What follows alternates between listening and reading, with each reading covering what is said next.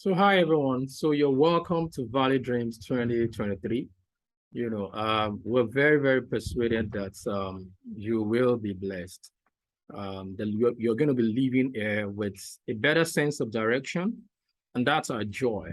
That you will start to know what to do in your career. You will start to have a better sense of direction in your career. So Valley Dreams, our vision is to help young professionals. Can you hear me though? If you can hear me, go on the chat to say I can hear you. If you can hear me, please go on the chat and just say you can hear me, or give me some reactions to say you can hear me before I shoot. Before I go, I zoom off. I'm expecting your feedback. Oh, great. Thank you. All right. So Valley Dream is, if you go on our website, www.valleydreams.ng, you will see what we're all about. So we're a bunch of young professionals who are sold out to helping younger professionals. We feel that it's a way to give back. We feel that we've been graced and blessed in our individual career. And we feel that it's to be selfish that we don't think about others, right? So the idea is that we give back to people by looking at what are the pitfalls, what are the ways where young professionals miss it, and then we'll provide knowledge to fill up that gap or whatever it is that you need to fill up that gap. So I believe it's time to start to invite your friends to share. You can share the Zoom link. Anybody can join via the Zoom link, whether you've registered or not. So if you have the Zoom link, I'm going to paste the Zoom link again on the group so that you can share. Make it no be like say you dare selfish, right? So you can share the Zoom link with your friends, share it in WhatsApp groups where you have people like you to join. So the idea really is that a bunch of us just came together to say, okay, we're just quite bold and confident to say, okay, we'll start to solve the problem of our nation at our hand, in the best way that we can. So we know that the problem of Nigeria is huge. But we also know that the problem of Nigeria will be solved faster if each person starts to solve those problems at their individual hands. Because our issue is, and don't get me wrong, I know a number of us on this group are obedient, and I'm not less of an obedient person, which is, this is not a political meeting in any way, but I don't believe those old people should rule us. Apart from the antecedents of corruption, is also that to rule a nation like Nigeria, you need to have energy. You need to really, really be young and smart and be up and doing. Buhari meant well to a larger part, but he can't run the country. For the most part, some bunch of people under him were running things. So even if you mean well, that you mean well is not enough. You must have enough energy. So our nation has its issues. I'm not about to go into all of that, right? But what can we do at our end to start to solve for those problems, start to solve those problems? That's what we're in for, which is, what if we empower the young professionals to get jobs? What if we place them in the right career direction that can help them kickstart better in life, and then they're able to take on bigger opportunities? What about that? So that's what we're in for. So which is, we're driving we're driving knowledge. We're trying to infuse a certain kind of understanding in the minds of people that they better understand, how to get jobs, how to ace opportunities, where are the opportunities? And so what do? We decided, okay, we as young professionals said we're going to be bringing in top executives from different spheres of life to talk to young people. First, what that tells you is, shows you that it is possible. When you see a senior director, when you see a senior director of a big financial institution come talk to you, number one, what it does to you is to tell you that it is possible, that you can be that person. You know, one of my friends, a VP, I didn't even know. So the guy used to be a director in Facebook, and I saw that he's a VP. I thought it was a demotion. I was like, okay, so from director to VP. So, and I called it, what's up? And I was like, oh, it's a promotion. That's from director, you move to VP in Facebook. You know, I was glad for him that while they were retrenching over 11,000 people, he was able to retain his job. You know, but my point is, the reason why we bring top executive to talk to you is so that you can know that it's indeed possible to be them, number one. Number two, they're going to share their journey, their stories with you so that you can be inspired and you can know that, see, they were men like you when they were starting out as well. And believe me, they faced the same challenges that you faced as well. You know, so they didn't fall from heaven. You know, so it shows you that it is possible, one. It shows you that you can be them. Number two, you can network with them after this event to say, oh, I met you at Valley Drinks. You're not just going to be some guy, alien from anywhere who's just going to try to talk to someone, right? So you can, there's a basis for connecting with them. So, oh, boss, I met you at Valley Drinks. You spoke to us, blah, blah, blah. You know, the third thing is we also are going to be taking you some of these things, the pitfalls. What are you doing wrongly in your job search? What are you doing wrongly in your career? How can you take your career by storm? You know, when do you know to switch career if you need to? You know, when do you know, so those things we feel that they are important, much as the nation has its humongous issues. And we know that. Why don't we start to solve for some of those issues that we have the capacity to solve at our ends? And then it culminates into a bigger success. You know, because this idea of having one Messiah solve all the problems, it's not going to work. We did that with Wari, and we're making that mistake with Obi. Believe me, I'm not against Obi. You know, but this nation isn't going to be changed by one Messiah. It's going to be changed when we have one person changing things at their end, you know, and making great things happen. So that's all I'm going to say. So if I were you, I'll sit tight.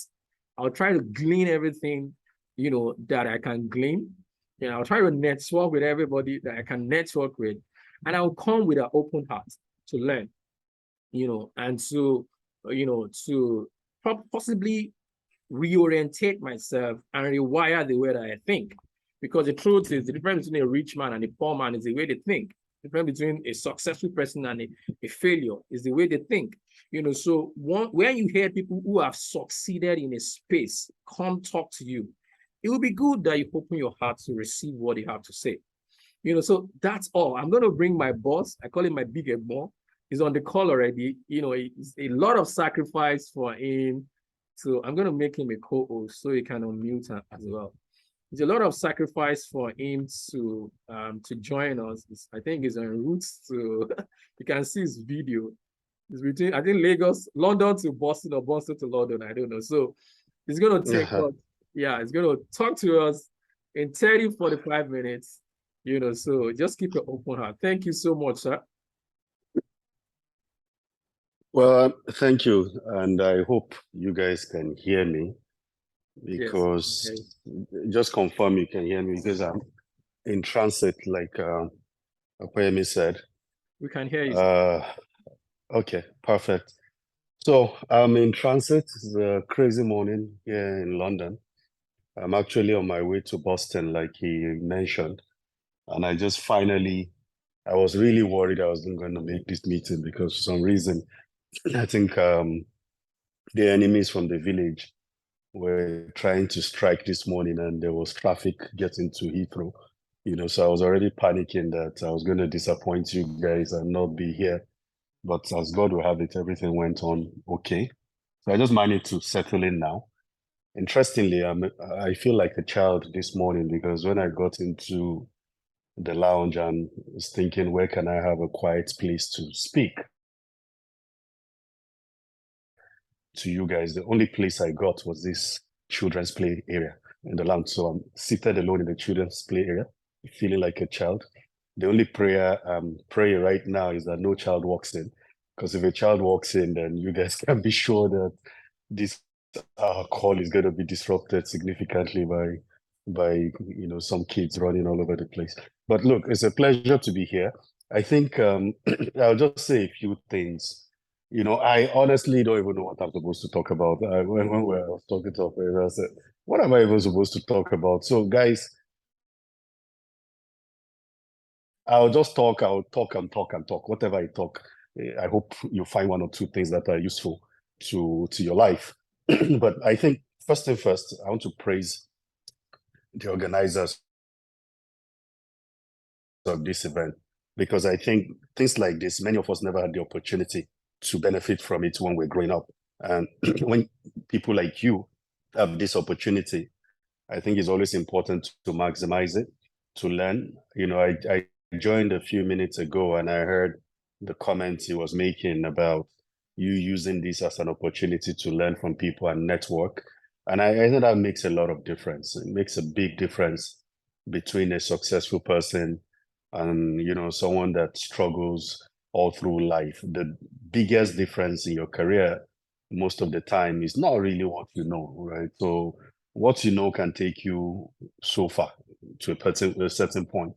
But beyond that, what pushes you up or takes you to the next level is most of the time who you know, right? So it's not what you know, it's the who you know. What will people say about you when you're not there? When you're not in the room and they're making a decision about you, what will people say? Can people speak for you? And people who speak for you are people that you meet randomly sometimes. You meet someone, you make a good impression, and you never know. They just speak for you when you're not there. So again, this is just starting off, but I think it's only fair for me to try and introduce myself for people that I haven't met before or haven't met me before. My name is Banji Fehintola. I work for Africa Finance Corporation. So Africa Finance Corporation is a multilateral financial institution based out of Lagos. Some of you might have heard about us. We're 15 years old as an institution, but in 15 years, I would say we've done a lot of work in trying to transform Africa to become, hopefully, a better place than we met it 15 years ago. So primarily we do infrastructure financing, and we operate across the entire continent of Africa. We've invested about 12.5, $13 billion, across 36 African countries, give or take, over this period of 15 years. Balance sheet size today is about $10.5 billion in terms of total assets. So, depending on the exchange rate you use, if you start to quantify that in Naira, then you realize how big, the size of the balance sheet is. So it's massive. I'm saying a comment on transcript. Anyway, so that's what we do. We primarily finance things like power, energy, renewables. We do transport infrastructure. We do heavy industries, petrochemicals. So all the big type of investments. That's really what we do as an institution. Now, what's my role there? My own role is I head up the Treasury. So I'm the treasurer of AFC. So primarily my duty is to ensure that all these billions and billions and billions of dollars that we're talking about, we raise that funding across the world. So my job really, primary job is liquidity, trying to raise funding for the organization across the world. And obviously I do that by being active in the global loan market, the global bond market. So I tell people, when people ask me, where do you live? I say I live on planes and in hotel rooms, because every time I have to be on the road talking to global investors and trying to get the capital in to finance what we're doing on the continent. I also look after the balance sheet to ensure that, look, we're liquid at all time, able to pay all our obligations. And in addition to that, I have another function called Treasury Client Solutions, where we provide hedges and derivatives, risk management solutions to our clients. I also have the investor relations function that reports to me. Then I also look after our financial institutions business. So that is where we lend to banks across the entire continent. And I also have the trade finance business that also reports to me, in addition to a dotted line on the syndications business. So broadly speaking, I think my plate is full, as you would imagine, with all these things that I have to do on the work side. In addition to that, I also do a lot in the investment industry, and I think that's really where the interface between me and the organizers of this started. So in my previous life, I used to teach a lot. So I was a teacher. We founded the first CFA school in Nigeria called New Frontiers, but I had to resign from that last year, after about 10 years of teaching. I had to stop that because I got appointed into the board of CFA Institute. So now I sit on the board of CFA Institute globally. So obviously, because of conflicts, I had to resign from interfacing with candidates and all that. So I think that is, in a nutshell, my recent life. Before that, I used to work for Citibank. I worked in the global markets team in Citibank.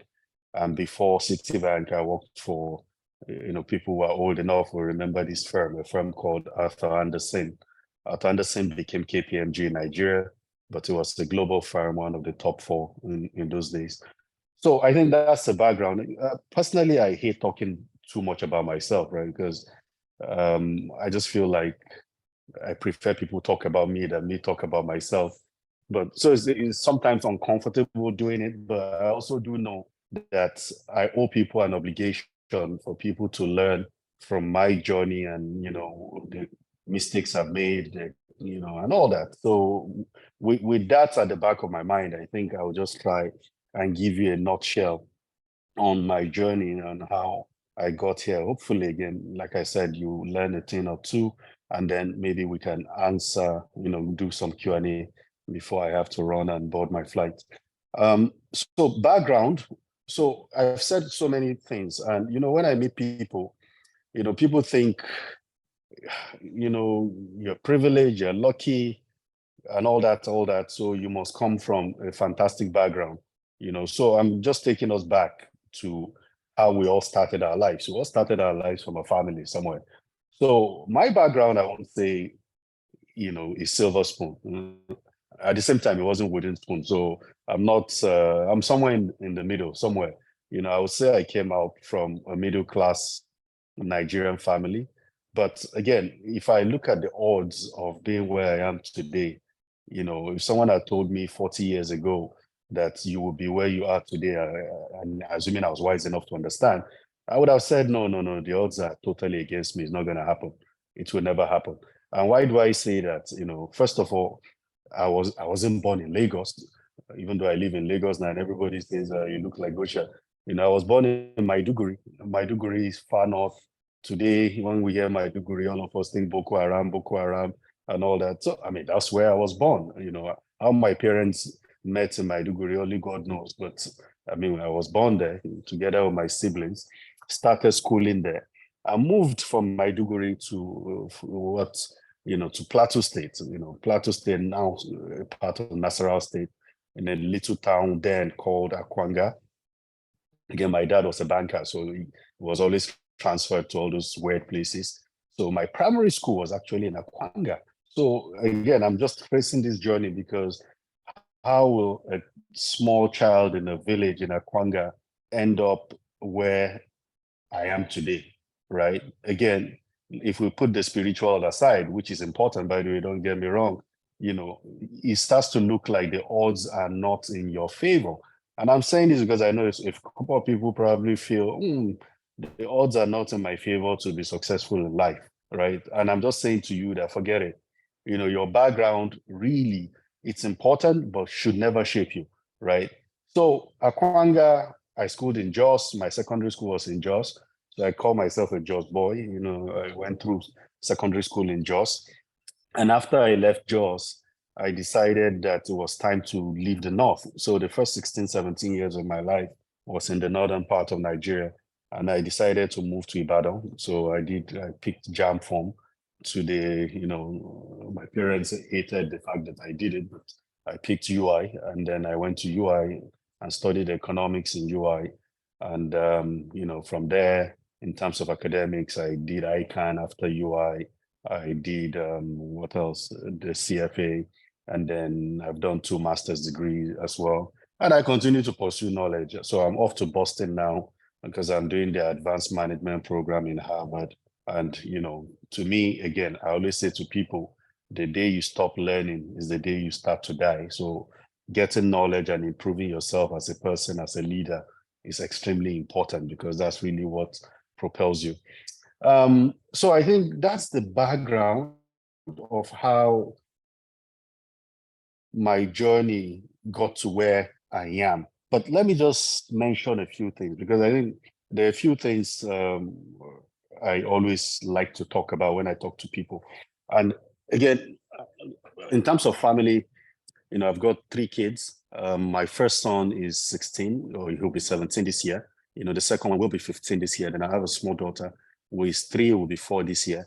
So the family is 17, 15, and 4, give or take, right, in terms of age. So you can imagine my first son, who is 17, preparing for A-levels now, getting ready to go to uni. And we have all these adult conversations all the time. And I remember, around December, I decided to take him to the World Cup. So we were at the World Cup, watching the World Cup final and all those games. And in between that, it was a father-son moment, right? And those father-son moments are times for you to catch up and talk about life and just try to be friends and all that. Maybe some of those things we never got from our parents. And I said to him, let's talk about turning points. Again, I'm referencing this conversation because I think it's important. And I said to him, for me, I've had several turning points in my life. And those turning points are those points where some experience happens and all of a sudden it just changes the course of your life, right? And then there are several of them. So I will share some of them with you guys. And the reason I'm sharing it is because I think one way to be successful in life is for you to identify your turning points, right? Those are those things, those significant events that happen and make you turn the course of your life. So first turning point, secondary school. I was never a serious guy. So guys, never assume I was very serious. I was so intelligent, super intelligent guy, but never serious. Again, in life, intelligence can only carry you so far. At some point, hard work is what will do the rest. If you don't layer hard work with intelligence, I'm sorry, you can never go far. It's just the reality of life. Many people feel I'm super intelligent, I can just show up. If you show up without hard work, you will not go far. And that was me in secondary school. I would always come 20-something position and be happy. I was just happy with mediocrity at some point. And I remember in my Form 5, I'd come like 23rd position and I was happy, super happy at 23rd out of 60-something. That's not bad. That's what I thought. And then there was this girl who was the smallest girl in my class and also the youngest girl at the time, and then she said to me, oh, what was your position? And I'm like, 23rd. I said it happily. And then she started laughing. She laughed and laughed and laughed and laughed. And I was looking at her, I'm like, why are you laughing? She was just laughing. I said, why are you laughing? I just didn't understand why she was laughing. And then she said to me, look at you. You're so shameless. You came 23rd and you're saying it in today's language with your full chest and you are happy. And I'm like, okay, really? So there was a process in my head at that point. Okay, what exactly are you trying to say? Is 23rd not good? She's like, 23rd, you should be ashamed. I know what your mom will tell you at home. She said everything to me that day. And I was like, okay. And I said to her, do you think if I want to come top 5, I cannot do it? And she said, you, this unserious guy, it's not possible. I said, no, wait a minute, let's cancel that. Top 3, forget top 5, top 3. And she said, let's put a bet. And we put a bet. That was the first time in my life I understood that I had to study to pass exams, at least to be excellent. I went back home, started studying, came back the following time. Believe it or not, I was top 3. Now, that was the starting point, a turning point. That's when I realized that as you work hard, you get success. Now, the other point is, once you become successful, you will hate to fail. That's the other point. And I realized that once I became top 3, I never wanted to leave top 3 till I left high school, went through WAEC with all A's, went into university, second turning point. First day in university, UI. I met my first guy in the hostel and he says, oh, welcome to this school. In this school, 70s for God, 50s for the very intelligent people, 40s for all of us. Like, really? So I haven't come with all A's. I'm coming to UI and I'll be scoring 40s, 50s. That's what I thought I was going to be scoring. Again, I didn't understand the meaning of failure. I just felt I just had to succeed. I went on, first semester, came back second semester, results came out. The first result I got was a result where Eco 101, economics, microeconomics, where I scored 78, which was an A, which was godlike, give or take, given that guy. And the professor called me and said, well, I wanted to know you, blah, blah, blah, you scored 78. And I just want to encourage you that, look, if you continue this way, you will make a first class. You graduate to first class in economics. And I'm like, really? First class is possible in UI? And again, once you start being successful, you hate to fail. I went with that same spirit, obviously went through UI successfully, fantastic grades, made a first class in economics and came out. And for me, again, I'm saying all these stories because I think those stories are important. Once you become successful, you start to think, everybody is looking at you. Everybody wants to be like you. Everybody is also waiting for the day you fail, because the day you fail, people will rationalize that and say, oh, yeah. He has failed, And so I kept saying to myself, I have to up my game, up my game, up my game. And for me, that's the mentality I took into the workplace, right? Leaving UI as a kid, I can't remember all the 20-year-old, 21-year-old, whatever it was, and going into the workplace, I was just determined that, look, people would say, oh, there are so many first classes that have failed in life. Oh, that guy had a first class, he didn't make it in life. Oh, that one made, those are the kind of examples we hear in society. And I always said to myself, I will never be that example. I will never be that example. And that's why even at work, I always say to myself, everywhere I go, I have to go with my A game. Because that A game, if you show up every day with your A game, is going to make a big difference in your life. Every organization you touch, what impact are you leaving? When you leave this organization, what will people say about you, right? So those are some examples of my own turning point. Those are some of the examples that shaped my own value in life as I started moving on in life, in my career. I just always made sure that, look, everything I do it well. Excellence is so important. There's some people who just show up to work for a paycheck. Just yesterday, I had a coaching session, an executive coaching session, because I also have a coach, my Harvard program. So I met my coach for the first time. And then we're talking about, oh, what are your, things that you worry about and all that. And I said to him that even me, I have fear. So I said to him, sometimes I'm afraid. I'm just afraid to fail. He was like, really? But your background doesn't show that you have a track record of failing. I said, I know, but that's the reason why I'm afraid. Because I wake up every day, I also have the anxiety that what if I let people down? So people, again, think that you have everything all put together, but we also have our own problems, right? And he said to me that, look, it's normal for human beings to feel fear, but how you overcome fear is to ensure that you are always excellent in all you do. If you're always excellent in all you do, you don't wake up every day just feeling that today is going to be a bad day.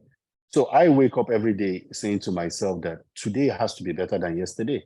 How can I be better than what I achieved yesterday? And honestly, this is the way I manage all my teams and lead all my teams. And I tell all of them that, guys, everything is doable. A few years ago, in the Treasury business at AFC, we were making $100 million for the first year. When we made $100 million in revenues, everybody was happy and they were all there. And I told them, no, guys, come on, you're going to be a $200 million business within 2 years. And they said, you must be smoking something. These are people that work and report to me. They thought I was smoking weed at work. And they will make 200 million. Now that business is already making 270 million. And I said to them that this year you're going to make 300 million, and people are like, but now they started to believe that everything is possible. And I always say to people that the first limitation in achieving anything in your life is yourself. It's your mind. Once your mind is open, you're fine. If you don't have an open mind, if you feel that you cannot achieve something, you will never achieve it.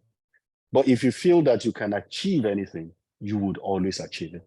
So, guys, I know I've said a lot.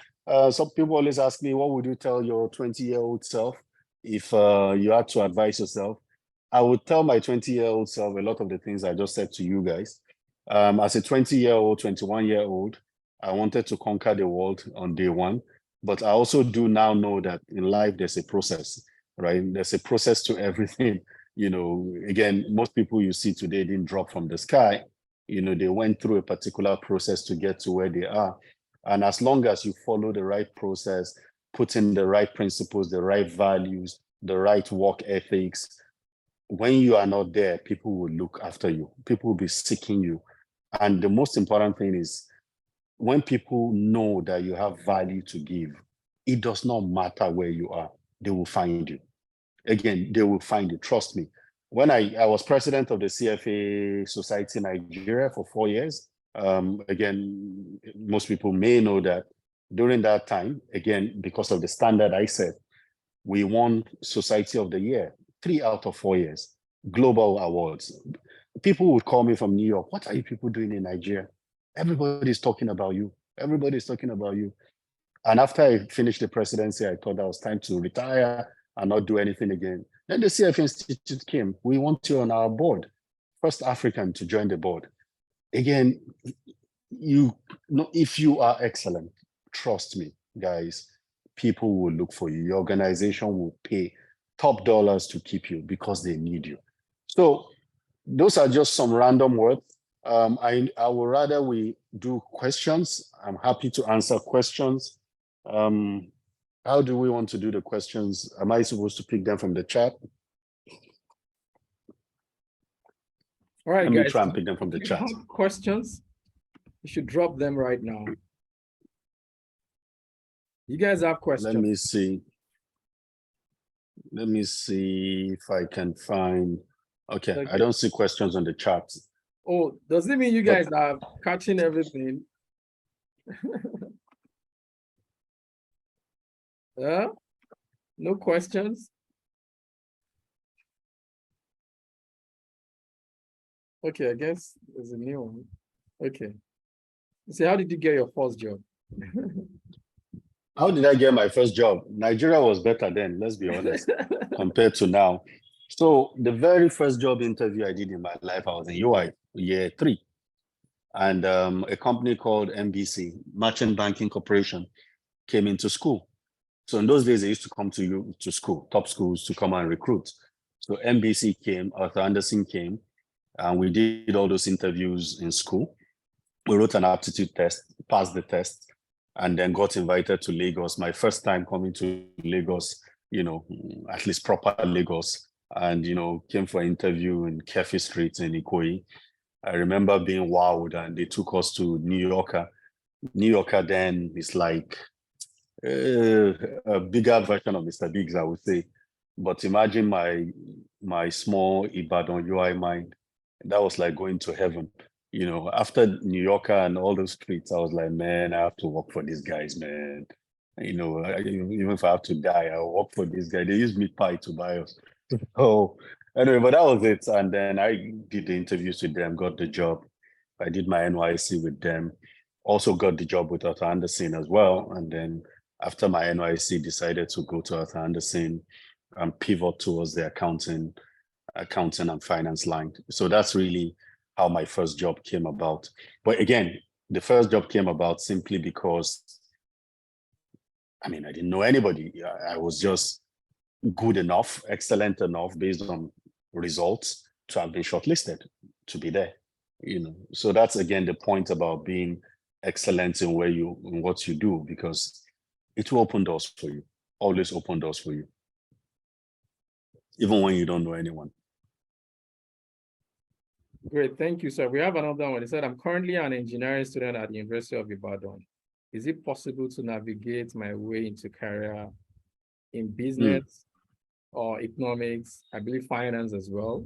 So yeah. Oh yeah. No, yeah. Engineering people always do well in finance and business. I don't even know why that is always true, but if you go and check the background of many CFA charter holders, many of them come from engineering background. And I think part of that is because engineering people are more mathematical. It comes naturally to you. So where people struggle with mathematics, you guys are like chewing it and you're like, this is so easy. So yeah, it's easy. You can decide to do a professional degree like an ACCA or CFA, or eventually go for an MBA if you want to do an MBA. As well, a lot of engineering people do MBAs to also build a career in business and finance.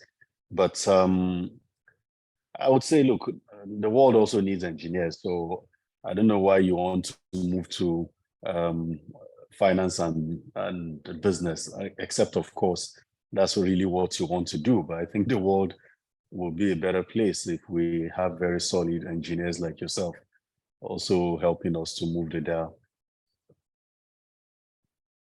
Thank you, sir. So the other, by the way, I'm an engineer, and it was one of the professors that trained me to be to have a career change. So thank you for that. So I hold you that eternally. Okay, so yeah. I see a question on challenges. Exactly. So it was like, how do you navigate challenges? No, so life is with a lot of challenges. So guys, let's be honest, it's never been a smooth sail. I've had times when I've felt I just don't want to go to work. I've had times when I felt, people who are not better than me are getting things that I felt I should get, or, stuff like that. I've been passed on promotion in the past, to a point where, I probably felt I wanted to leave the organization, right? So I remember there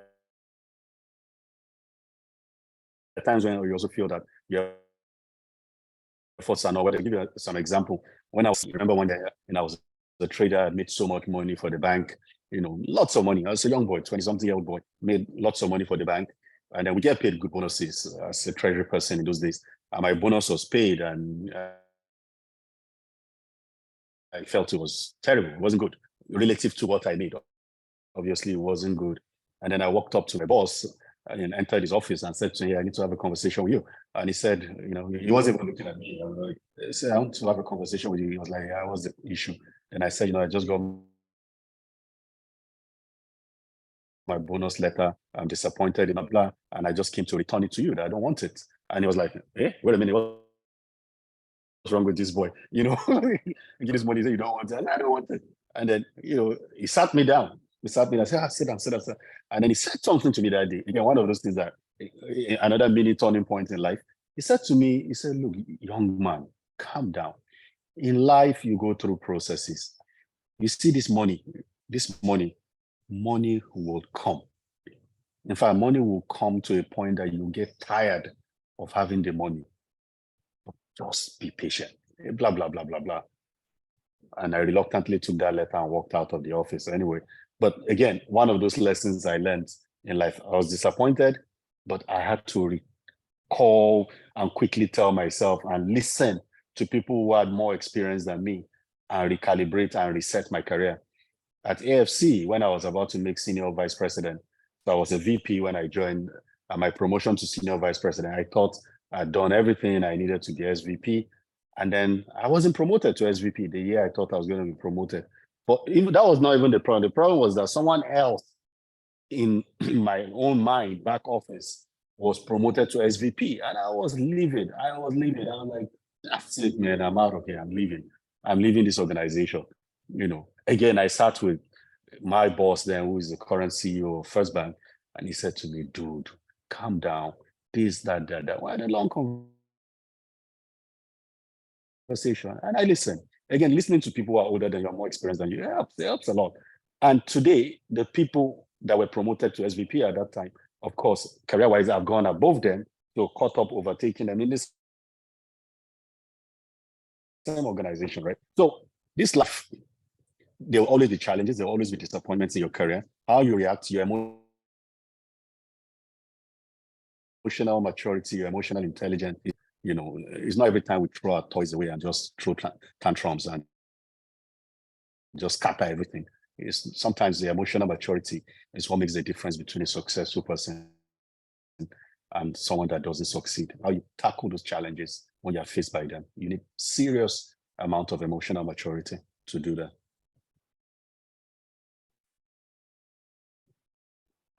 Great. Any other questions, guys? You have an opportunity with the senior director of AFC. I mean, if I were you, I'll ask questions. What other questions do you guys have? Okay, so where do you see, what's the future of investing? Where do you see investing the next 2-3 years? And what competencies and qualification do you think would be relevant in that space, in the unfolding future as we have it? So the investment industry is changing all the time, right? But fundamentally, at the end of the day, it is still what, we always go back to first principles. So forget all the technology, all the conversation about AI, machine learning, all that stuff, fancy, nice stuff. And to be honest, all those things would shape how the industry is going to go over time. But again, come back to basic principles. At the end of the day, you need human beings to do stuff. And so you as a human being,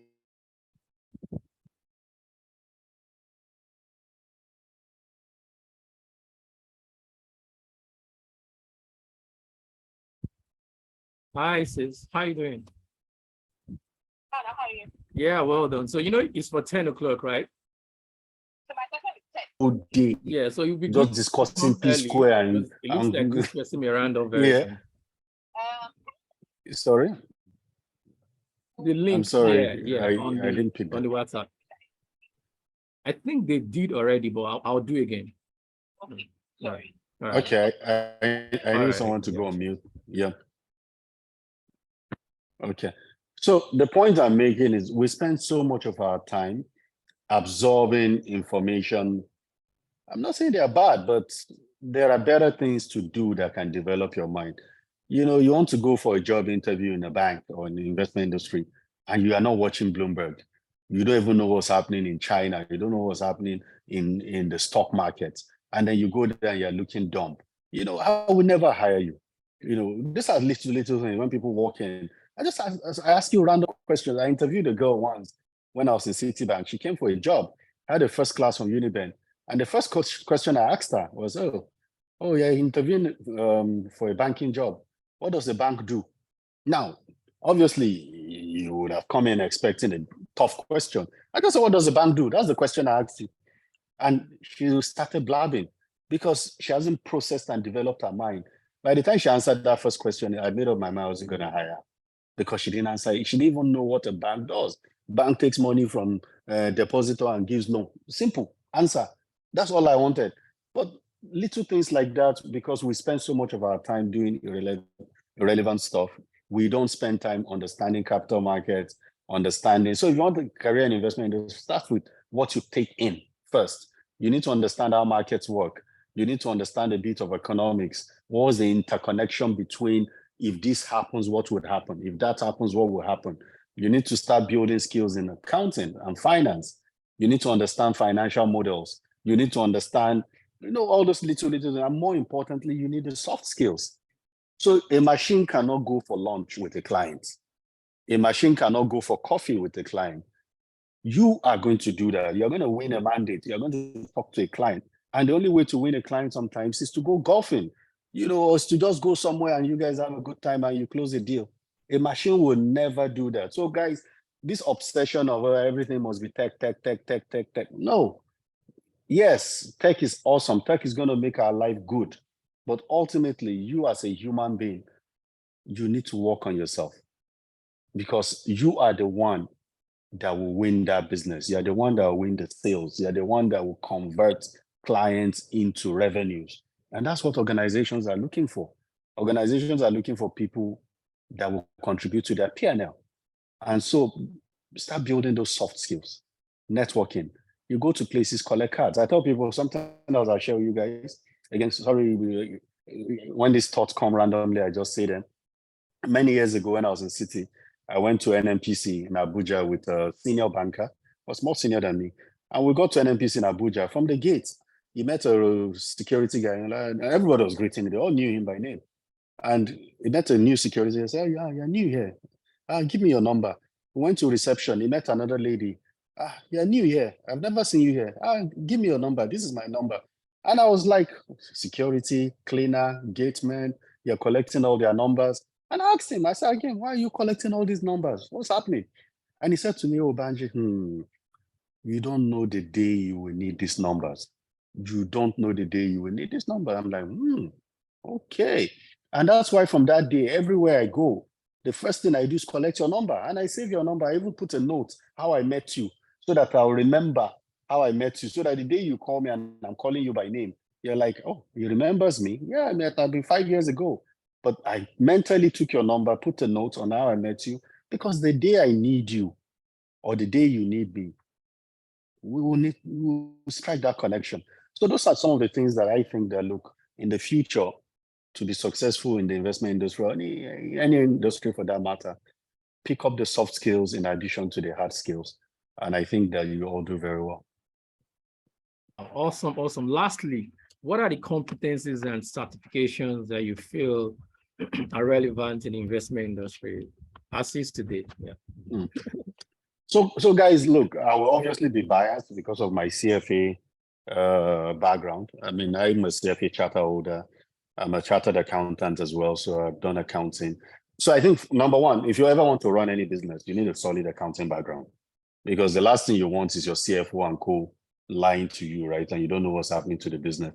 Understand income statement, balance sheet, cash flows, all those. You need that knowledge.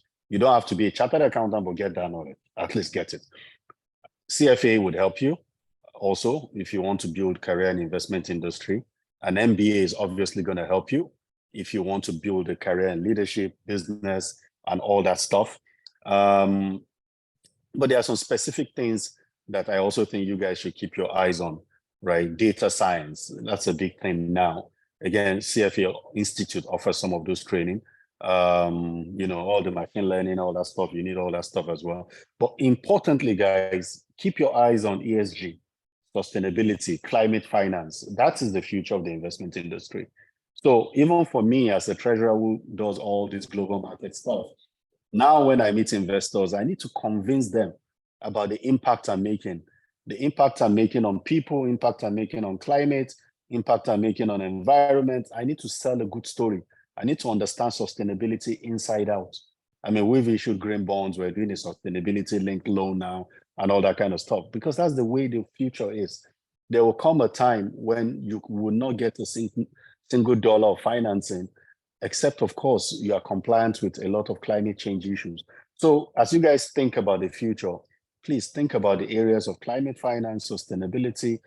That will be the major driver of the investment industry, the whole ESG thing going forward. It has started, and I think it's going to gather a lot of momentum as we move forward into the future. So there are certificates there. You can pursue them. I can recommend many of them for you guys if you ever want to pursue them. Well, awesome. Lastly, from me, really, can you get away with accounting if you have CFA? Do you still have to do accounting if you have a solid, if you have CFA? Two different things. I think CFA helps you more to be an analyst. So you would understand financial statements and be able to analyze it, and obviously make economic decisions as an analyst. So as an analyst, what you're trying to make recommendation whether to buy something, sell something, or hold something. That's all you're doing. If it's equities or bonds, should you buy it, should you sell it, should you hold it? That's all. And you need a financial statement to do that, right? To make your analysis. But how the financial statement is prepared in detail, you need an accounting certification to do that. So if you want to go into audits, taxation, preparation of financial statement, that's accounting. But I think the CFOs of the world today are moving more towards the finance side than bookkeeping. Bookkeeping, you get that from ACC and co.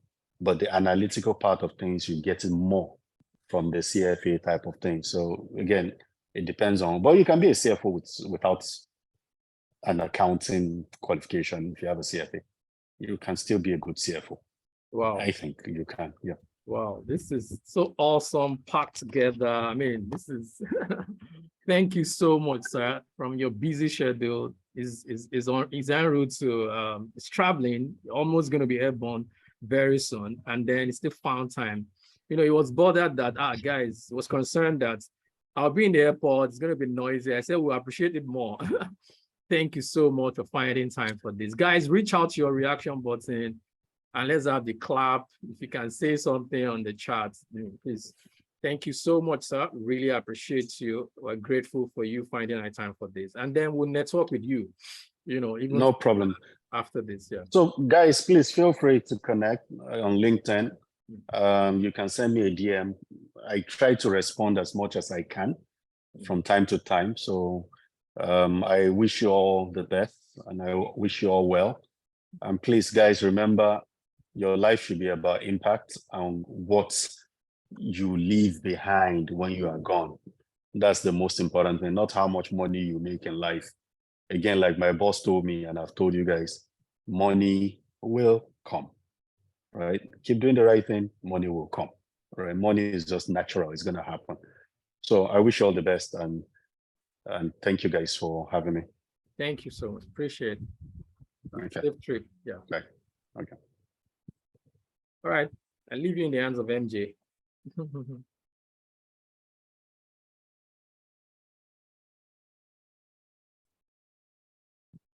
right, Muji.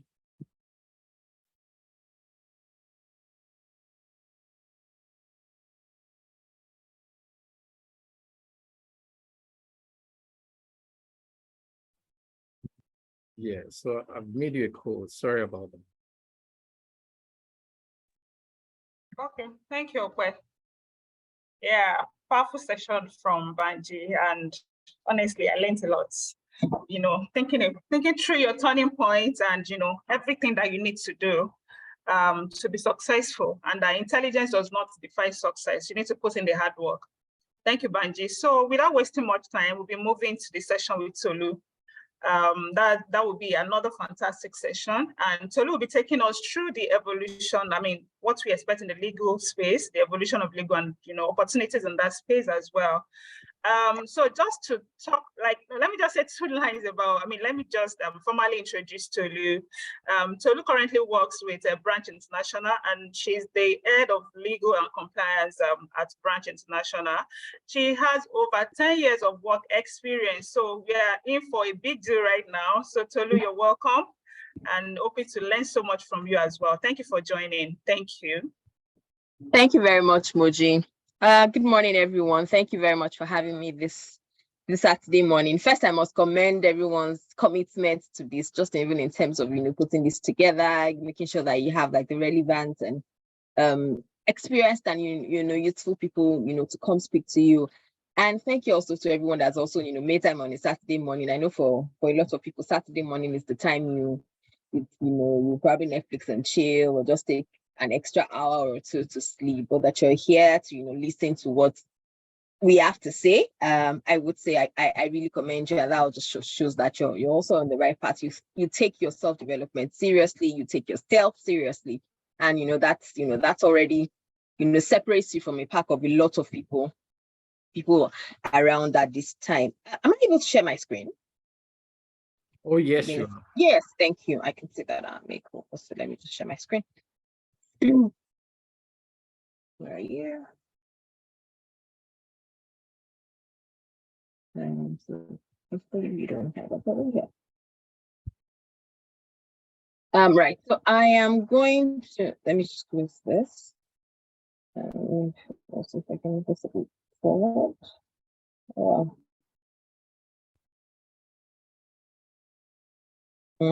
Sorry. I'm just gonna try this again.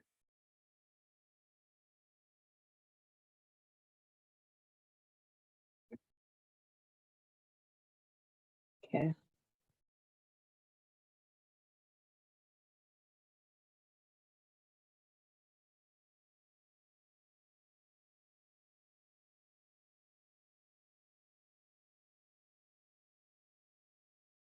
Okay, so let me know if you're able to see my screen. Oh, yes. Awesome.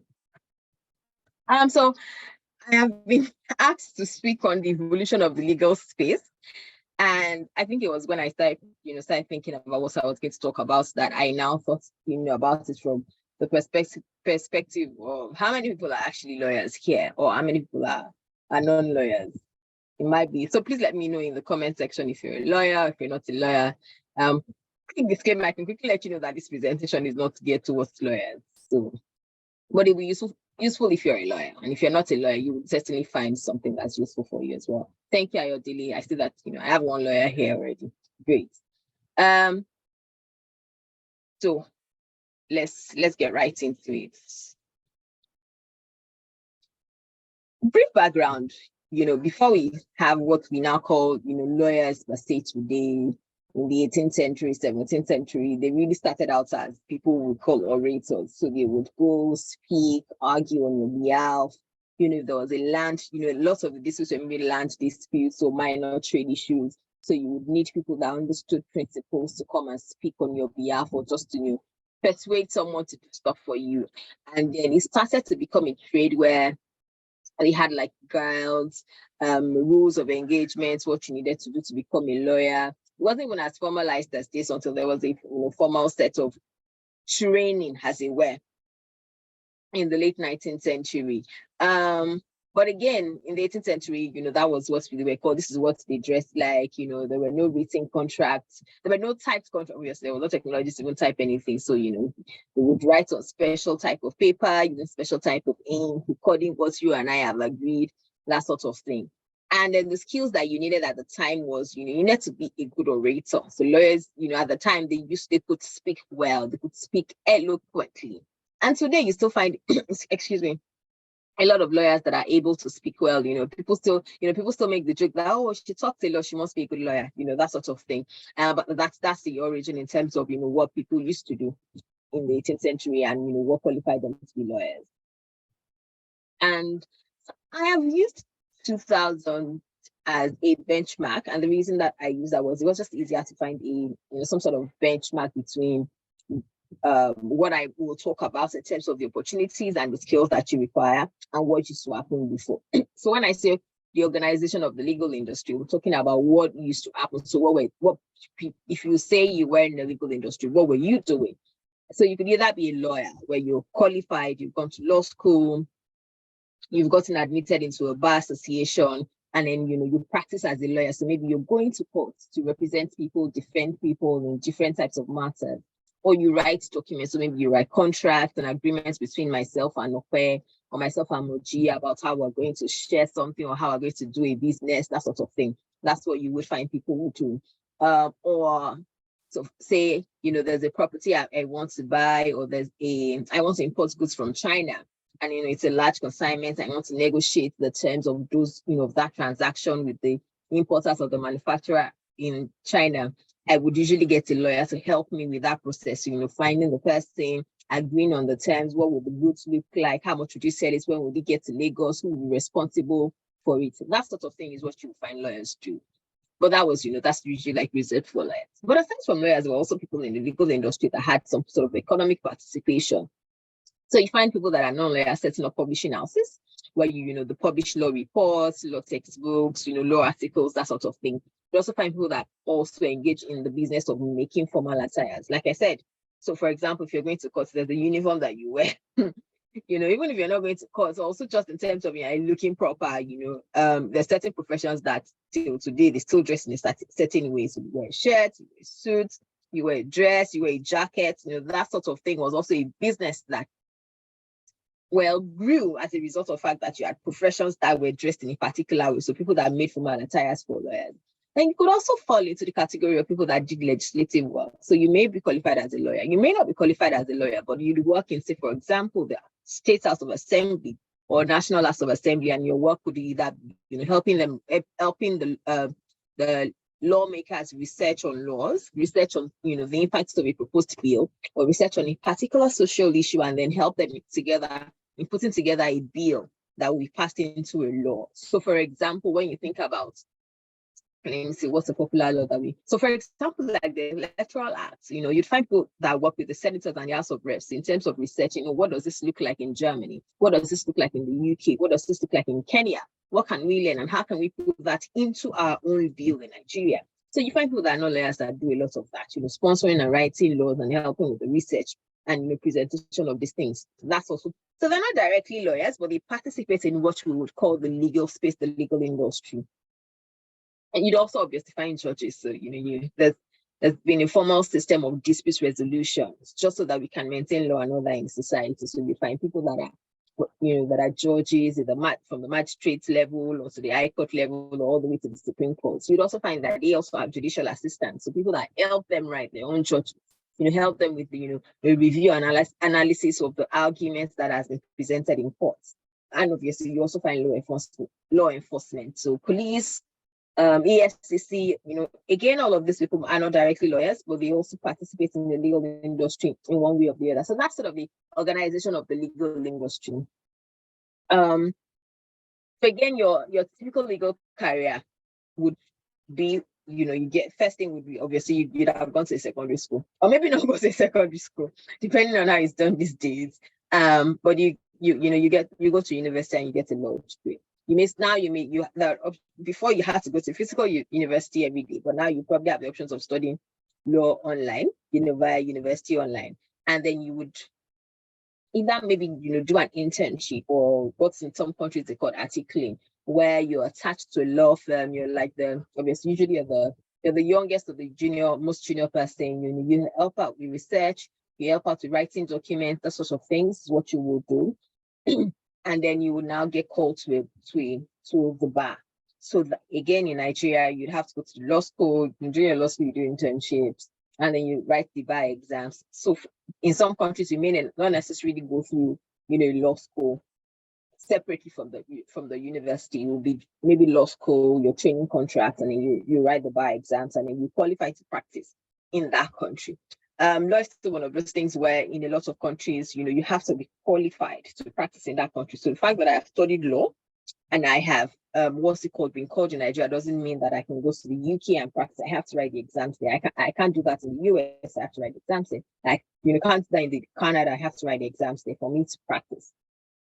And the natural next step would be that you will start your practice. So you start to work. So you may work in a law firm, which is like a business of lawyers where they, provide legal services. You may work in the ministry. So you may work in the Ministry of Justice. You may work, as the legal officer in certain ministry or government agencies. So like a lot of the government agencies or ministries or, whatever it is, have legal assistants or legal officers or head of the legal department, just that sort of thing. You may work in a legislative house. So for example, the Lagos State House of Assembly, they have legal assistants or they have legal officers that work with them. So that's usually like what your career journey would look like.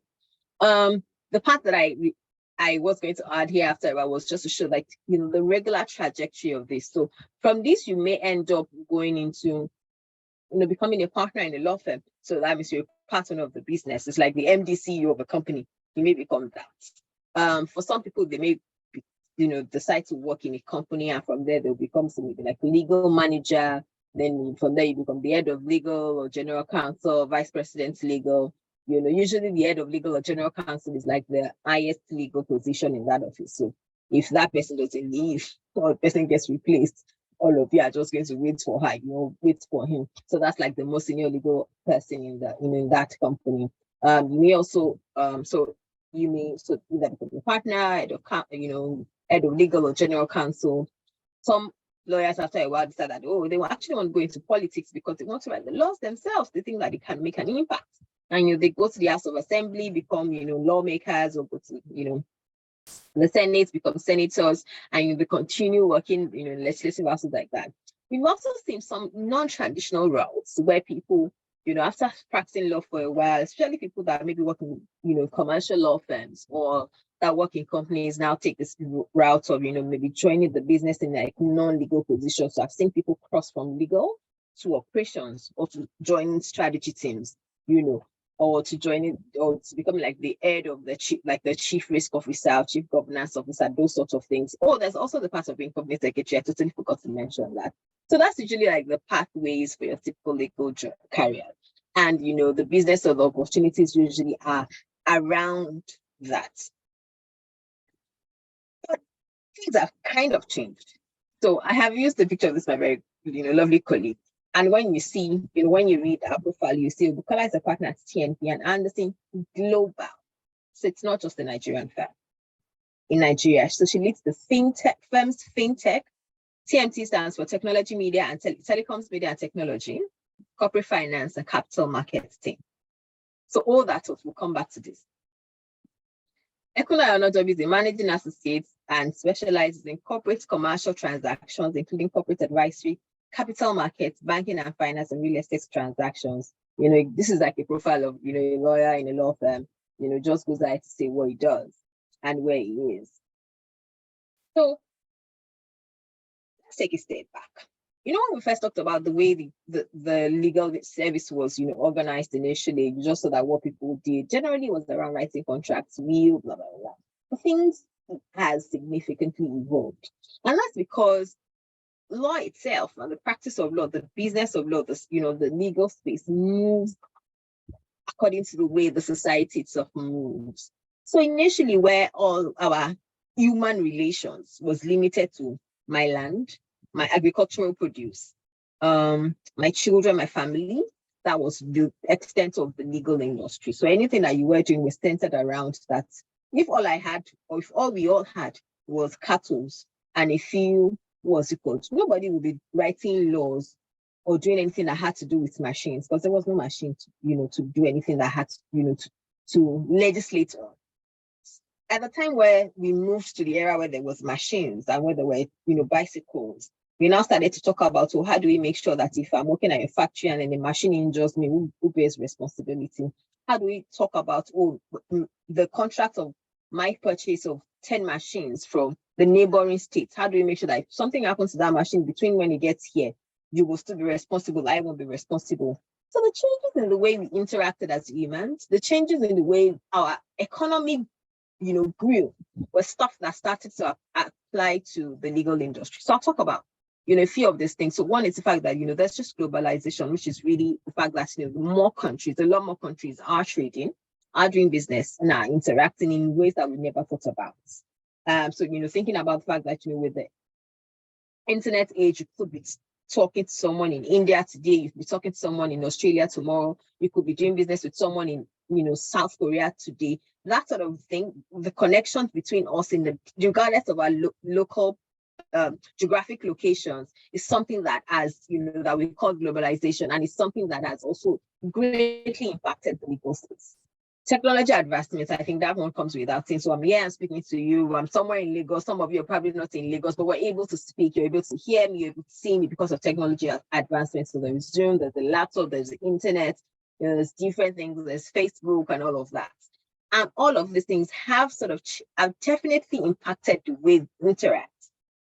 Sociological changes, initially, different issues around. So maybe before, in the 19th century, it would have been unheard of if we were talking about stuff around abortion, or talking about, gross poverty, or we're talking about, God forbid, talking about things around transgender rights. But those are things that have happened, that changes in the way we interact with ourselves, and those are things that somehow have to be legislated, either, by way of laws, or people have to, recognize their rights, or someone has to go through the process of defining their rights. And, just sorts of things are stuff that have impacted the legal space. There's a politics and political economy. So whether we're socialist economy or a capitalist economy, where everyone, economic rights, individual economic rights are recognized by the state. The state is not really involved in economic activities, trade and services and all of that are regulated, but they're really in the hands of the individuals, compared to some states where there's communism or partial communism, where the government itself is the one that's responsible for making sure that people have goods and services, prices are fixed, those sorts of things. Those things are stuff that have impacted the way legal space has evolved and continues to evolve. The new business models, initially it was I wanted to get somewhere. I either had a car or I got into a bus. Now you have Uber. That's a different business model that did not exist before. And again, with the fact that you now have Uber, you now have different things. So before, your contract would have been between myself and the driver, or between myself and my driver. that's driving my car. But now my contract is most likely with Uber. Uber is not the owner of the car. Uber is not the employer of the driver. So it's just different things that have changed in the way we even do this, in the way we do business, that has all impacted the legal industry. And that has also meant that the lawyers that you knew in 1900 or in 1800, or lawyers that you knew in 1985 are not the same lawyers that you know now. So a lot of, the things that they did were limited and were characterized by the state of the economy at the time. As the economy changes, as the world changes, as we continue to experience significant technological improvements, the law changes, the law itself is changing. So when I use law or legal space, I'm not only talking about the law as per an act that regulates something. I'm also talking about the space, or how lawyers, the type of work lawyers do, how they do their work, who they provide the services to, and the opportunities that are there. So imagine initially where all we had in Lagos State was just motorbikes. We didn't have cars, we didn't have aeroplanes. And maybe we had a couple of lawyers. I would most likely have had one. At that time, there were no machines, no computers. It meant that, maybe I was practicing as a lawyer. I probably had 2 or 3 lawyers in my law firm. And for every time we needed to write a contract between Mr. A and Mr. B that wanted to take a journey to whatever it is, we would have had to handwrite those contracts, specifying the cars, that sort of stress. But now nobody does that anymore. There's a computer that drafts that contract. There's a template that you can even use and you just immediately change. Some people have gone as far as writing codes and programs where that sort of contract is automatically generated every time you click a button. So that's the way the legal service industry has changed and continues to change. I think one thing I'd like for you to take away from this is the fact that whatever changes, we've seen, whatever transformations that we've seen, there's always a space, there's always room. There's always an opportunity for service providers, and especially legal service providers, and and even for the space itself, like legal services itself. So it's wider than just you being a lawyer, and that's one thing I would want to sort of spend some time talking about during this presentation. Actually, before I go here, so I think that this graph just illustrates it. Think about the first industrial revolution, when it was just mechanization, water power, steam power. We didn't have bikes. Well, we didn't have aeroplanes, and nobody was talking about, how do you set up an airline? What do you need to set up an airline? What sort of permits do we need to make sure that if you're an airline, you're complying with them? And with that also means that someone is working at that airline that is making sure that we're complying with things like this. That takes us, to go through the first, second, third, and fourth industrial revolution, which is where we are, where everything is digital. There's no company, there is no business, there is no organization, not even business like organization. So when you think about the United Nations, there are no organizations that is not either at some stage of the digital transformation. Even organizations that are digital natives. So when I say digital natives, like they started during the digital era, they're all built, they're still, the level of digital transformation. So for example, Google is thinking about they're already working on integrating some features of the ChatGPT into their own search engine. That's a level of digital transformation. And that's something that, there's space, there's opportunity for a lawyer to quickly think about, what are the implications for this? What are the potential liabilities for this? What does this mean? How does it even empower a lawyer or someone that's in the legal space? If you're a lawyer, or if you're a legal service firm, or you're an engineer, and you need to think about, okay, so this means that maybe for lawyers, for some type of work, it may impact them. What kind of service or what kind of products can I write, or what kind of code can I, develop, or software that I can integrate with this thing, and that would help a lawyer improve the service such that, it still doesn't feel, this redundancy from this side. So those are the sorts of opportunities that are here. And I'll take us back to this. So again, when I was talking about, your typical legal career, your typical journey, so you get to law school, you get admitted, and then you start to work at a law firm.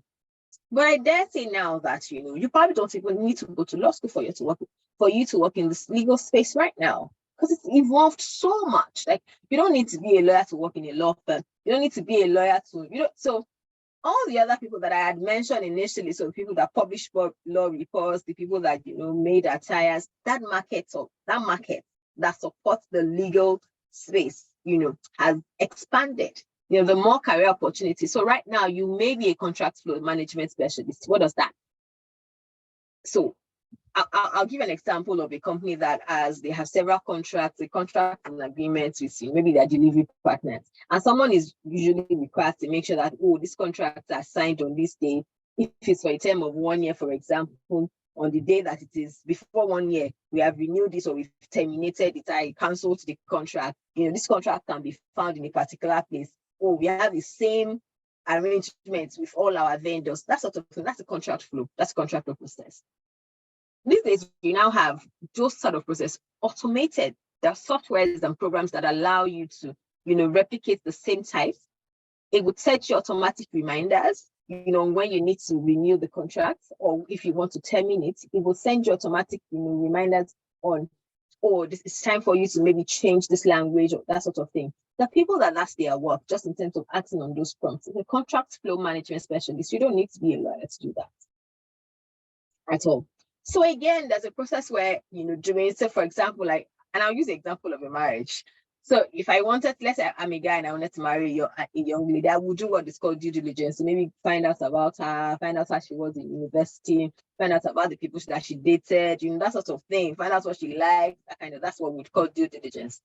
So say I work in a corporate, I want to acquire a smaller company, or even want to acquire a bigger company, it doesn't matter.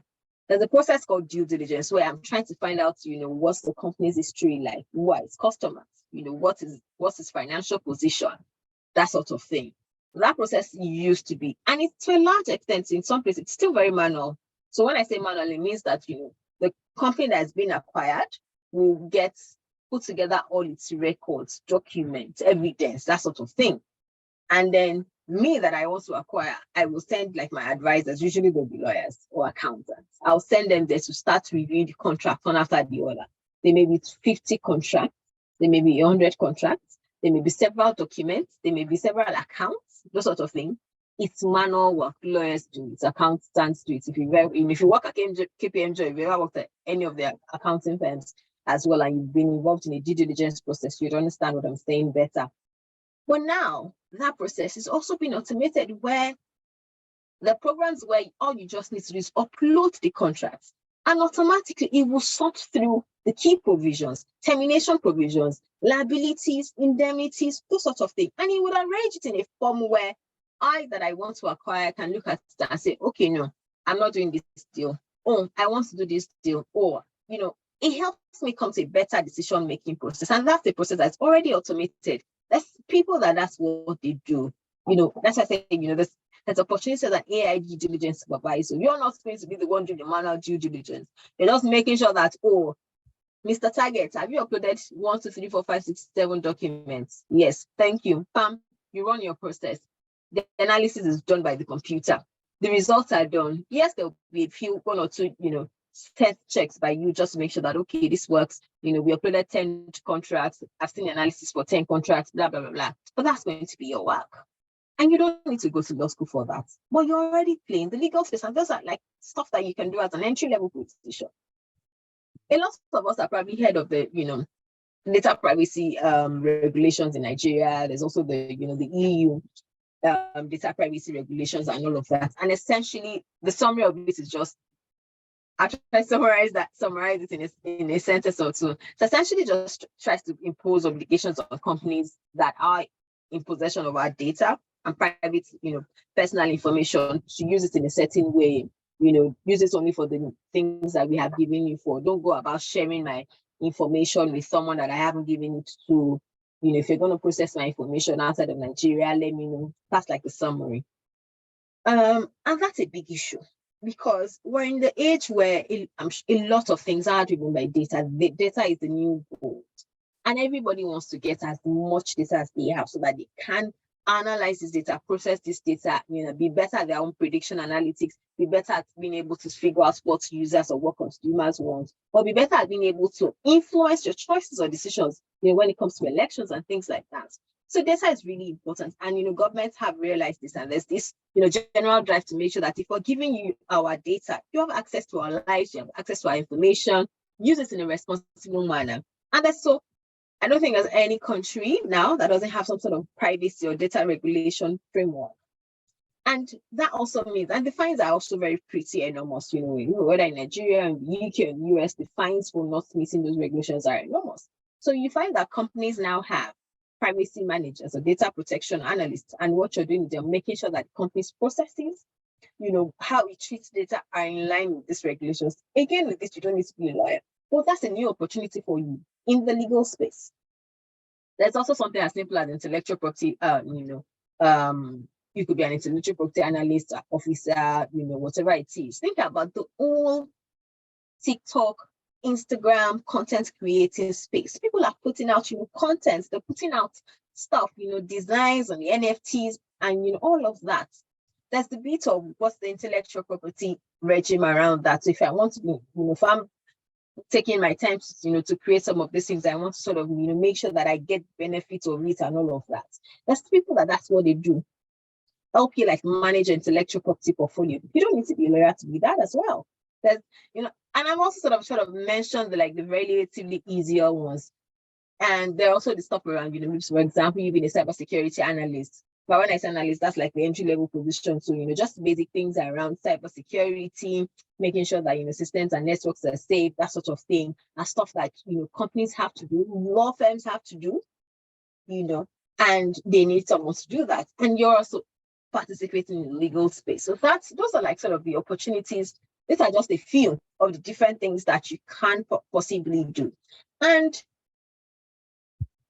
I'm also trying to, just look at this from the perspective of whether none of these exclude you as a lawyer. So if you're already qualified as a lawyer and you're probably not feeling like, well, maybe I really don't, I'm not seeing myself progress in this space the way that I think, these are all the opportunities that you can explore. You don't necessarily have to be in court.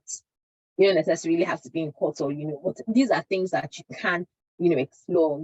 What are my interests, what can I do, how can I get into some of these things? I'm hoping that this slide and this conversation will just sort of trigger that conversation with you amongst us, so that we're thinking about, okay, so how else can I optimize my interest in this space or my qualification in this space? When I was thinking about this, like, so what can I share that will sort of just also help us trigger,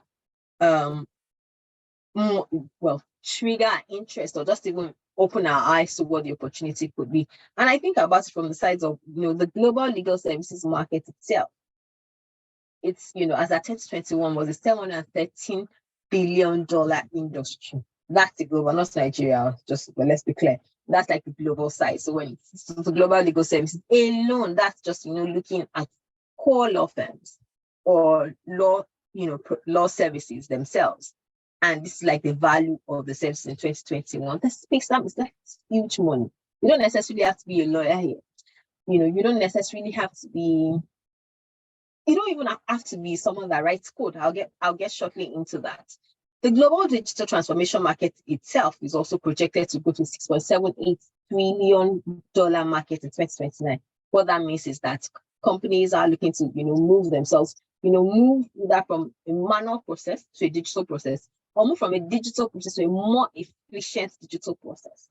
And as that also moves, things around data, things around IoT, things around cybersecurity, things around privacy will be useful. Things about the way the service providers, for example, lawyers, service them will change.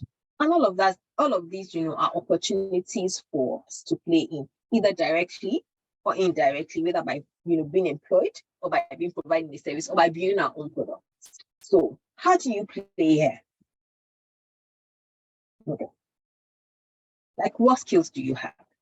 How do you? I'll tell a short story. Well, maybe not tell a short story.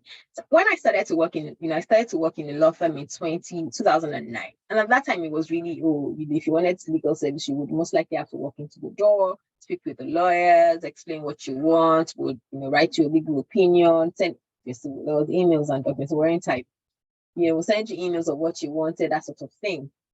And a few years down the line, that's changed. So even if you didn't, That changed. And that changed in a way where there was legal advice online that you could download, you could buy. You didn't have to see anybody. You would just type an email and say, this is my problem, so what I'm trying to do. Can you help me?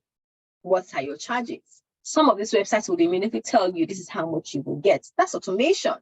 You know, it cuts out the old time of me sitting through a 35 minutes meeting with you where you're explaining relevant and irrelevant parts of this problem.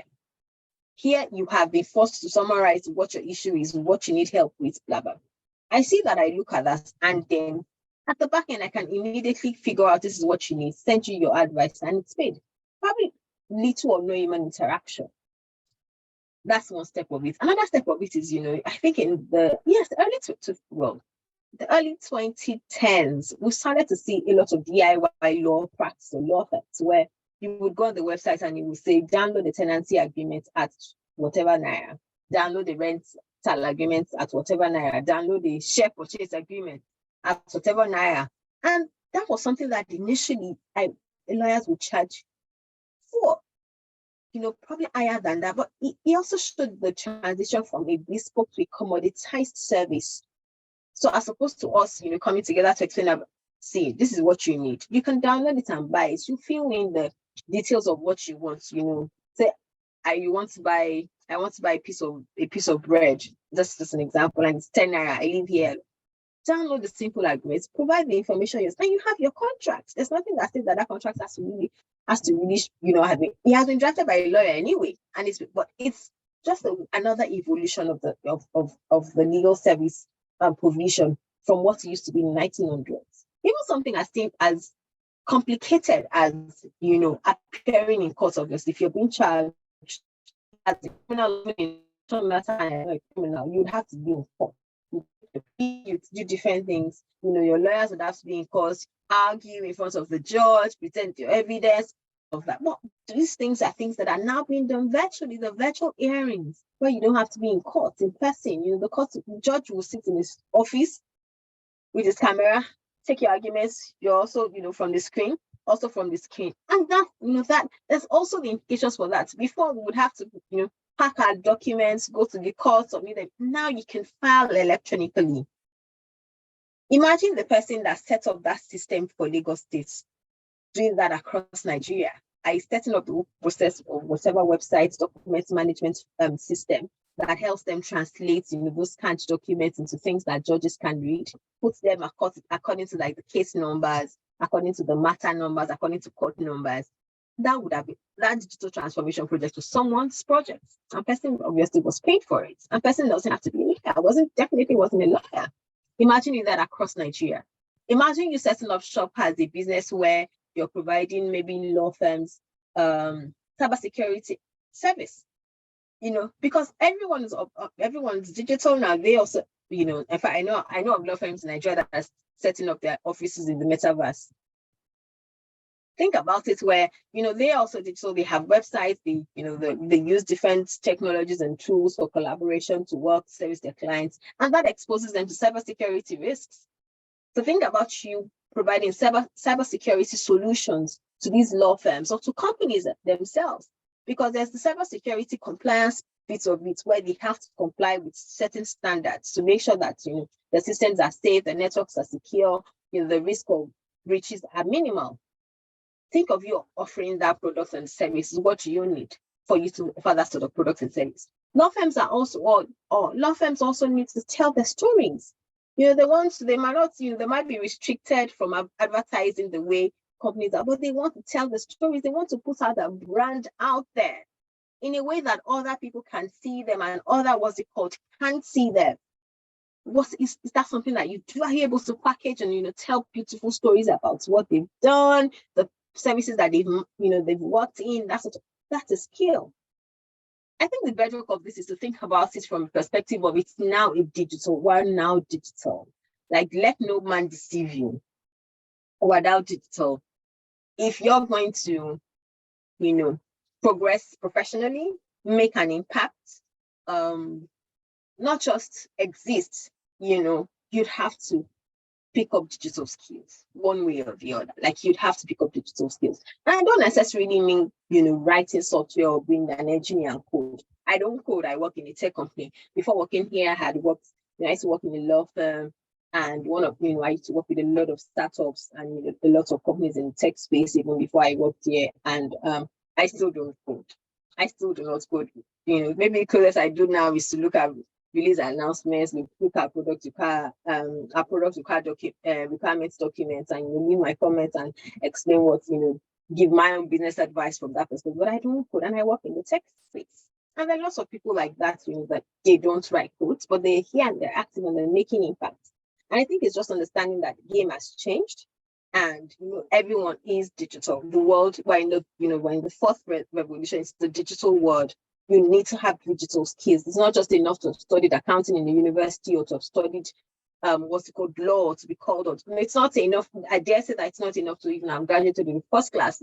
There's this pride when we have to double first class from uni, first class from law. So it's not enough, and part of what I have tried to do here is just, mention some of the skills that you need to survive here, to make an impact, to participate either, directly in the way this legal services space has evolved, and generally even as, as a human being. So you don't necessarily, yes, there's software writing, but you may never write software. Chisi, that's UI UX design. And I think that, I don't think that any of these things are strange to anyone. If you're here, I already imagine that you're forward thinking and you're very, committed to your self-development. So these things will be familiar to you. But I thought it'd be useful to just, put this together and just, again, this is by no means, an exhaustive list, but it's just to show you, what I think like so I put creative writing. Maybe you could write, and then what you are able to do is just, write and write well, write for companies that are in the space. You may decide that you actually want to take, data protection and privacy seriously, take courses on data governance or protection. You may do that yourself. Or you may also do that, working with someone. You may develop your own products. You may start your own company to do that. But those are the opportunities. Everybody needs to be business savvy. You need to know how a business runs. Some. You don't necessarily have to be an accountant but you need to know, what if someone is running a business. You see that, you need to know the fundamentals. This person would either like to make profits, like to reduce their costs, like to increase their customers. Those are the basics. You should know all of. Because that also in terms of thinking through, if I'm looking to offer a service or a solution or a product, if it doesn't meet any of this criteria, then I might be joking. I might not be serious. We should have, general knowledge of how things work. I'm not saying, be burdening yourself with the responsibility of definitely, I must know how ChatGPT works. I must know how Instagram works. I must know what makes, what's everything that's impacting the price movements for oil. I must know everything. No, but you should just know that basic things around how things work. Or even if you've even chosen a spec, or you should know how that's works. Everyone should have some level of project management. And it doesn't have to be a lot, something as simple as organizing the weekly prayers in your church. And making sure that everybody comes on time, making sure that if we're taking attendance this week, this is the way we take attendance. This is where to find the records of the attendance. This is where do you understand? Something as simple as that. If you're volunteering as an NGO and your task is just to make sure that we have an online presence, making sure that we have stuff on LinkedIn, we have stuff on Instagram and Facebook and on WhatsApp. That's a project that you have. And it's also useful because you may be interviewing for a role and then they will just ask you a question about your project management experience. Yes, the role is not titled project manager, but they would ask you for your project management experience. And then you will now be, yeah, I did this and I did that. And those are stuff that you've done to show that, you've managed the project. You were consistent in it. You've learned the basics of, following a structure, identifying the structure and just following through. So again, I invite that, I will share the slides so that you can also have a look at, some of these things and, start to think about already, I imagine that some of you are already on this journey, and if you're already on the journey, where you are acquiring digital skills, well done. Don't rest on your oars, keep doing it. And I know that, preparation always meets opportunity. I think that's let me see. This should be, that's the end of my presentation. And I think one thing that I would like to leave you with would be just in terms of courage and opportunity. there's no security in this end. The fact that you, like I say, if you have a double first, I've seen people that have first class, graduated from the best schools with an MBA and just have jobs that are just okay. So when I say just okay, jobs are in commensurate with the thousands of dollars spent on acquiring an MBA. And I've also seen people that don't have degrees, actual degrees, and they're earning in USD here in Nigeria just because they have some digital skill. There's no security on this, and that's only opportunity. You've been here trying to figure out, it's the beginning of the year, trying to figure out what are the opportunities in the legal space, and maybe not just the legal space alone, widely, and where you can plug yourself. What skills can you develop, and how can you acquire them, and how can you use them?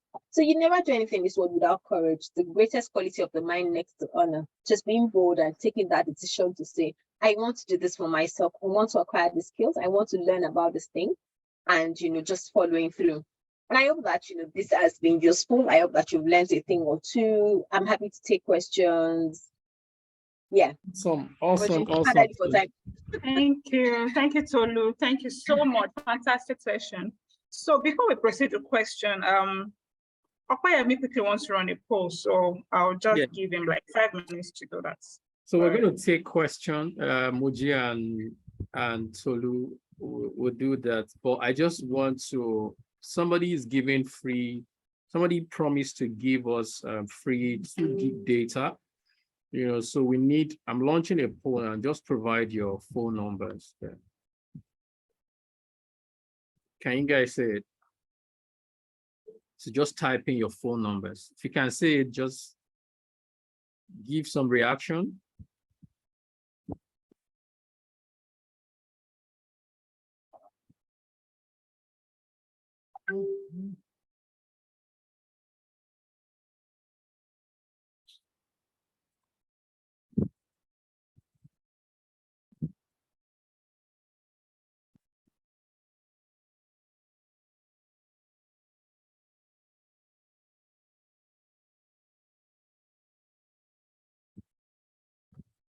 Only about 7 persons have responded. Looks like the rest of us don't want the credit.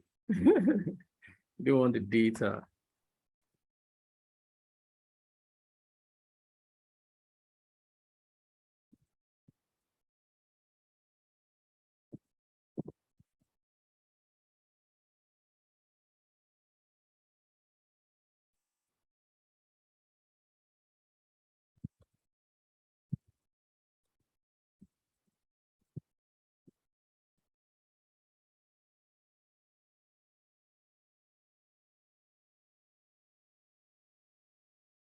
Okay, so we're going to end the poll now. Thank you. Thank you. Muji and Tolu, you can continue. Thank you. Wow. Thank you, Opayemi, and thank you once again, Tolu. It was such a fantastic session, and I also learned, I learned a great thing as in through the session. And I think one critical thing that I learned is that, legal profession is very important in our day-to-day activities. Like, as we go through life, we need someone. So for someone like me that did not read, I'm not a lawyer, at least I know that one good thing that I know is that in my circle of friends, I have a couple of lawyers, so I know their importance. I know how, how you need to have someone, for someone that is as small as reviewing your offer letter. I remember that, there are some jobs in the past that, I could have taken on and perhaps would have landed me in a very great issue, trouble or something. So, what I do is just to forward the offer letters to my friends that, just look at this for me, use your professional experience and all that. And, so it's very critical. So guys, if you are here, continue the network.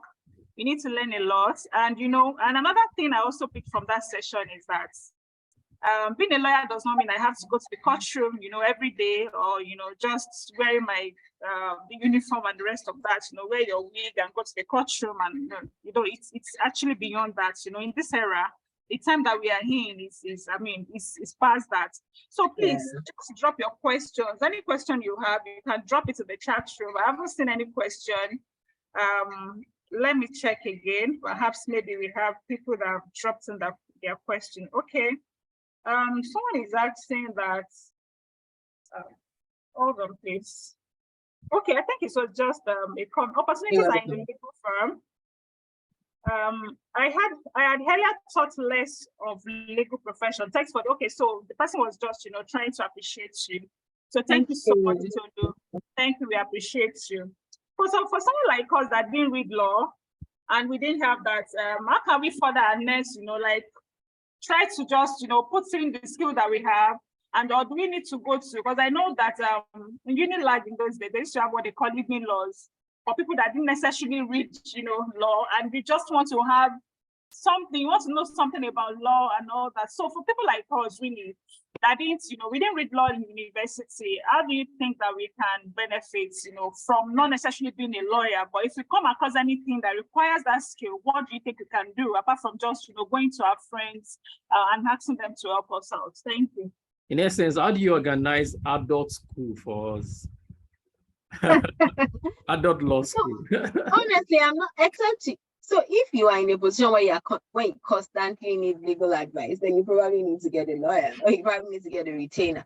But if you are in a position where far in between, maybe you need, so for example, you have an offer letter and you need someone to check, blah blah. So usually you would check within your network if you have someone that's able to help you for free or for a token. And I also say check online, because again, when I say check online, you find like smaller law firms or even one-man startups that have sort of automated these things where you're able to quickly get an advice or get a contract or get a document that you need online. Like it's actually as seamless as you pay for something on Amazon. It's the way some of this platforms, and they're local as well, they're Nigeria. So that obviously lots of them are, there are some in Nigeria that so that you can use. So there's DIY law, there's U law, there's what's the name of this other one? Is I think legally engaged or something. So that you can actually like get quick legal advice or buy documents the way you would buy. And I think the other thing that's important to say is yes, to just respond to I think this comments. You don't have to be a lawyer to to work in. There's the legal operations manager. They also have, some of them have like IT teams. That is not, when I say team, not a team of two, not a team of three. And in Nigeria, like they have a proper IT team where they have an engineer, there's security analyst, and all of those, depending on. So it's a function of what are your skills and what do you think you're able to offer that they need. In fact, some of them are in the positions where they don't actually recognize that they need that sort of expertise that you have, Bruce. But it's also a way of how you're able to tell your story in terms of you're a law firm, this is what you do. You have all of this websites, you have this presence on Instagram, you have this presence on Facebook, blah, blah. But I can help you harness all of that to tell a better story. I can help you put all of that to make sure that you're safe from cyber attacks, because that's maybe your own specialty. That's that way you've created a business or created an opportunity for yourself. Yeah, thank you very much, Tolu. Thank you. Someone asked a question here, and it says that, what's the best advice, digital skill to learn? I know that you spoke about having digital knowledge, technology knowledge. So one is asking that the best, digital skill to learn at this time. So next, I think it depends. It's very dependent on you and your background. Some people don't have the writing software, writing code can actually be intense. Some people don't have that grit to sit through learning, learning code writing and all of that.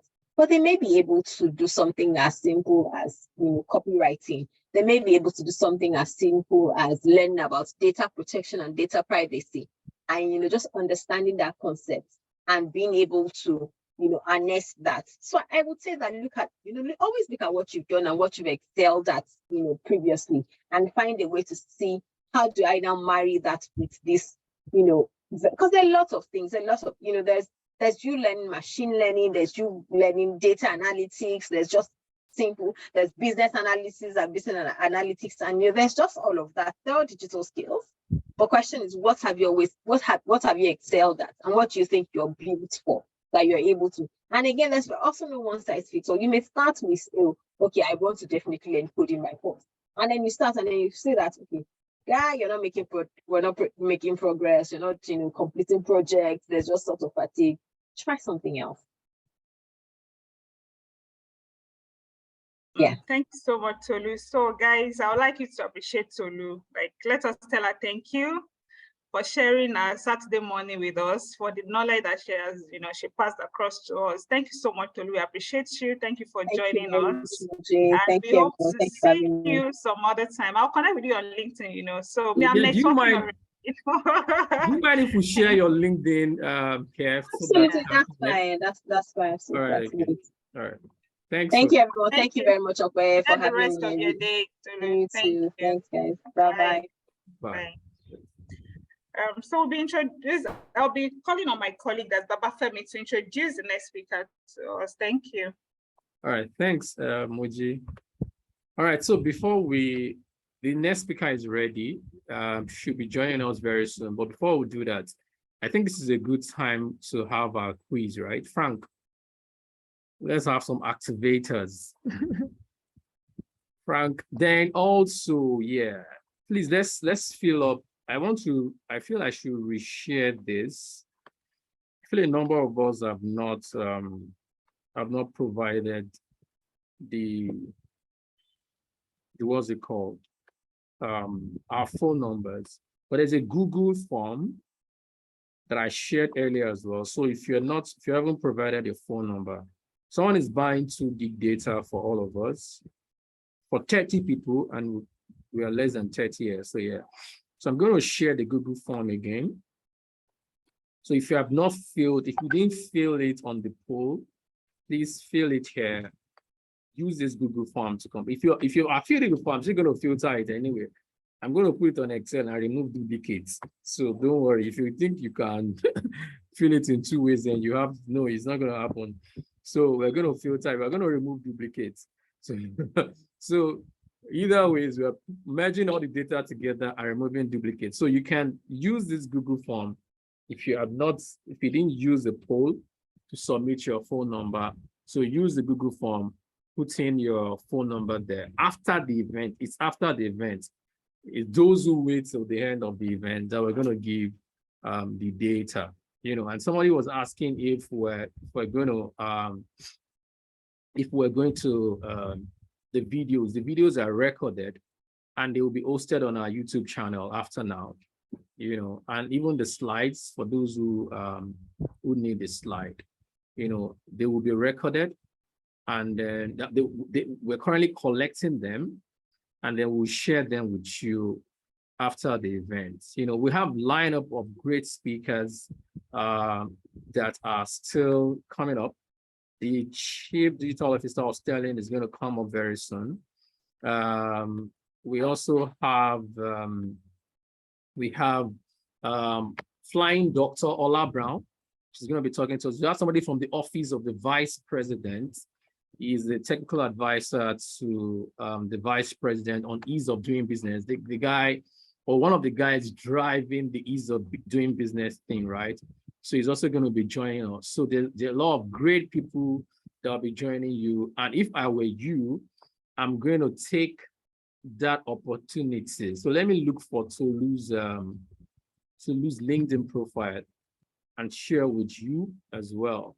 So if I were you, I'll take that opportunity. I'll grab it with my leg, with my leg, my hand, leg, everything. So I would advise that you wait till we're done, because a whole lot of great things are here for you. So let's do some games while we wait for the next speaker. Yeah. So Frank, over to you. Yeah, but thanks. Hi everyone. Good afternoon, or good morning rather. Trust it has been an insightful session. So just give me some few minutes to pull up this.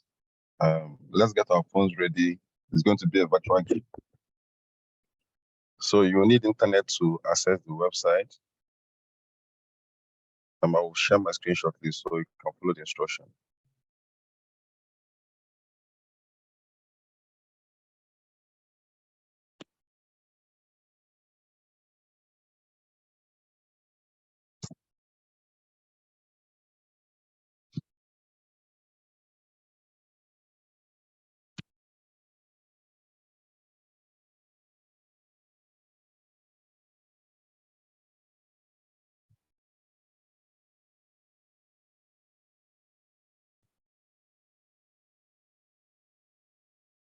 Okay, so I'll be sharing my screen. Just let me know when you can see it.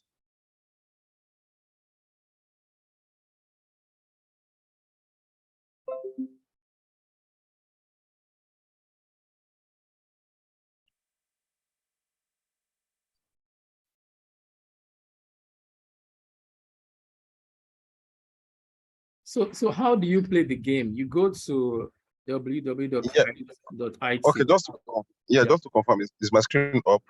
It's showing. Okay, so yeah, this is the web address. So we should go to www.cow.it. So to request for a number, you enter this number, and then please, your username should be your phone number, so we're able to track you. If you put just your name here, we won't be able to identify who has won. And there are prizes for this. So just go to this website, it will request for a PIN, enter this PIN, then on username, use your phone numbers to sign in, please.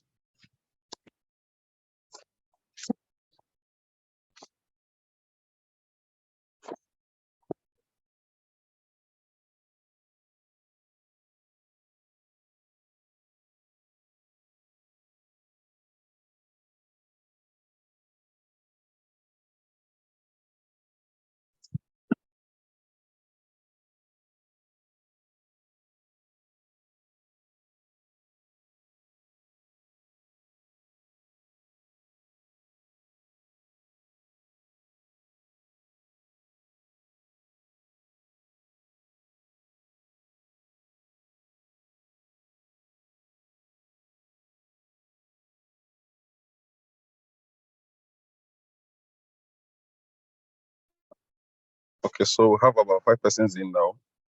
Cashless policy, can you please rename? You can go off and come in again. Use your number, please, so we can track you.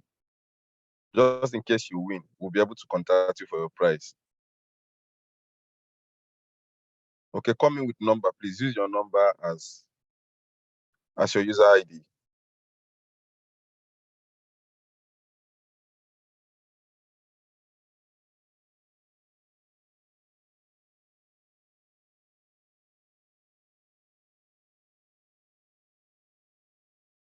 Travis S, can you do the same too? Please log off and come in with your number. Use your number as your user ID. Okay, so I will start the game in the next 60 seconds. 1 more minute.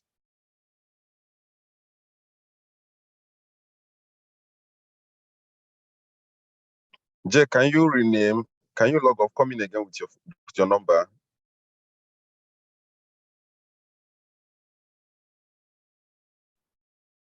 Do you know if Jay doesn't have any plan to win? Are you disturbing him?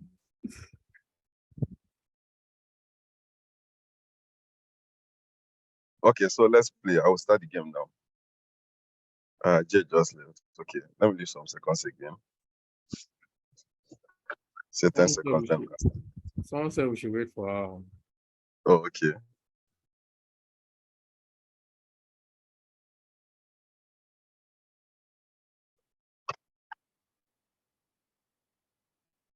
By the way, you can change your icon to a funny looking icon. Though.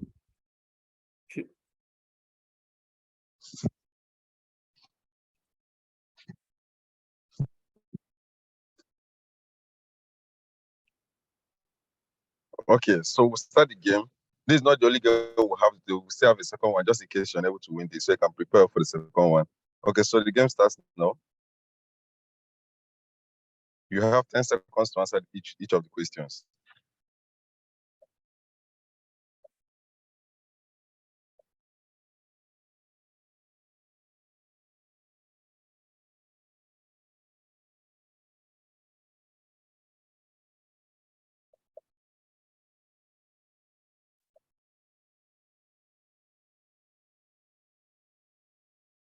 Okay, so I have just 2 persons that got this right.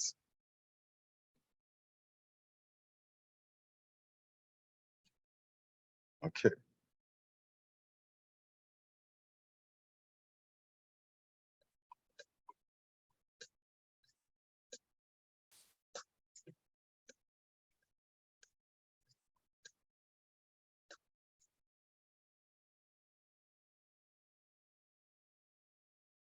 Okay, next.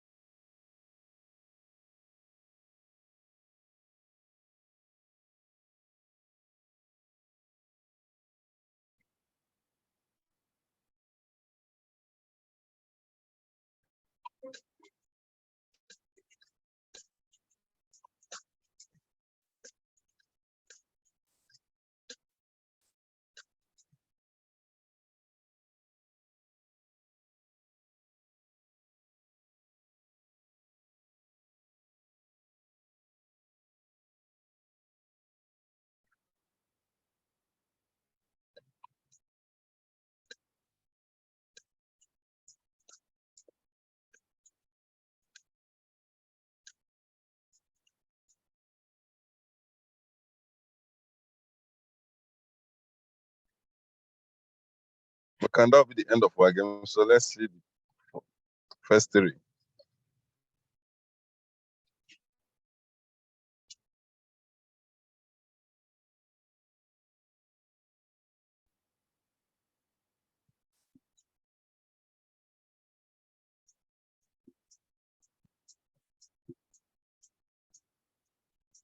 All right, congratulations to the winners. So for those that are unable to, appear in the first three, there will still be a second version of this. So prepare well for that. Okay. I wish you guys all the best. Thank you. Over to you. Thanks, Frank. I was playing the game as well. I actually had to. It was interesting. I just wanted to win, really. Everyone, you want to say something? You can drop the comment. You can drop the your comment on the chat.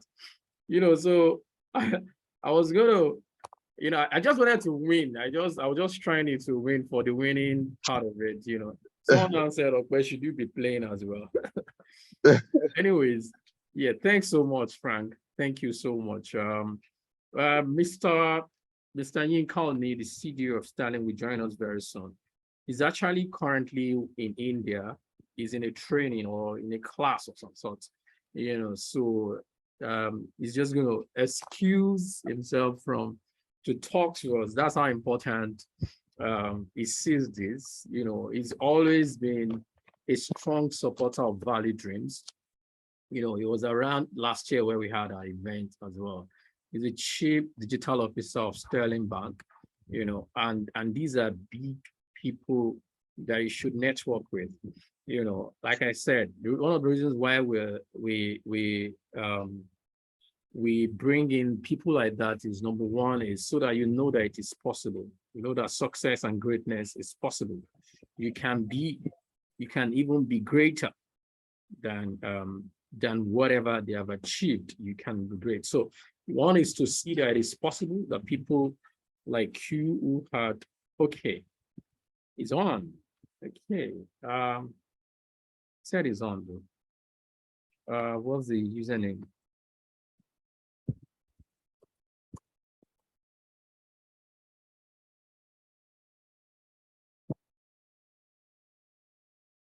Sorry, just a sec.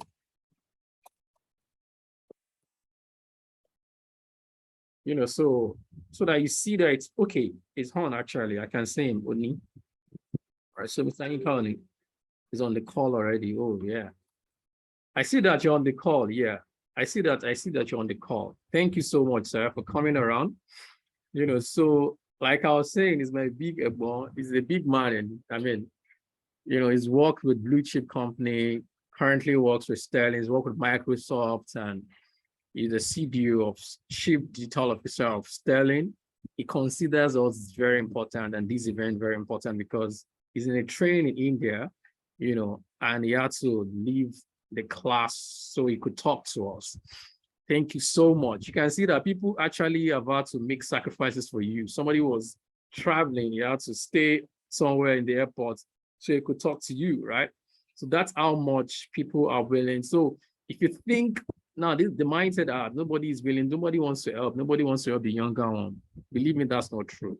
You know, there are a whole lot of people who are looking for young people with great potentials and great strength of character that they can help, you know, so that they can leave their busy schedule, you know, and to come, you know how much that training, for you to have left Nigeria for a training in India, you know how much it will have cost.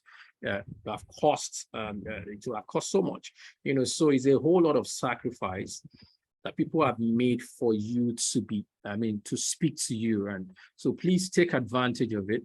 It's going to be taking us what I would tell my 21-year-old self, you know, so I wanted to come with an open heart. You know, jot if you could jot, network after the event, you know, take advantage of every opportunity you have on this group, you know. So yeah, rising and becoming great is indeed very possible. Your dreams are valid, you know. So it was here last week and it was such a great experience. You know, I'm going to leave you in the hands of my big boss, my boss, Mr. Yinka Oni, the Chief Digital Officer of Sterling Bank. I've made you a co-host so you can share your screen. And if not, I can also share, and you can put on your video as well. I can share from this end. You can also unmute by now, you know, so yeah. Thank you, sir. Thank you for coming. All right.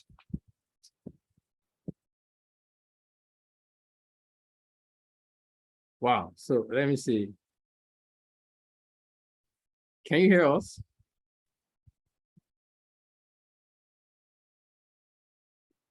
Okay, I guess he wants to join us, maybe log out and log in again.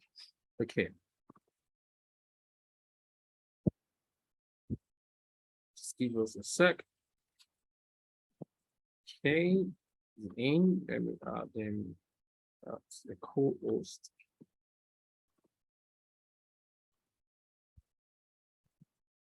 All right, we're good to go, sir.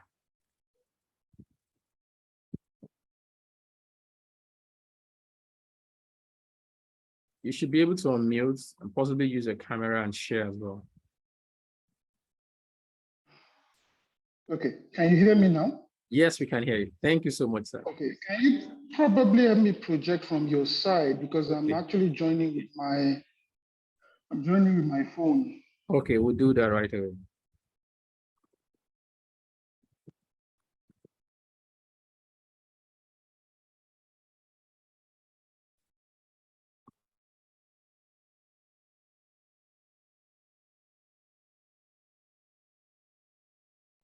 Okay.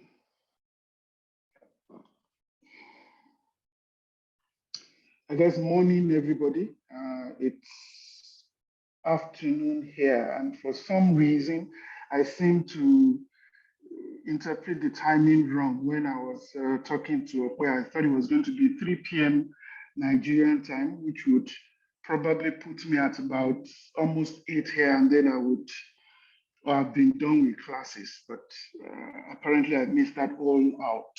It's an interesting class that is going on. I was quite enjoying that, but I thought that this was also was quite more important, and I had to step out. So yes, okay, thanks for having me again, and thank you for the work that you're doing. I honestly believe in this. I was talking to a colleague over lunch that it was my, call it 50th birthday in December.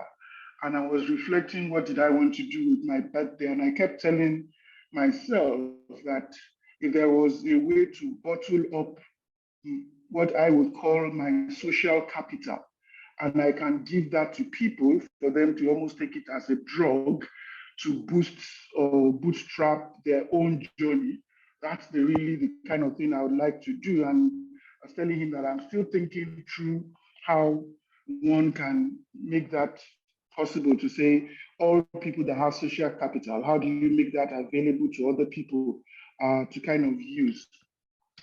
As I was thinking about this also, I kind of was thinking, what are the things that maybe if I was starting out, I would like somebody to say to me, some of which will not be things that will be convenient to hear, but probably the right things to hear to help. So in other words, it may be things that may be unsettling, maybe things that ordinarily you would interpret as though they're not too hard, but at the same time, I think it's correct feedback that is important to be able to make this journey easy, as it were. Next slide. I think the first thing that came to my mind was, typically when you're starting out, everybody is under the pressure of, there are probably people who have been successful talking to you on this call, and you're thinking, how do I quickly get there? And I think the first thing that comes to my mind is how not to pressure yourself, because all good things just take time.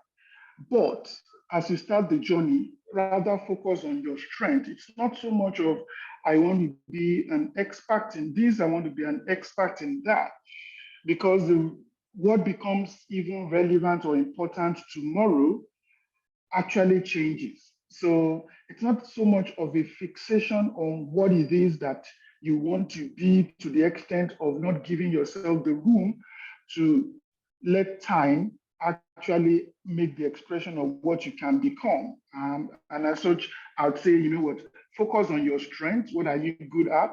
But give yourself time, because really all good things just take time. And I think that's the first thing that comes to my mind, to say, be kind to yourself and not over pressure yourself, and know that obviously you have time to actually become. Next slide. I think the next thing that comes to my mind, and maybe something that is quite important, is in this day and age, the one thing you want to do for yourself is to be curious. And as such, it comes from you just asking questions. And it's okay not to know everything. It's sincerely okay not to know everything. And what you don't want to be is to be shy to ask a question. The more curiosity you have, the more questions you have, the more chances of you discovering things and getting onto things that you may have not have figured out before. So just give yourself that, that boldness to be able to be vulnerable, that you don't know everything. And just ask with curiosity and learn with curiosity. I think that's something that is quite important as you go on the journey, because some of the questions you ask will probably start to help you unlearn the things you need to unlearn and pick up the things that are really critical for you to learn, and obviously build up on the point or the fact that all good things take time, because you ask questions and that questions continue to refine the person that you would be becoming, as it were. So I think just always ask questions, never assume, never be shy, be bold to be vulnerable to asking questions, as it were. Next slide. I think the other thing is, please consistently challenge assumptions. The fact that maybe your brother started out this career, did it in this way, means nothing. The way you would go about that journey may be totally different. So challenge status quo, challenge assumptions. Our parents, probably my generation, our parents were all about becoming either doctors, this, that. Very clearly, it was about their own, call it, aspiration for us, and not so much of our own aspiration for ourselves. And if you do not grow, out of those kind of constraints or boundaries of thinking, you will probably not be able to do big and take big bets, as it were. So in trying to obviously grow, to take bigger bets, it starts from you being able to challenge your assumptions, or assumptions of things that have been taught to you or that you see in your environment. It's that way you would also solve problems. Real problems are solved by people challenging status quo. And in solving real problems, that's when you get onto obviously growth, as it were. So I think the other thing I would say to myself and to you, if I was starting this whole journey all over again, is to continue to challenge assumptions and status quo and take bets, big bets. Failure in itself, it's learning. So not be afraid to take bets from because you would fail, because what you would only have discovered in failing is one way that not to do something. And sometimes those learnings are too big for you to even kind of take for granted, as it were. So I think challenge the assumptions, take big bets, and of course, that's where growth will come from. Next slide. I think the next thing I'll say to myself would be around owning your success and failure. And maybe I've started to talk about it already. The fact that, you know what, don't just celebrate success, celebrate even your failure, because what is it that you will learn in that failure is what is more important.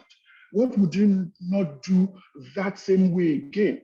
What would you not repeat from that old failure in itself? That's the big part of failing, as it were. So I think that failure is not something that you should shy away from or be afraid of, because again, all good things take time.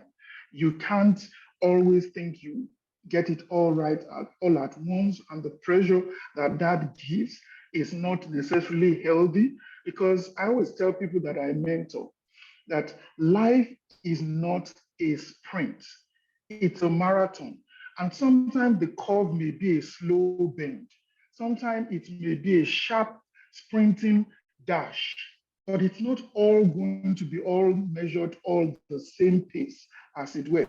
So learn to own your success and actually, and also celebrate your failure, as it were. Don't shy away from speaking up about that, as it were. The other thing I would say to you, and I think it's part of why you're also here, is to seek advice and feedback. So seek mentoring and ensure that you find people who are able to give you the right counsel, not people who will probably shy away from telling you that you're wrong when you're wrong, or people who will not tell you that that's going to fail.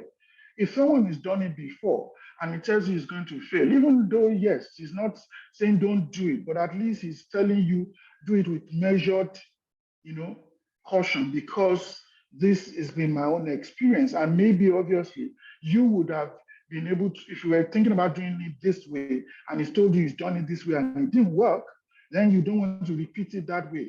I mean, obviously sometimes maybe it didn't work because the conditions were not right, which would also mean challenging assumptions and status quo. But at least you kind of get the notion of what I'm saying about seeking advice and feedback as the next thing that you want to do. Next slide. I think that's the next point I have made. Next slide thereafter. And I think this is my last slide, really. It may look funny, but mental health wellness is something that all of us have certainly found that is very important.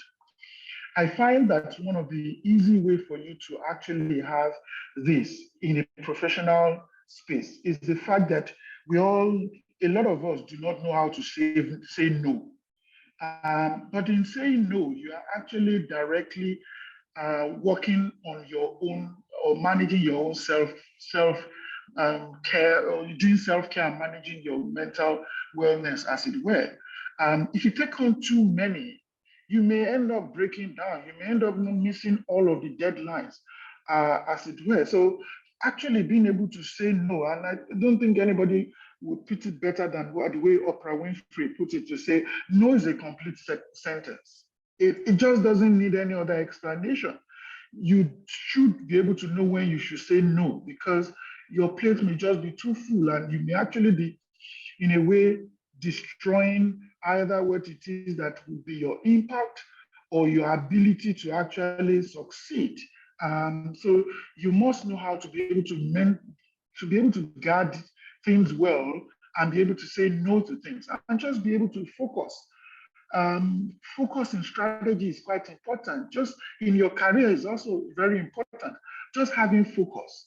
And a lot of that comes from maybe the conviction and the courage to say no, as opposed to just taking on everything as it were. I don't know how much of what it is that I've said that would resonate, but I thought that those were kind of things that were important as I was thinking about this, to say, you know what, one, focus on your strength, give yourself time, ask questions, don't be shy, because it's okay to not know everything, and just being vulnerable that you don't know, challenging assumptions, and just being able to take bets, and also just owning your success and failures, just being able to speak up about either what is your failure or your success. Sometimes just talking about it may open doors for you.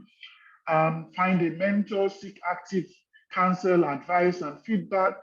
And lastly, like I said, practice saying no and self-care, because you know what, there's so much that can be just noise. And sometimes you just need that courage of no to calm down things and find balance, as it were. Pause here. Okay, I don't know whether or not there are questions. Thank you so much, sir. So currently we have some questions lined up before we start to take questions from the chat.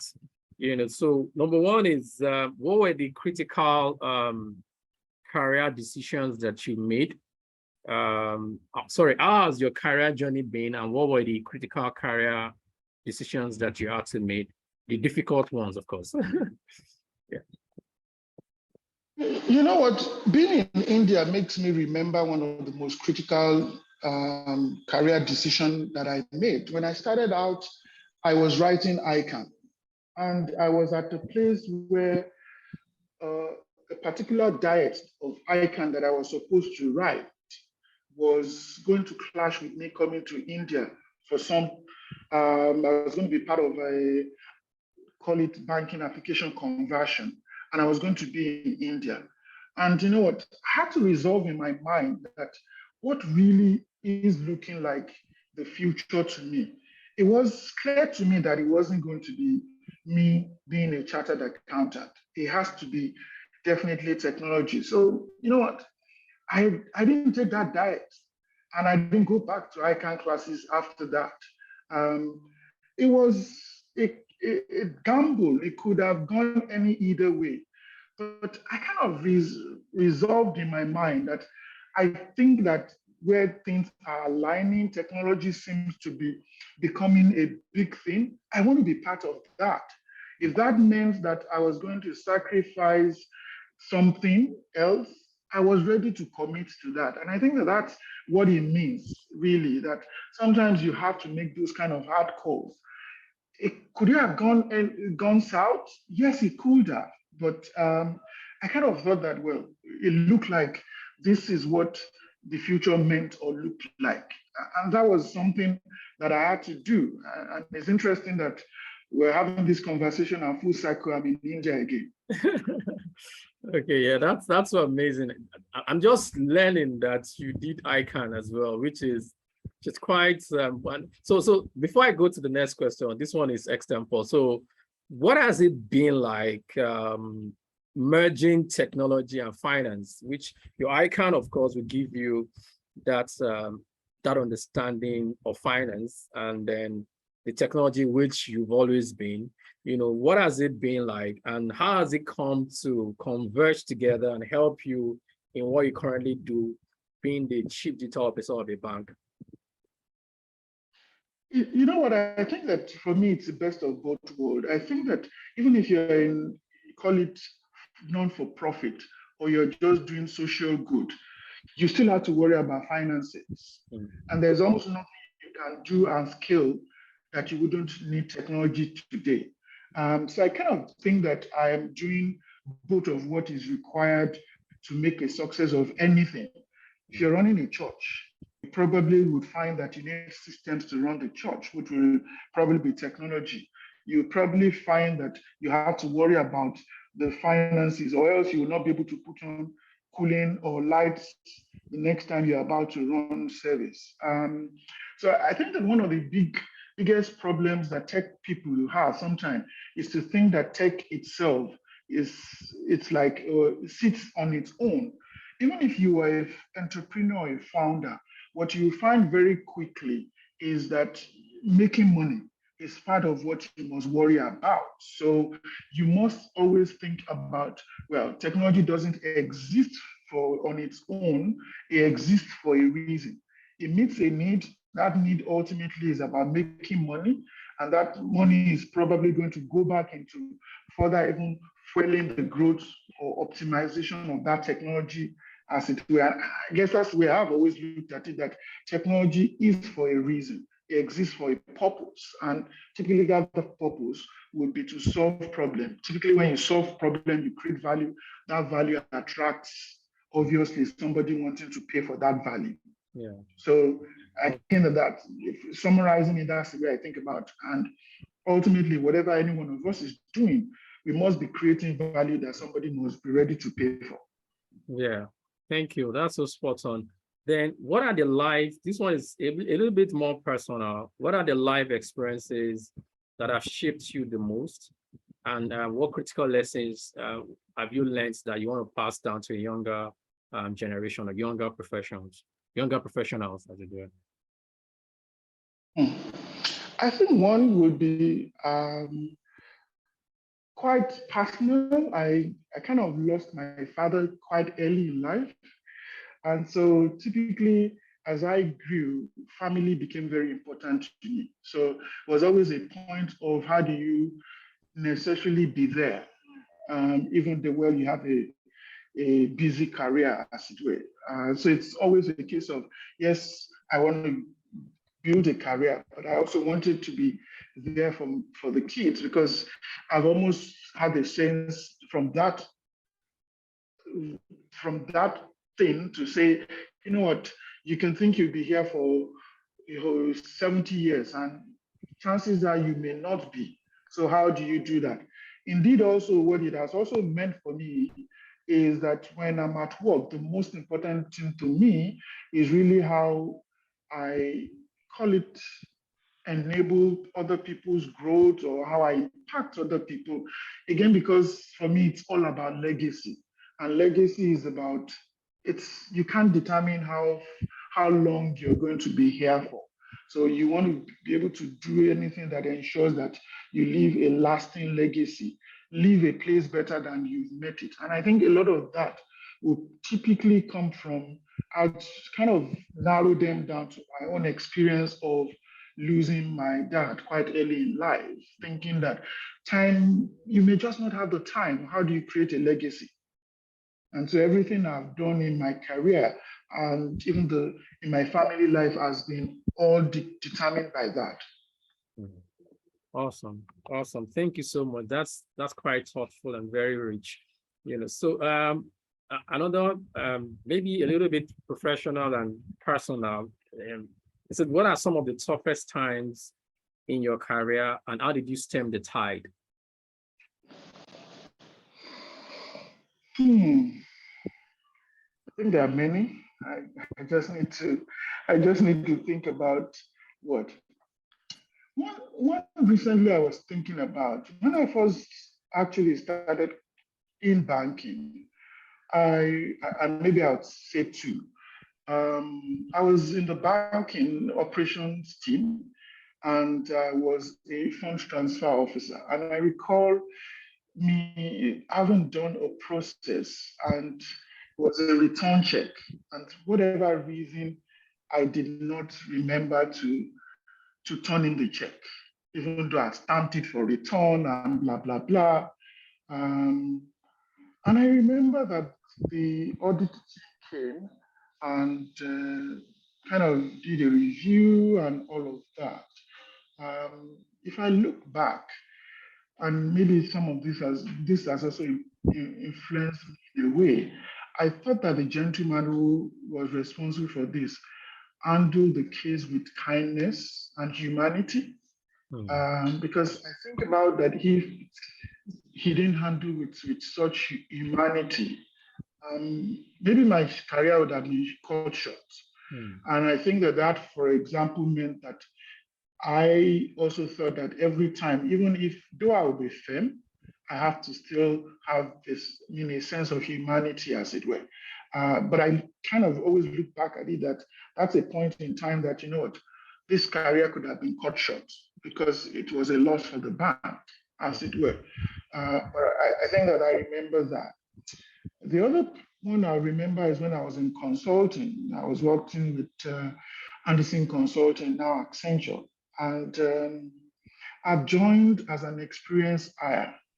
And I kind of felt that it felt like I should just go back because almost everything I was doing or writing, my manager had no patience whatsoever. And all he did was shred the work I did. Wow. And I thought, well, it's either a case of I give up or I just rise up and find a solution. So here I decided, you know what, find who are the people that kind of enviably write well in the firm and maybe spend time and just kind of seek counsel. How do you write well? What do you do? So I went to one of the associate partners and I explained what it is and my frustration and how I was almost thinking maybe I should just go back to banking where I came from. And he laughed and said, give me a minute, opened his drawer and brought out a deck of paper. And he gave it to me to look. And I looked, it was some presentation that he had worked on. And I saw all markings, red, all over the place on the paper, almost like, did you write this, Yomi? And he said, yes, I did. And I said, can I guess who reviewed that? I couldn't. And he said, oh, that was reviewed by Dotun. And then he goes, you know, just give yourself almost the same point where I make when I said all good things take time. And he said, take it easy. I mean, there's almost no way you would write and someone. If you start from that premise, then you do know that obviously reviewing your work or shredding your work is not so much as personal as much as ensuring that the output that come out of the firm to the client actually is top-notch. Now, of course, that means that you should also not just give work that someone just wants to throw out all the time. And then he kind of gave me assignment, what to read, we worked together on it. And of course, immediately I could see I got better. I saw that obviously I'm writing stuff that it's not as if it's all stupid or it's all bad. So I think that I picked those 2 points as tough times that I almost wanted to quit Anderson. And it was a case of, do I quit or do I just try and solve whatever it is? Or the other time when it was really just very easily, I'm not 6 months here and I could have been sacked. And all that kept me there, to my mind till date, is just someone being humane. Wow, awesome. Thank you, sir. So the next question is, where do you see the jobs of the future? Where is the job of the future coming from, especially in tech where you're in? How should we prepare? What are the jobs of the future? How should a young person prepare for them? I think the job of the future will be anything that's kind of abstract and augment to support human ability. So I think anything that would speak to, being able to use algorithms to kind of enable, extend work.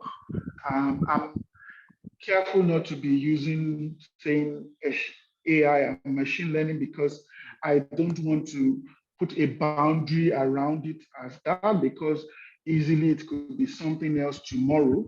But I think that ultimately humanity and humans would constantly want to find ways to extract efficiency. So every and anything that would speak to augmentation of the human ability. And so whether it is how to understand patterns, turn all of that into some algorithm of some sort, I think would be quite relevant and important.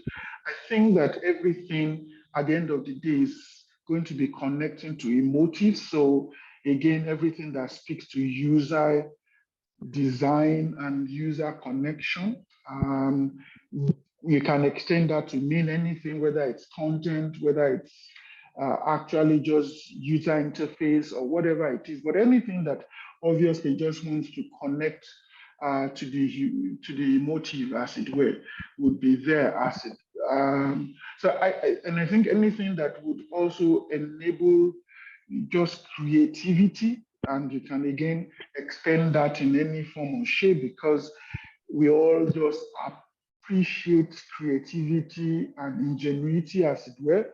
And I'm saying all of this because generically this way, because again, I don't want to necessarily say in year 2050, it will be called computer engineering or whatever it is, but let's just put it as that level of, call it genericity, as it were. And I think that that's what you'd find that it is, because ultimately it will be about solving problem and extending human ability, as it were, whether that be robotics, whether that be anything. Exactly. So I want to ask you, I want to bring it home now to Nigeria. Currently in Nigeria, there was a wave of FinTech solving for payment, right? And then we have Paystack, you have Flutterwave.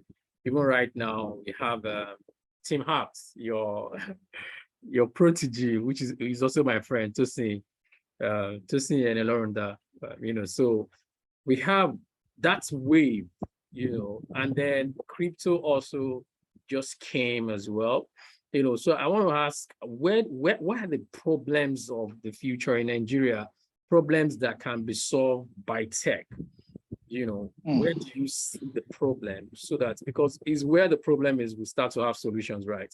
So what problems do you think we should start to solve for in the FinTech, in the technology space in Nigeria, and maybe globally as well? It's interesting that the kind of conversations we've been having today in the course I'm attending is about innovation and sustainability. And we were talking about frugal innovation. For the part of the world where we come from, obviously, I think it's just spot on that all our innovation must be frugal, meaning they must be cost effective to provide access, to solve for costs as a barrier of entry, as it were.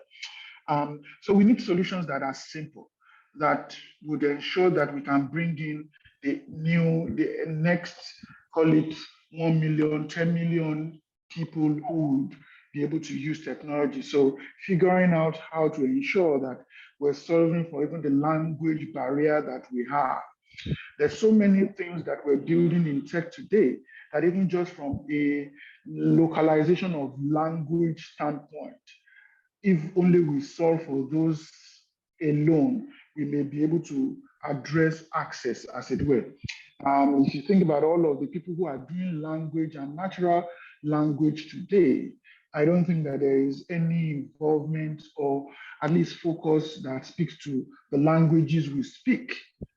So I think that enriching that and being able to solve for that, as it were. So I think everything that would ensure that we can solve for access and affordability, whether that be in credits, whether that be in lending or any other payments or anything at all, I think it will be about frugal innovation and being able to break that down. It's interesting you mentioned Team Apps.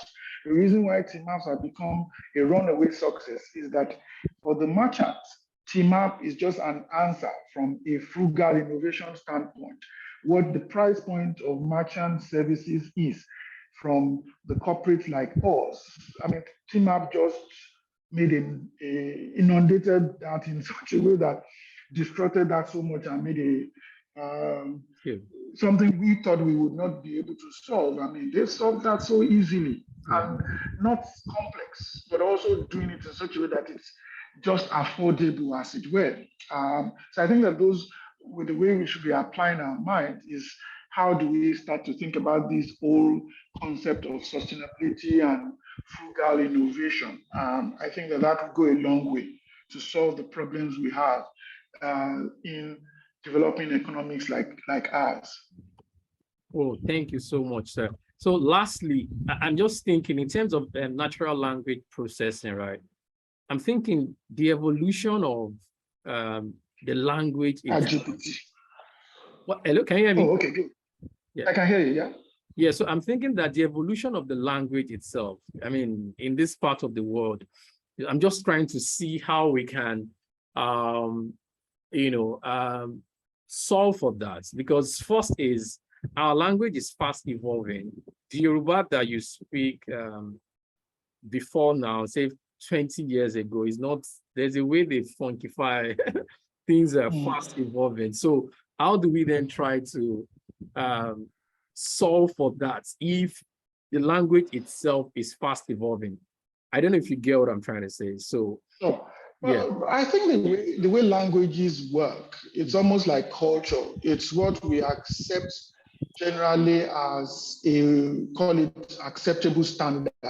So I think that once you start digitizing the thing in itself, whatever it is that digitize start to take to become the acceptable norm, as it were. So the biggest challenge we have really is the fact that a lot of these things are not digitized anyway. So I think that once you start digitizing them, it kind of almost codifies them to become standard. And I imagine that, again, the technologies that would do this are technologies that will build on things like that are constantly evolving and learning. So the whole notion of the machine learning as well.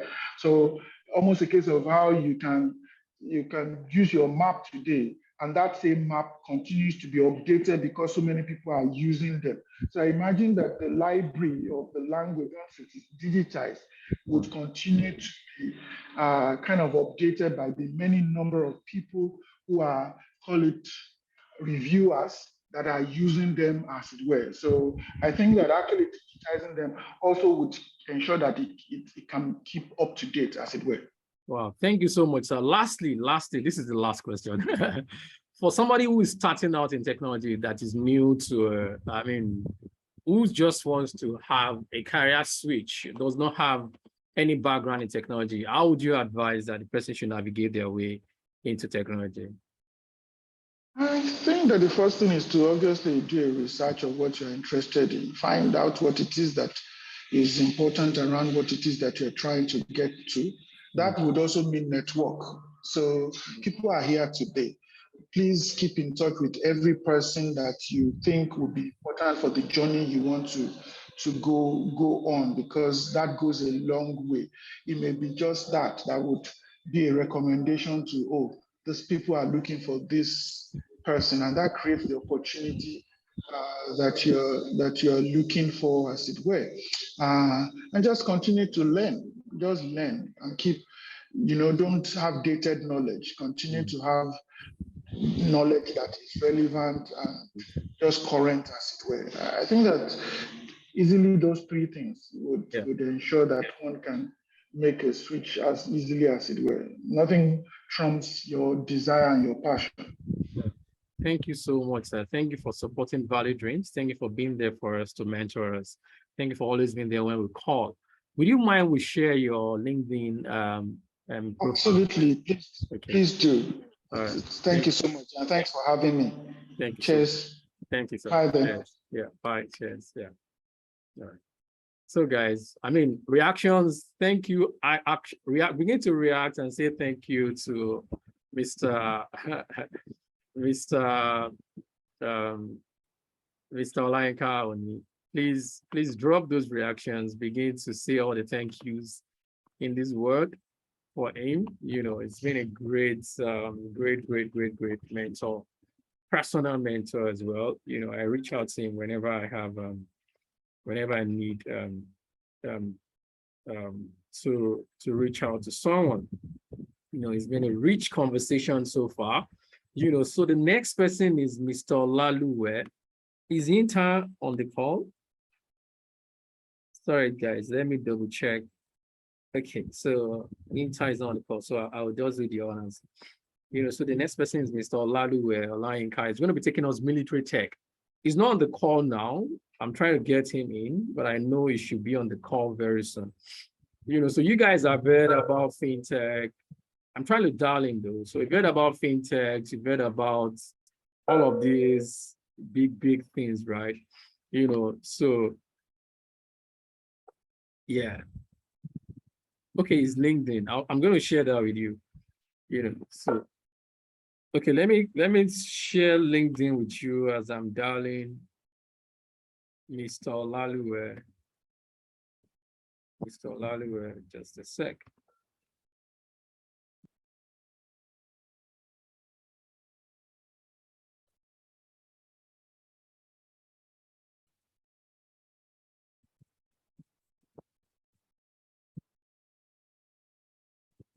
So there are a number of things that I feel are learning points. Number one is a technology person and is also did accounting. Guys, did you see that? Yeah, technology person and is also doing accounting. So I started with tech. I'm still in tech, and I'm doing CFA. You know, so what I tell people is just you saw Banji as well, Oga Banji. You know, the senior director of AFC. He's done 2 masters. He's CFA, ICANN, and he's on his way to Harvard, from London to Harvard for a course, an advanced whatever course. You don't stop learning. That's why when people leave school and they say, I'm not reading again, they're throwing away their books, say, I will never read again in my life. I'm like, if you really want, if you're going to be great in life, you're going to rise in anything at all, anything, not necessarily even in career, even in business, you're going to rise in anything at all. You must keep a good pace with learning. You must always be evolving and learn. I've shared his LinkedIn profile with you. You know, so if you're going to be anything, no, this is, oh, sorry, this is Toluwalope, right? Okay, this is his own. That's true, that's Toluwalope's own. This is Mr. Yinka's own. You know, so if you're going to be anything at all in life, you need to keep pace with learning. You need to fast evolve. You know, and let me tell you, one of the things that are selling real fast right now are people who have combination of skills, who are rare combination of skills. Somebody who is a medical doctor and then a programmer. Do you get how much of influence would that person make in health sector? Do you get? So if you have a domain skill, you have a domain competence, you are a geology, you are a you study geography, you do that, layer that with tech, and you will see what amazing solution you'll be building. Right, guys? So one of the things you must take away from here is you have learned, let's say you have gone to learn psychology. You have learned something that you never liked. Or maybe you even liked it. You have learned philosophy, you have learned physiotherapy, and then you are now wanting to find your way into tech. What about building tech solution for the physiotherapists, or that can solve physiotherapy-like issues? You know, so another thing that you must take away is the merging of competencies. You know, so guys, let's wake up, man. Merging of competencies. You saw a lawyer talking about tech. You saw somebody who said, merging competencies together. You know, so we must open our eyes to see those opportunities. I mean, the lawyer was also talking about some lawyers building, legal solutions, online legal solutions that people can then access, and then they make a lot of money from it. What one lawyer is carrying file up and down to solve, they are using tech to solve for it, so that those problems are solved using tech. You know, so I just want us to come with an open mind and learn these things, right? That, see, life is evolving. The globe is evolving. The global village is evolving. The world is evolving. The world there will always be a place for a man with competence and skill. There would always be a place for a person who is prepared. Let me tell you this, whether you are prepared from your degrees or you are prepared by acquiring skills and competencies, preparation is preparation. If you don't learn anything today, learn this. Whether you are prepared by having the good degrees and then you learn. You saw Mr. Banji, he had first-class economics. That already prepares him for certain opportunities. But let's say you haven't had first-class economics. You have 2-2. Are you doing ICANN? Nobody stops you from doing ICANN. It shows that you have to then show to people. See, people just want people who are prepared. However, you can show that you're prepared. You're prepared. You get the job. So you did not have to. You do not have first class, but you have 2-2. But you have done what? You have done ICANN.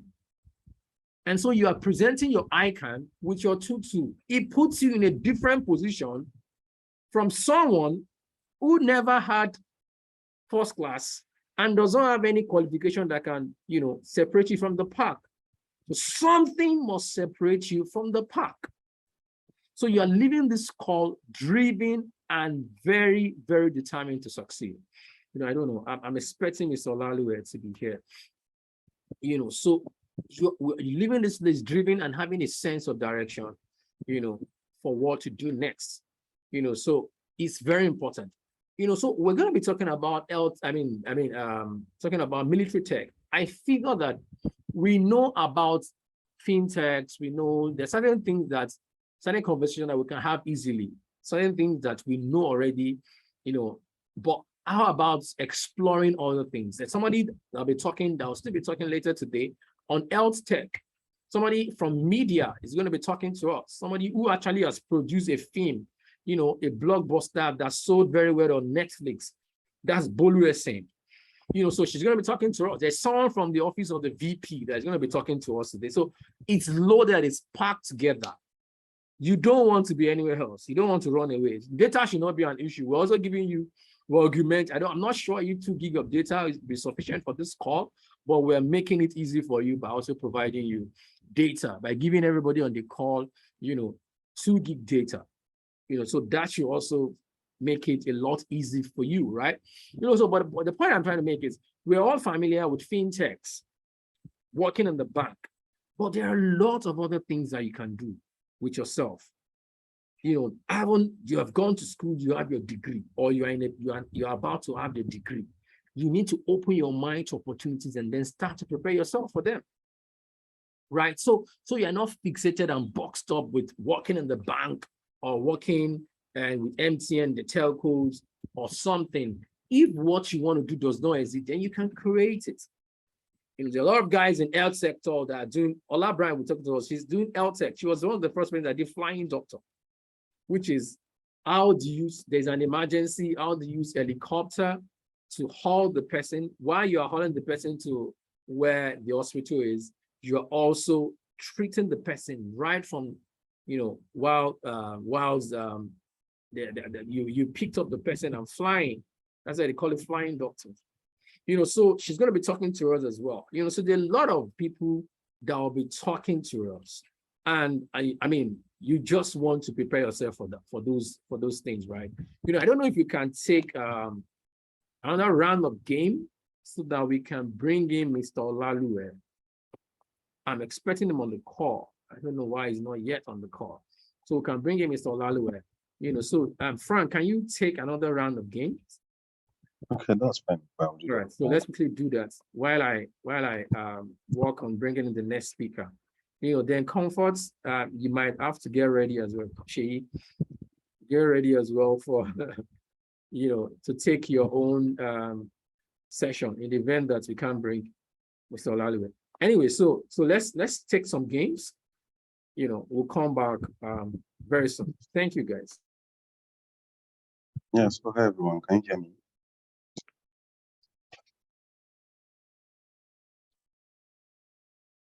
Okay, can you hear me? Yes, we can hear you. We can hear you clearly. Okay. So immediately after that game, I read through the comment and I realized that some persons had some challenge joining the first round of the game. So yeah, I think I'll spend more time talking them through what to do. And I'm likely navigate through my screen just to. So let me just bring it up first. All right, please go ahead. You can just project a little bit more though. Okay. We can't see the screen though. Are you sharing it? Okay, minute, you should be up now. Yeah, we can hear the sound, the Kahoot sound, but I can't see the screen. Okay. Okay, yes, Is it- I can see the screen now. Yeah. Okay. So this is the web address that they should go to. I'll place it on the chat.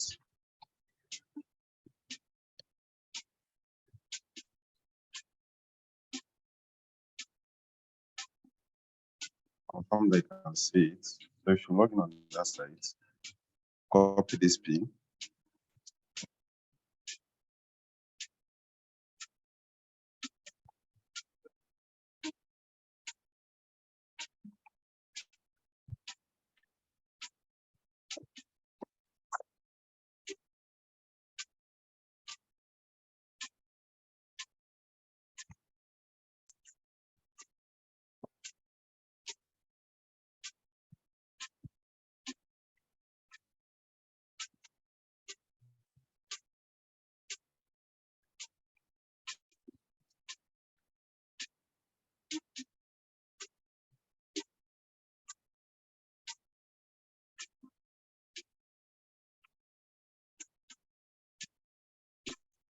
Okay, so once you go to that site, and this is the pin to request for a pin. So I've pasted the web address here.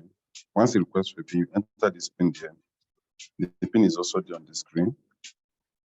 Okay, so the next instruction will be for you to enter your username. On that username bit, use your mobile number. Okay, phone number should be your username. So I don't know if it's clear.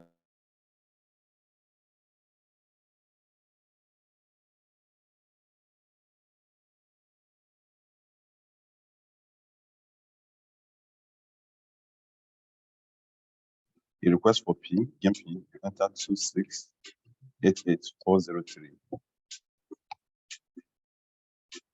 Okay, after which it will request for a username, you enter a number in place of your username.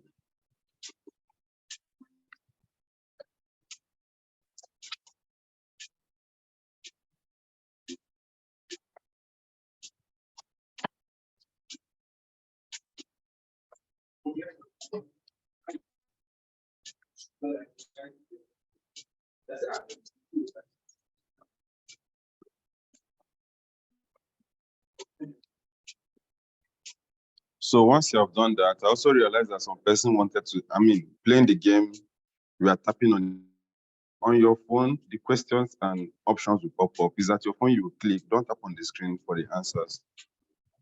Okay. So I will start the game in the next 60 seconds.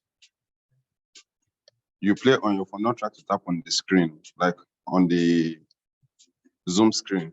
Both the question and answer will be on your phone. So you make that selection on your phone, not on my own screen that I'm projecting. I hope it's clear. Okay, so I'll start the game now.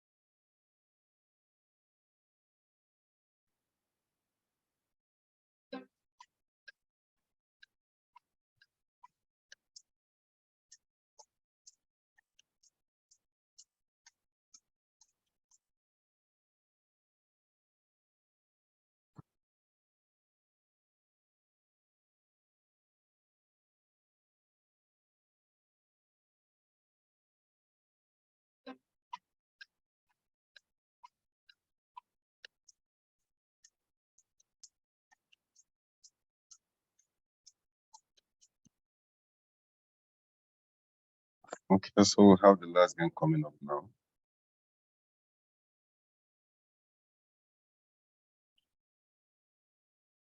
Okay, so come to the last round.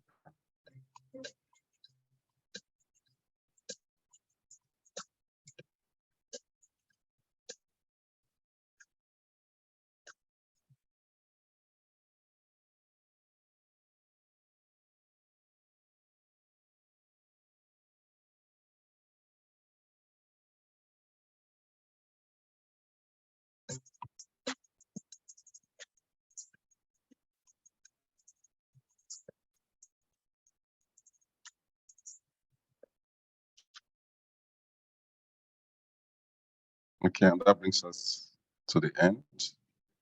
So let's have our winners.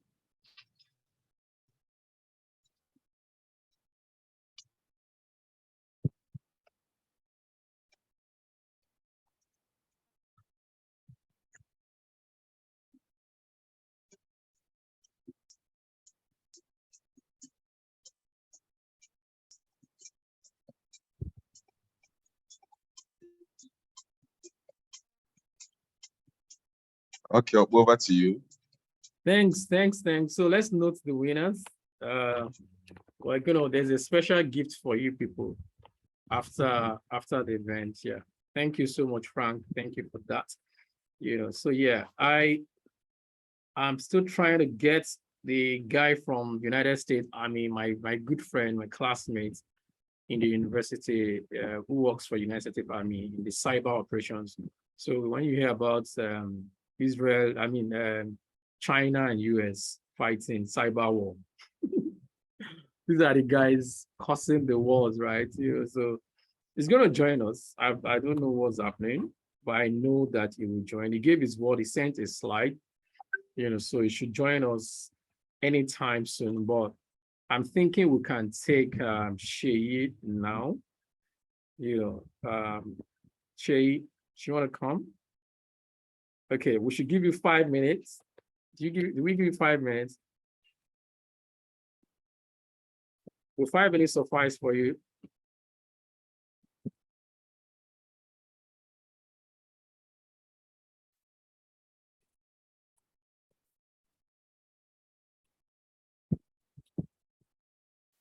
Okay, so Sheyi will be joining us. We're expecting Olaluwe. So if Olaluwe doesn't come, Sheyi will take us on how to get jobs, pretty much how to prep for job opportunities.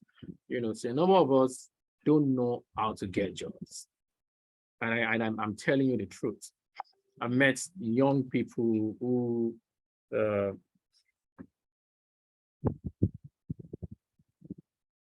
okay. All right, so yeah, that's fine. So yeah, I got your message, Shay. So I met a number of young people who really don't know how to scout for opportunities. You can actually plan to enter into an industry. Let me just take us through that as we're having a casual chat while we wait for our next speaker. You can actually chat your way into an industry. There's a way to enter into an industry. Do you get? So for me, let me tell you, let me share my story. So how do you enter an industry? One is you need to find out what do they do in that industry. The things they do, does it interest me? Do I want to do what they do? In the space, do I buy into the vision and whatever it is? Apart from the vision, do I have the skills and competencies that is required to work in that industry? Or am I interested in that industry? So if you don't have the skills and competencies, then the next thing you then need to start to do is what skills and competencies there are. Look at all the different roles in that industry. For instance, let's say telecoms. There's RF planning and optimization. There's transmission engineer. There's core network engineer. There are accountants. There are HR people. There are different sets of different departments within that industry. And some jobs or some roles cut across industry, right? HR, finance, all those people, they cut across industry. But there are also skills that are specific to certain industries. Like health sector, you know that you have doctors there, you know, so which is very, very domain. It's a domain skill in that space. So look at where you fit and what exactly do you want to do within that space. You know, Shay, please let me know when you're ready. You know, so, you know, what exactly do you want to do within that space? And then start to write out the requirements to work within that space. What are the requirements? Okay, the skills and competencies that are needed to work within that space. The qualification, the guys who are in that space, what qualifications do they have? You know, so for instance, when I wanted to enter into telecoms, it was at the time where telecom just started. You know, so I left in 2008. You know, I'm not that old. Yeah, some people are like, hey, look at this ancient man. Some are like, okay, he's even a small boy. Whatever came to your mind. You know, so I left in 2008. You know, by the time we were leaving school, it was like the second generation of telecom wave. You know, so we entered school 2003, we left 2008. So 2003 was that wave. 1999, 2003 was that wave where telecom companies were springing up, and then they needed skills, engineers. I did electrical electronics engineering. As a matter of fact, what I remember this statement exactly from my dad was like, you do elect, you can work in the telecom space. We just said it casually. So as at the time I was entering the university, I had a mind of working in the telecom space. You know, so I entered, I did electrical electronics. It was very easy for me to choose communication as an area of specialization. And then some of the guys who were in that industry came to talk to us, just like we are talking to you now. And they told us the requirement to work in that space. They said, okay, you must have 2-1, and then you must have CCNA at the time. And so by the time I was in part 4, 2007, I wrote my CCNA. So when I was done 7, in 2010, I had to do 1 or 2 certifications. So in CCNA, your CCNA expires after 3 years. You must either rewrite that CCNA or write CCNP, another higher level to recertify CCNA. I don't know if you're anybody, if that's what they still do now. So I had to go and write CCNA in 2007. Then 2010, when I was 7, I needed to recertify. So I had to write the next level of CCNP. When I was done with that, I got a job almost a month after leaving service, you know, and then afterwards, and the God factor is also very key. Afterwards, I also got an opportunity with Huawei, which is about one of the biggest firms in the telecoms at the time as well. You know, so my point is, before I bring in Shay, you know, you need to study the space you're about to enter. Write out the skills and competencies within that space. Skills, competencies, and certifications within that space. Start to prepare yourself for those things. And if you don't have the grade needed in that space, augment your grade with certifications.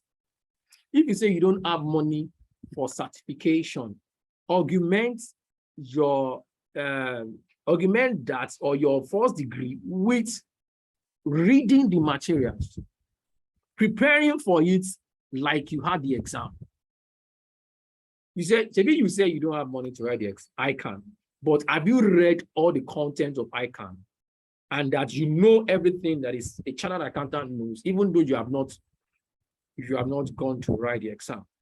Because sometimes we read for exams, and sometimes we need to start reading for the competence. So you read what a chartered accountant knows, study it back to back, and then you write it in your CV that ICANN in view. You can even write it that you have studied ICANN back to back, and you have the competencies to work as an accountant, and you augment that whatever it is you're having. It is valid. Let them test you. Say, okay, maybe you say, I don't know, test me, because sometimes some of us are really smart. We're indeed very smart. Our qualifications may not be showing for it, but we're smart people, right? So what should you do? Begin to make a case for that.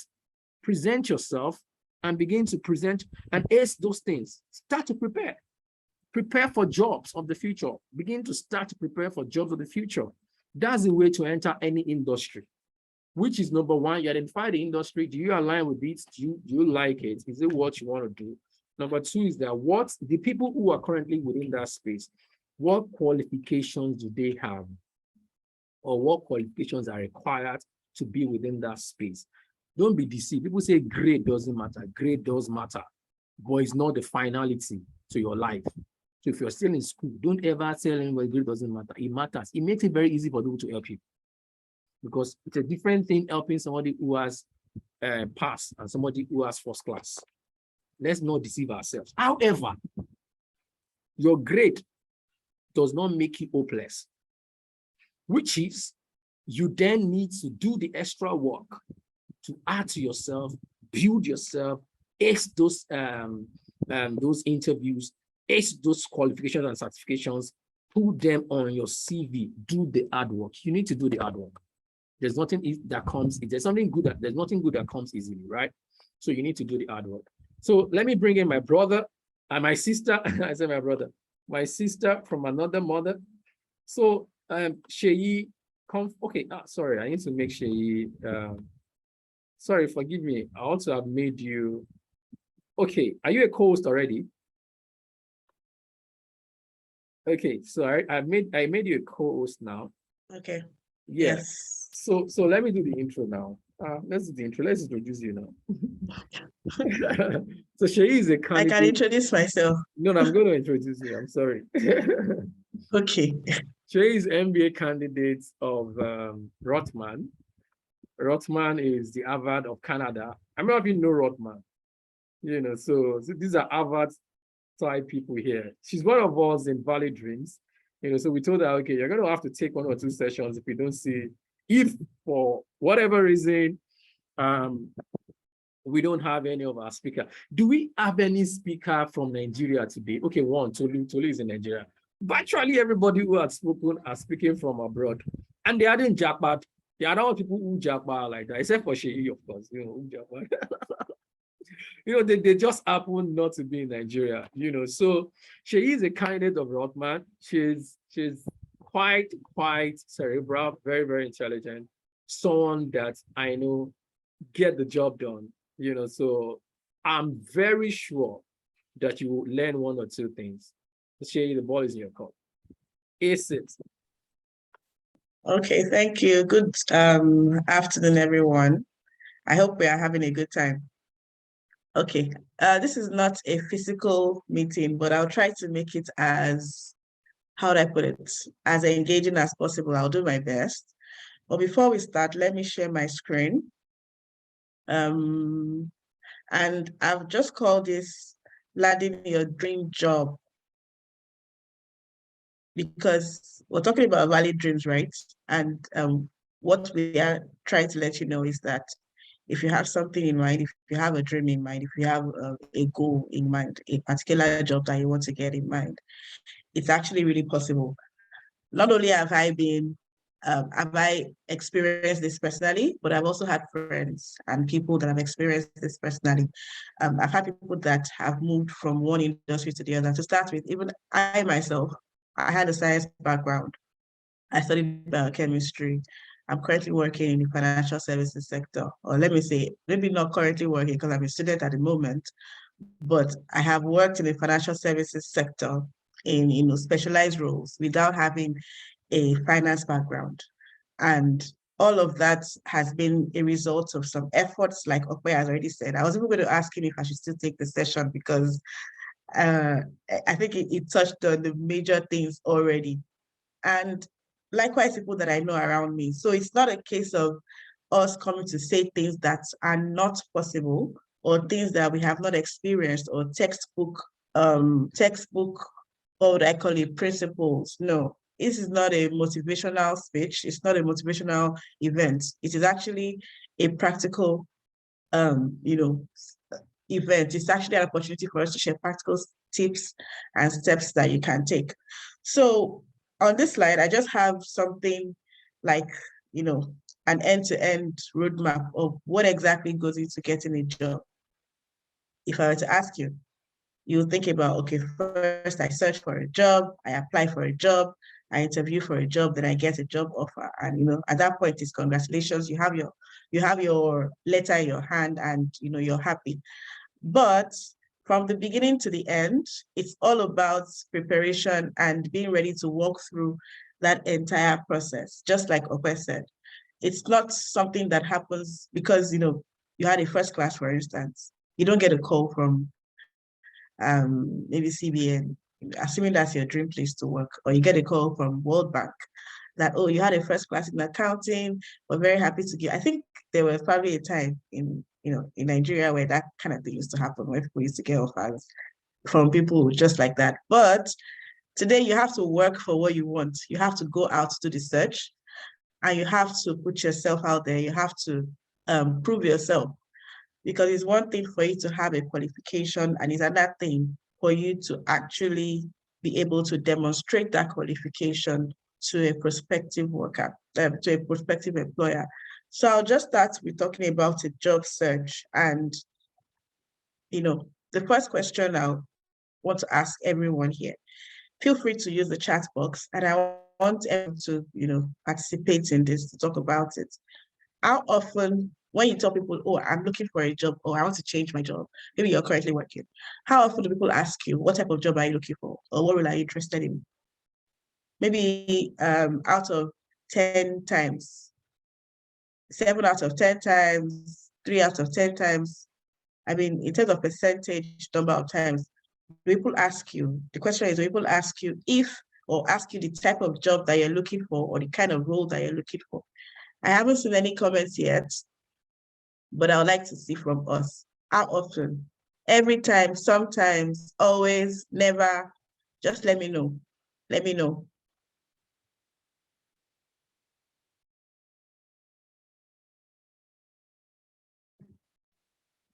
Someone said sometimes, always. Okay, sometimes. Any more comments? Sometimes, always, sometimes. Okay. They mostly ask what I studied. Every time I mention it, 10 over 10. Always. So now, nobody has said never in this, in this chat. No one has said never. The first question people would ask really is, well, what type of job are you looking for? What role are you interested in? Why? Because they want to know how they can help you. So the worst thing you can do to yourself as a fresh grad is to tell people, oh, any job is fine. Because any job does not help me as someone within your network trying to help you. Telling me any job does not help me to narrow the search. So it's almost like saying, what would you like to eat? If you come, but let's say you were living together and I ask you, what would you like to eat? And you tell me anything. Trust me, the moment you say anything, I've probably forgotten about what you said, or about the fact that I was supposed to make something for you if I was busy, for instance. I'm in the middle of a busy day, and I ask you, what would you like to? I say, oh, anything. I'll be like, okay, fine, I'll make something for you. But you haven't tied that your interest. You haven't tied what you want to something that I can hook my mind to. But the moment you say that this is a specific thing that I'm interested in, or this is a specific area that I am interested in, you give the person sort of like a hooker, and the person can match you to something. I don't know if you're understanding or if you're getting what I'm saying. So that way, I don't just think about you. Let's say, your name is Margaret. I don't just think about Margaret, fresh grad, looking for a job. I think about Margaret and I'm thinking about a job in marketing. I think about Margaret, I'm thinking about a job in web design or something, because she has mentioned it.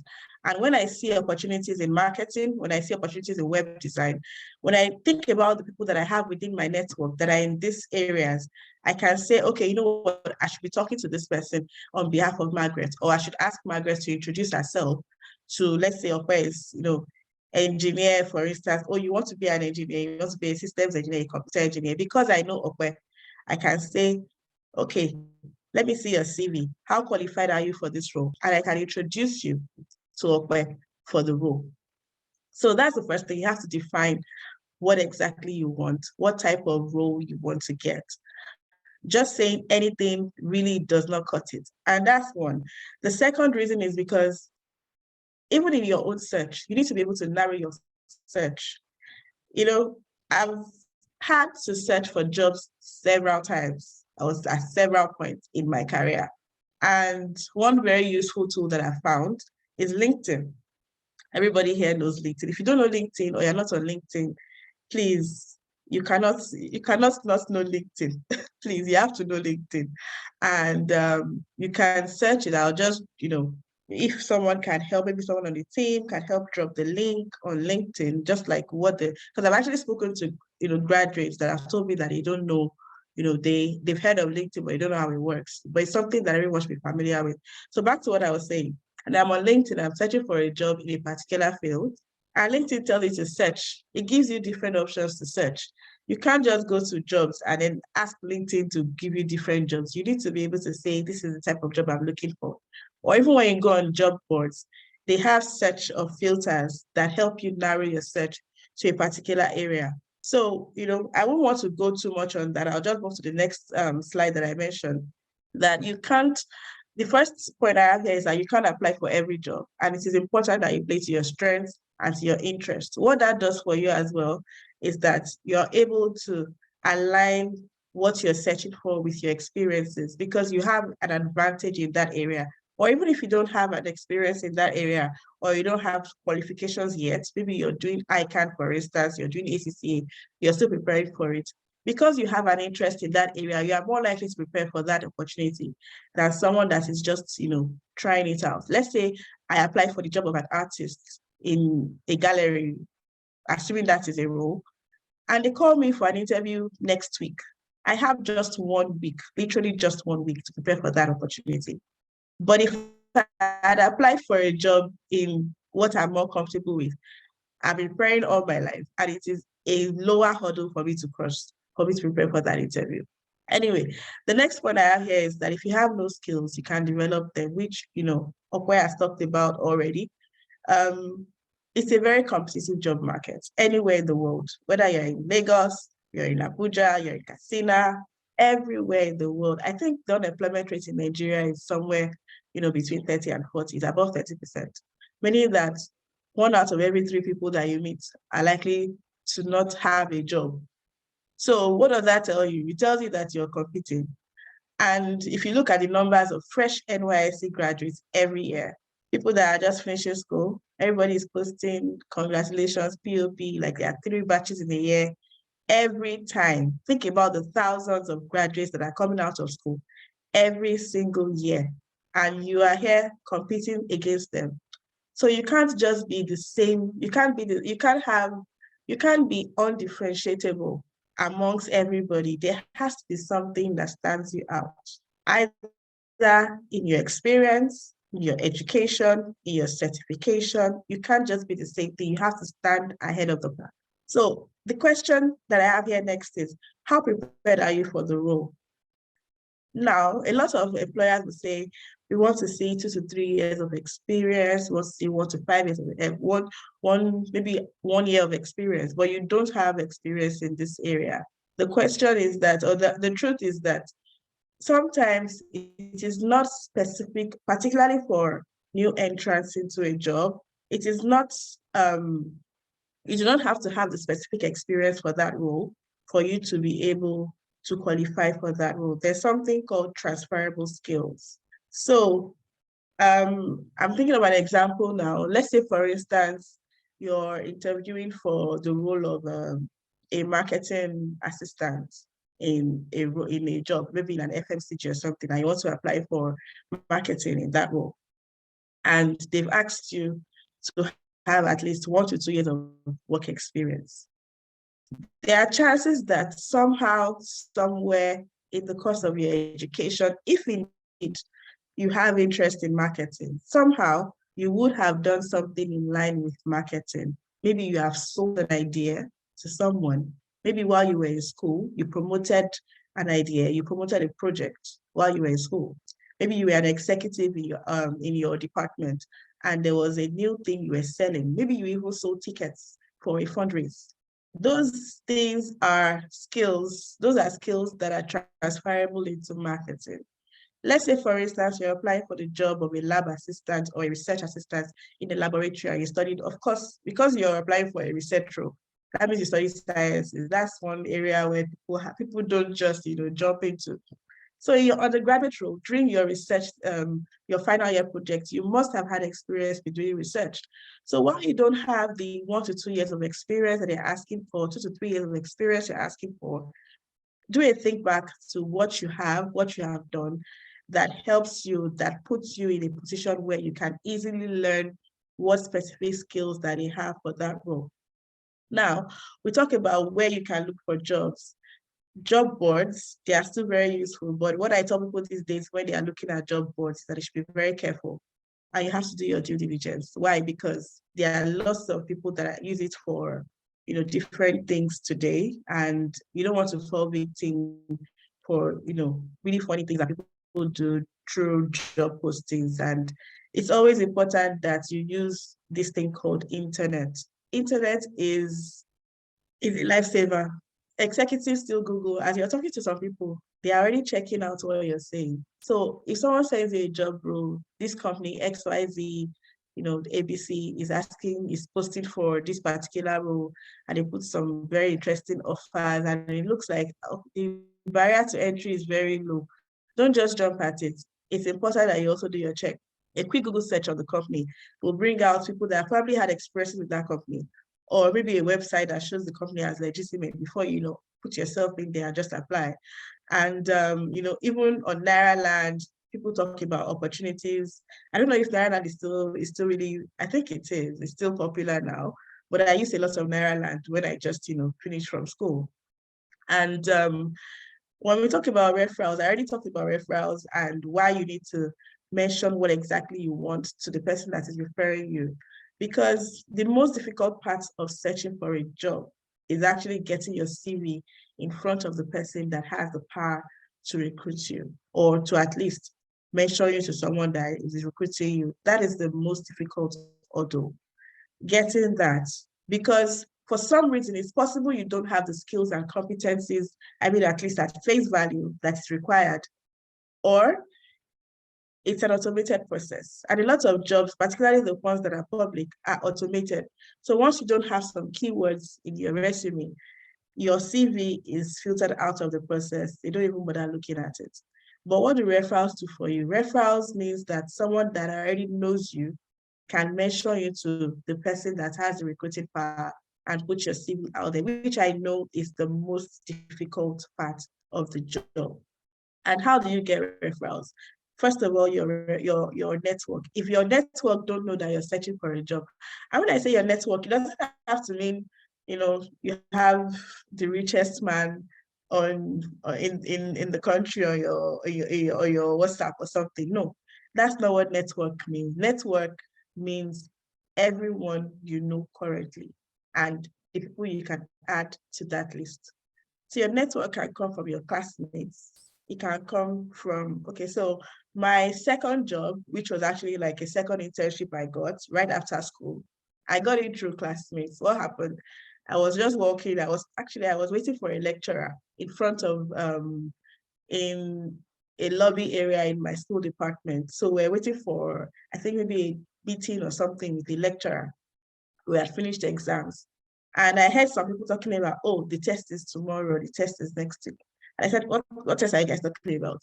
Because I had them as friends and I could approach them, I asked them what they were talking about. And they were willing to say, this is what we're talking about. And someone said, you know what, I'll ask them to add it to the list.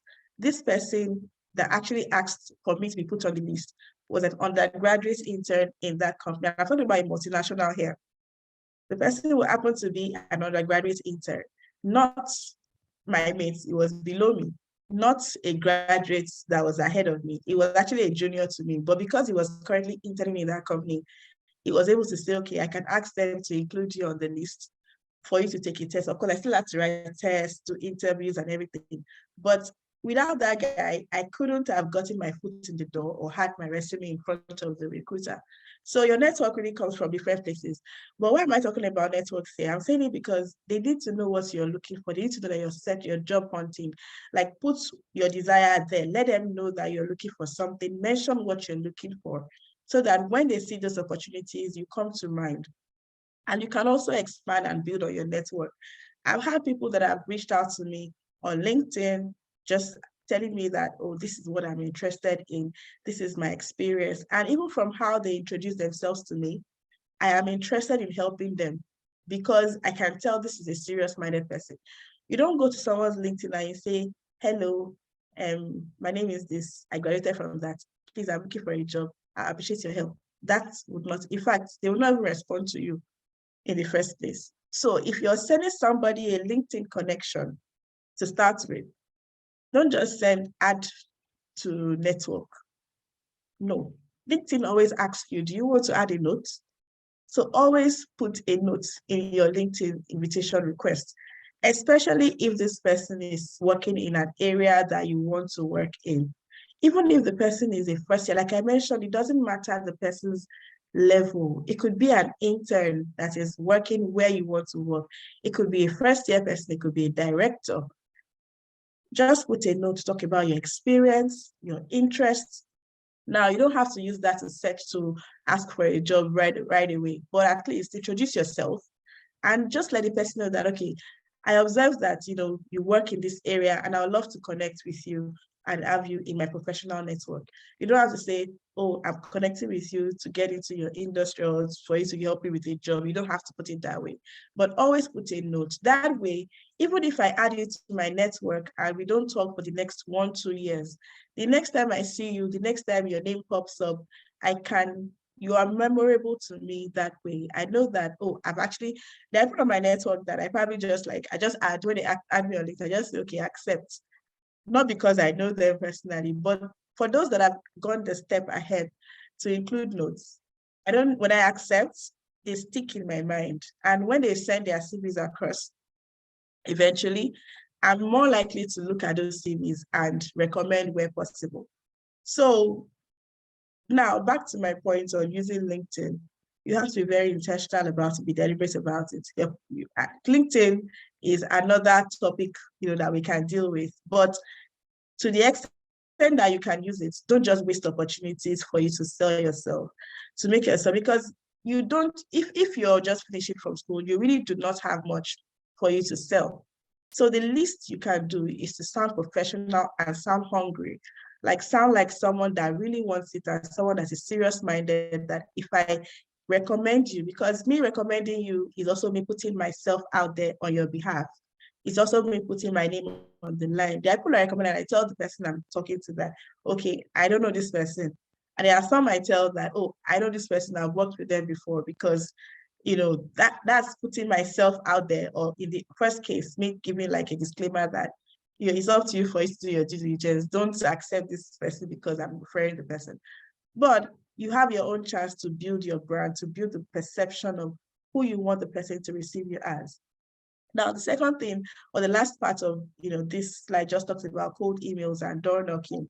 So I put them together because I feel what used to be door knocking is now what people do as cold emails. When I'm not sure if there was LinkedIn when I was just out of school, but maybe there was, maybe I didn't know about it. But then I didn't really have access to who was HR in one company or the other. What I had to do was to write letters and then go to their offices. Interestingly, I don't know how it happened. Like Okwe said, I think there's a God factor in it. But at the same time, if you don't try, you never know what you can do. So what I did was to go to so what happened, it was a very interesting situation. I had something on my skin, a skin reaction, and I was studying biochemistry, like I mentioned, and I needed to do an internship in a company. And then it occurred to me that, oh, the company that makes the cream that I was using for my reaction could actually be looking for interns. So I looked them up, I checked the carton of the cream, and I saw their name, I saw their address, I wrote a cover letter, I put my CV, whatever was inside the CV at that time, because I was an undergraduate.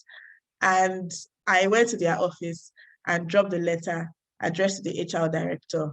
Interestingly, like a week after, I got a call from the HR director himself. And this was a multinational pharmaceutical company. And I got a call from the HR director himself saying, oh, I saw your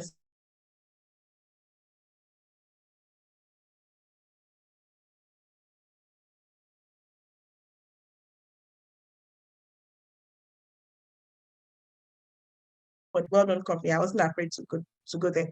So I went for the interview the following day. And the security man said, oh, we're not doing interviews today. Today is not an interview day. I said, no, I have an invitation from this person. You can call to confirm. They called and the HR director said, oh, yes, I invited her for an interview. And I got to the HR director's office and the man said, what gave you the guts or the, what do you call it now? What gave you the boldness to write us a letter? Even answer letters, but when he saw mine, he just felt he should accept that invitation, or he should invite me for an interview. Now, if I hadn't tried, I would never have gotten that opportunity. Maybe one way I would have, things happen, but if I hadn't tried, I probably wouldn't have. The chances that I would have gotten it were very low. So it was an off-cycle recruitment. It was an unusual recruitment, but because I made the effort to at least write them. Now, that was not the only one I wrote. I worked like the length of Ikeja, going around different pharmaceutical manufacturing companies. And I don't think anybody else called, but at least one of them called. So what am I trying to say? What I'm trying to say is that if you can send, now we have cold emails, you don't have to walk around anymore. In fact, people probably don't really do hard copy. They are probably not to the office these days of hybrid working. So that's like, in a way, a phase that might be and might still be very, relevant today. But you can also send cold emails to people. You can use things like LinkedIn. These days, you can search for the specific name of the person that is doing, that is responsible for recruiting for what you want. You can use electronic devices, you can use, emails, you can try to guess what the email of the person is, if you already know the format of emails in that company, and send them an email to introduce yourself and ask, for an opportunity. So the summary of this is, the more you put yourself out there, the more you ask for opportunities, the more likely you are to get it. And what's the worst that could happen? The worst that could happen, like someone said to me very early in my career, is that when you're trying to meet people, when you're trying to ask for opportunities, the worst that would happen is that you get a no. And nobody ever puts no on anybody's face. Even if there's a no written on your face, it doesn't mean anything. It doesn't take anything from you. You're the one that needs a job. You're the one that is trying to change career path. You're the one that needs your next paycheck. When you start getting your salary, you start buying things for yourself, you start investing in your future, start saving up for, the next stage of your life.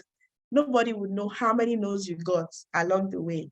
But if you're not hungry enough to keep putting yourself out there, to keep searching, to keep reaching out, you don't give yourself enough chances. Just think about my story of going to several companies, getting tired in Lagos hot sun because somebody was calling me. But one of those random applications pulled through by God's grace, and also because I at least left my house to make the effort. So if you have to send cold emails, reach out to people, do as much as you can. But, in the next slide, I'm going to talk about even when you are reaching out, you don't just reach out blindly. And I think I've mentioned that already.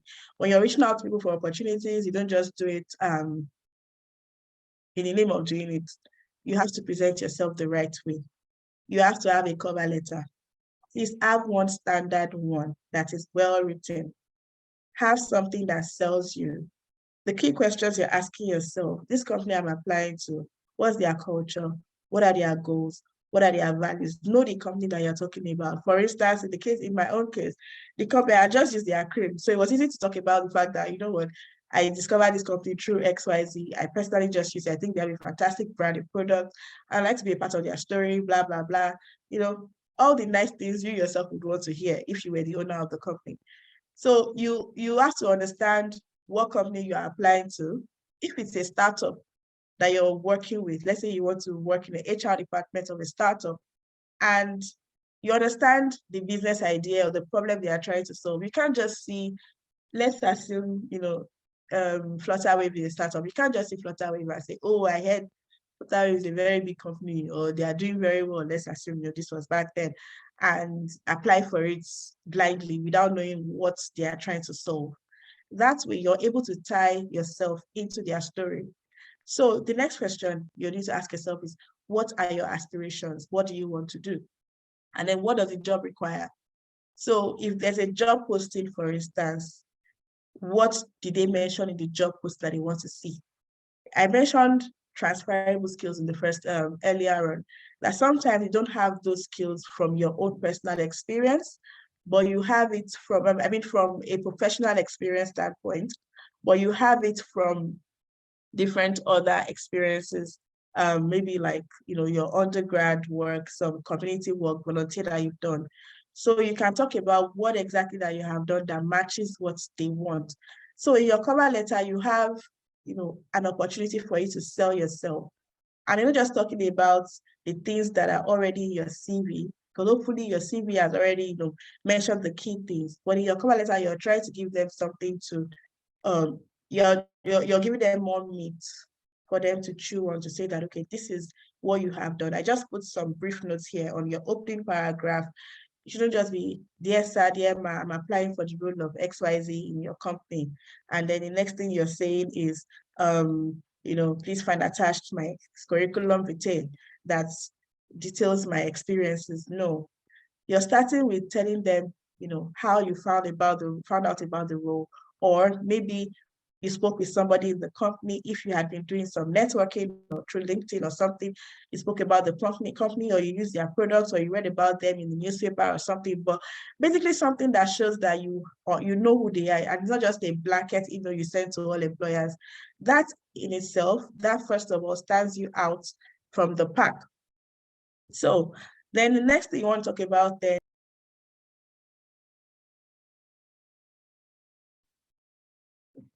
okay, I think I was muted for a bit.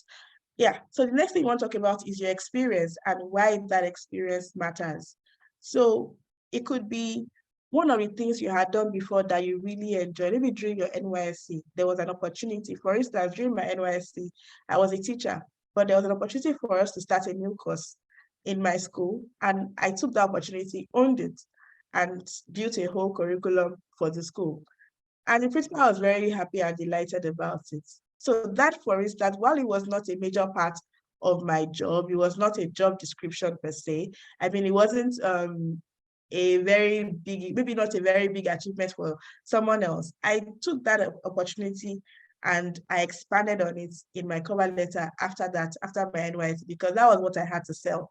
So even if it is not grand, it's not big, the fact that you have owned something, you've added value somewhere else, tells the recruiter that you are able to add value to them.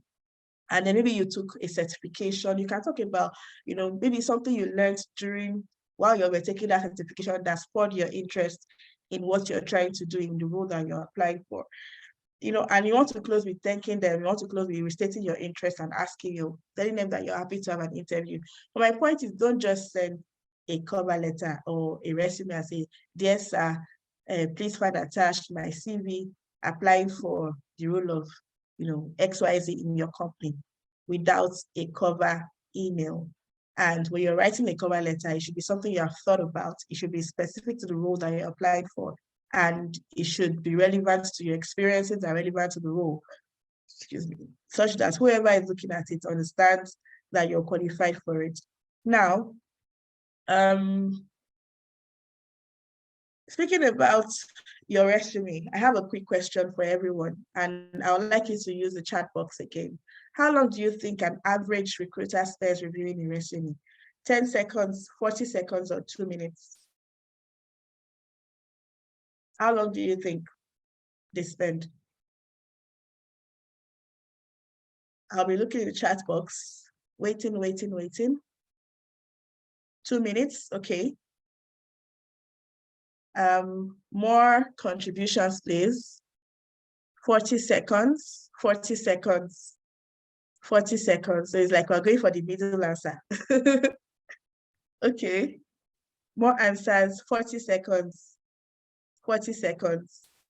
Okay, 10 seconds. Actually, all right. Okay, awesome. So some people say 40 seconds or a little bit more than 40 seconds. Maybe somewhere between 40 and 2 minutes. So one interesting discovery for me is that none of these answers is correct. And an average recruiter actually spends less than 10 seconds reading your CV. So that means, I think it was about 6 to 7 seconds that the research found out that people spend less than 6 to 7 seconds. Now, that doesn't mean that all the hard work and effort that you're putting to your CV are a waste. No, that just means that you have 5 to 10 seconds to sell yourself in your CV. So if your CV looks like the CV of any random NYSC corporate that I'm going to see if I walk into an NYSC camp today, I'm unlikely to look at it as a recruiter. I'm not a recruiter, but for recruiters, they are like the first set of people that do the filtering of CVs before they even pass it on to to the department that will be hiring you. So you have just a very few seconds to sell yourself. And if your CV has common mistakes, common errors that easily tell that you are a lazy person, now you may not be lazy, but if I'm seeing common errors in your CV, formatting errors in your CV, it just tells me you're lazy, because for you not to have taken something as serious as your life career and your profession seriously, enough for you to have done a proper formatting, proper read through, proper proofreading, then it means that you probably wouldn't take my job seriously. Because what's the most important thing to you? The most important thing to you right now is your job. So if you're not taking your job search seriously, why would you take my own business seriously? So your CV is the first opportunity for you to tell a recruiter how serious you are and your experiences and achievements. Now, down the line, once you get called for an interview, your CV will get more attention. So again, back to my point that it doesn't mean that all your efforts to put a CV together is wasted. It just means that for you to get your foot in the door first, it has to sell you. It has to say the right things about you. And further the line, you'll find that you get more attention. The person interviewing you would actually read through your CV line by line, which is why you don't, in the name of selling yourself, tell lies in your CV, right? ACCA in view is different from ACCA. They are two different things. You're still writing the certification exam. It's different from someone that already has it. So, or you say, oh, expert financial modeling. I had a conversation with a friend some time ago, and he said that there was a recruitment process they were having, and he was really looking for how to cut down candidates. Then there was a technical interview, and one of the interviewers had said he was an expert or excellent or something like that in modeling. So he asked him, okay, you know what, plug your system to the screen and do these following functions or do this particular thing for me on your Excel. And the candidate froze. And that was actually what he used. For him, it was making his life easier because he had limited candidates, needed like final 2 or 3 to go to the next level. But that was an easy way for him to just cut people out. Now, he didn't cut him out by being unfair. He basically told him, you said you have this on your CV. Now come and demonstrate it. So while you're selling yourself, you need to also be reasonable. There are ways to sell yourself, but not oversell yourself, i.e. not lie about your skills and competencies. You understand what I mean? So I think on the next slide, I have just a couple of things. I have a couple of questions I want to ask. Everyone, please take a look at this CV. I believe you can all see my screen. If maybe you're using your phone, you probably can zoom and look at the CV on the left. Let's start with the one on the left. What would you say is wrong? What would you say is wrong with the CV? I want to see your thoughts, please. What's wrong with the CV? Okay, I can see a question here. I'll answer that question. And please, if you have questions when I'm talking, put your question in the chat box, so I'll just address everything at once. What's wrong with the CV on the left? I'll give us 5 seconds, or let me say 10 seconds to share our thoughts on it. If there are no thoughts, I'll move on. But let's think. Okay, someone said the date. What else is wrong with it? One more contribution.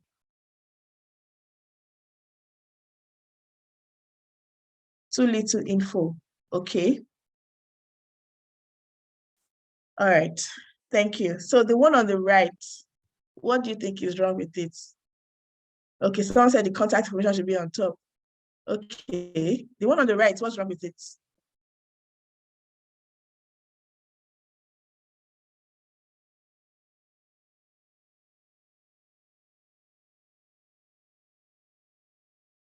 Okay, the one on the left has more past tense verbs for a present job. Okay. What's wrong with the one on the right? For someone that has about 3 years of experience, what's wrong with it? Any thoughts? Any thoughts? Any thoughts? Okay, you probably won't be able to tell what's wrong with the one on the right because the fonts are tiny, but exactly. There's just one message I was trying to pass across with the one on the right, which is the length. Like, it's just too long, especially if you're like 3 years of work experience, even 5 years of work experience. Maximum 1 page, 2 pages at the max, 1.5 page. Currently, my CV is actually 1 page, and I have about 8 to 9 years of work experience. Even though it was a very tough job, it used to be 2 pages, but because I'm a student, I was forced to make it 1 page, and it worked. So what that does is that it forces you to put what exactly is relevant and necessary in your CV. Now, for the one on the left, the major message I was trying to point out was how the person described what they did. But I'll talk about more of that in the next on the next slide. Someone mentioned the dates. The date, depending on the country that you're working in, may not be an issue. You know, it really may not be an issue, but it's best that you use like the month and the year, or you just use the years. Maybe you work somewhere for 2 years, you can say 2017 to 2019, or you can say 2018 to 2020, or you can use the specific months. If you did your roles within a year, let's say you started in January, you ended in March, you know, you can say January 2020 to March 2020. That is easier for people to reach than for you to write 01 2017 or like that. And for the contact information, I really don't have an issue with where it is, as long as you have enough, you know, space to contain the rest of your information. But the first line here is responsible for receiving calls from customers, tasked with updating clients on connection status. When I'm looking at your CV, I'm not asking you for what your job description was in your previous role. What I really want to know is what value you added. Like I mentioned, you're competing against many people that are equally or even more qualified than you are. So you have to be ready to talk about what value you added on your role. If you were in a sales role, did you sell? If you did not sell anything, how many people did you talk to?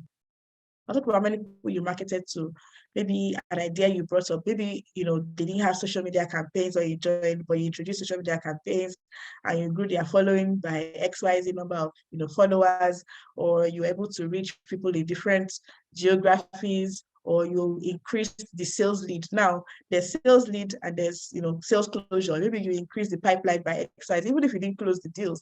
There's a way to talk about the value add, because there's no how you could have worked, except really you were just going there and sitting down all day doing nothing. There's no how you would have worked in a place without having added value. And that leads me to one very important point, that any opportunity you get to work anywhere is a chance for you to write your CV tomorrow, like your next CV. So even if you're working somewhere currently where it's not your desired place, use that opportunity to build a portfolio, to build an experience. Look for something, look for a problem to solve, because that is the story you tell when you're now interviewing for the next role that you want to interview for, that you want. So don't just see it as, oh, I don't like this place, and then you go and come back. No, see it as an opportunity for you to write a story, for you to write your own CV. So find something within that system that doesn't work. It could be maybe the record keeping system. It could be something as easy as how you file, or how you keep your records, or how you track some information in your system, or maybe communication, or maybe how people greet. Let's say you're working in customer service and you're trying to improve on client experience, whatever it is, just find something that you can own, a little mini project. It doesn't have, well, you could discuss it with your manager and you know, get their inputs, see it through. That way you can also include it in your CV. But the point I'm trying to make is that make it a selling point. Talk about your achievements and the things that you did on the role. So I won't spend too much time on the next, you know, the next one. I believe we all understand, you know, I saw most of the email addresses that we registered with. A lot of them are very professional, so thumbs up on that. But things like baby girl Y2K, they are like phased out. So try not to use things like that, you know, or some very funny email addresses. If you still have one of those, please change it to something more professional, like your first name, last name, at whatevermail.com that you're using. Your formatting, avoiding typos, no need to put pictures, like I mentioned, tailor it to the job you're looking for, and don't be repetitive, like say, oh, led. Every bullet point is saying I led. Use other words. I put a couple of words here. If you want to take a screenshot, feel free to take a screenshot of words that you can use. And Google is always your friend. There are many tons of resources on Google that help you. And this is just like an example. Someone used an acronym at the bottom, says that, oh, I went to ABC University Gombe. I did ASC this in a student club of Southwestern students. I was VP. The first bullet point says VPS WSC. What does that mean? If you're using acronyms, spell it out in full and talk about what you achieved in that role. Again, you're selling yourself, what you've done before. Don't just say, I was in this club. Talk about your contribution to the club. Were you a co-organizer of something? Did you organize something? Did you sell something? Did you help people? Were you part of welfare or whatever? Put some metrics to talk about what you did. Professional experience as well. Instead of saying you assisted seniors with market research, what kind of market research you do? You conducted market research across 5 industries to inform new product developments. Basically, you're talking about the value of what you did. Out of the 2 lines, which one hooks my interest more? Definitely the second one. So I think the message is clear on CVs. And the last one I'm talking about very briefly is interviewing. And what I'll just say, the main point I'll just mention here is that your presentation matters. The way you look. I've had interviews with some Gen Zs, like fresh grads, and I feel like I'm overdressed for them. So that's for professional jobs. If it's a what's it called? If it's a maybe you're going to a startup and they told you, oh, you don't have to dress formal, like they expressly told you don't have to dress formal, then don't dress formal. Maybe the HR told you to dress code. But if you did not get any information on dress code, even if it is a startup you're working with, the least you should do is to put on a formal shirt and attend the interview. It's better you're overdressed than you're underdressed, right? They'll be the ones say, oh, you didn't have to, dress so serious. I've had an interview before and the interviewer was apologizing for not wearing a shirt. And I'm like, no, it's okay. I just, wasn't sure what the dress code was. So I dressed formal. So, and be confident. The fact that he saw your CV and invited you means that you stand a chance. So don't go there fidgeting and, you're afraid. So it means that there's something on your CV that interests them. So what you must have done is to have mastered every line. Once you have an interview invitation, go back to the CV you used to apply for that job and be able to talk about every single line. Now, there's something they call SAR approach, which is situation, action, results, meaning that in each of those roles, can you give examples of a challenge you saw, the action you took, and the results that you got from that? So they'll probably ask you, you said you did, so you increased sales by this percentage in where you were, or you reduced the customer waiting time by this period. How did you do it? So you talk about what the situation was, what motivated you to solve. Maybe, you were working in a store as a sales rep and you discover that customers, after waiting for 5 minutes, they walk out of the store because they get tired and we're losing sales. So I thought I could improve that by maybe, changing the queuing system and, you probably ask them to lodge their request in a certain way. So that was basically the action you took. So where you step into the situation is now your own action. Then what was the result? Oh, we had more customer retention. Our sales went from 10,000 daily to 12,000 daily, which was like a 20% increase. You're quantifying your results. But again, you have to have prepared. You have to have thought about it. You have to have taken notes, like thoughts deeply about the impact you had in your previous roles. And remember what I mentioned, that even if you're not working somewhere you want to be, it's a chance for you to qualify for your next role. So while you're on your current role, you're creating your own experience, you're creating your own value by yourself. So examples of things you should have, Andy, which I always ask, things around teamwork. How have you worked with someone that is difficult in a team before? How do you handle conflict? What situations have you been creative or innovative? What are your strengths? What are your weaknesses? How do you work under pressure? What are your greatest accomplishments? How do you influence a decision maker or a decision that's being made on your team? How have you helped a team member on your team to grow? These are examples you should have. If you want to take a screenshot of this, please go ahead and take a screenshot. How do you influence decisions? These are like examples that you should have handy. It's not the day they ask you, start thinking of different examples. So have examples of situations where you have worked in these cases and you have excelled at it, because it's first about the person. Skills can be taught. While you learn them, they can be taught on the job. But if you have the right attitude, if you have the right experience, they have, you have a higher chance of getting a job more than someone that is equally skilled or even more skilled than you are, but doesn't have the right experience in terms of working with people and adding value. Then for technical interviews, that has to be top notch. I can't talk much about that because we have different interests here. So depending on where exactly you want to go, Google is your first friend. Know the competencies for the role. Check LinkedIn. People that are working there, what kind of experiences do they have? And whatever is required for that role, at least know it.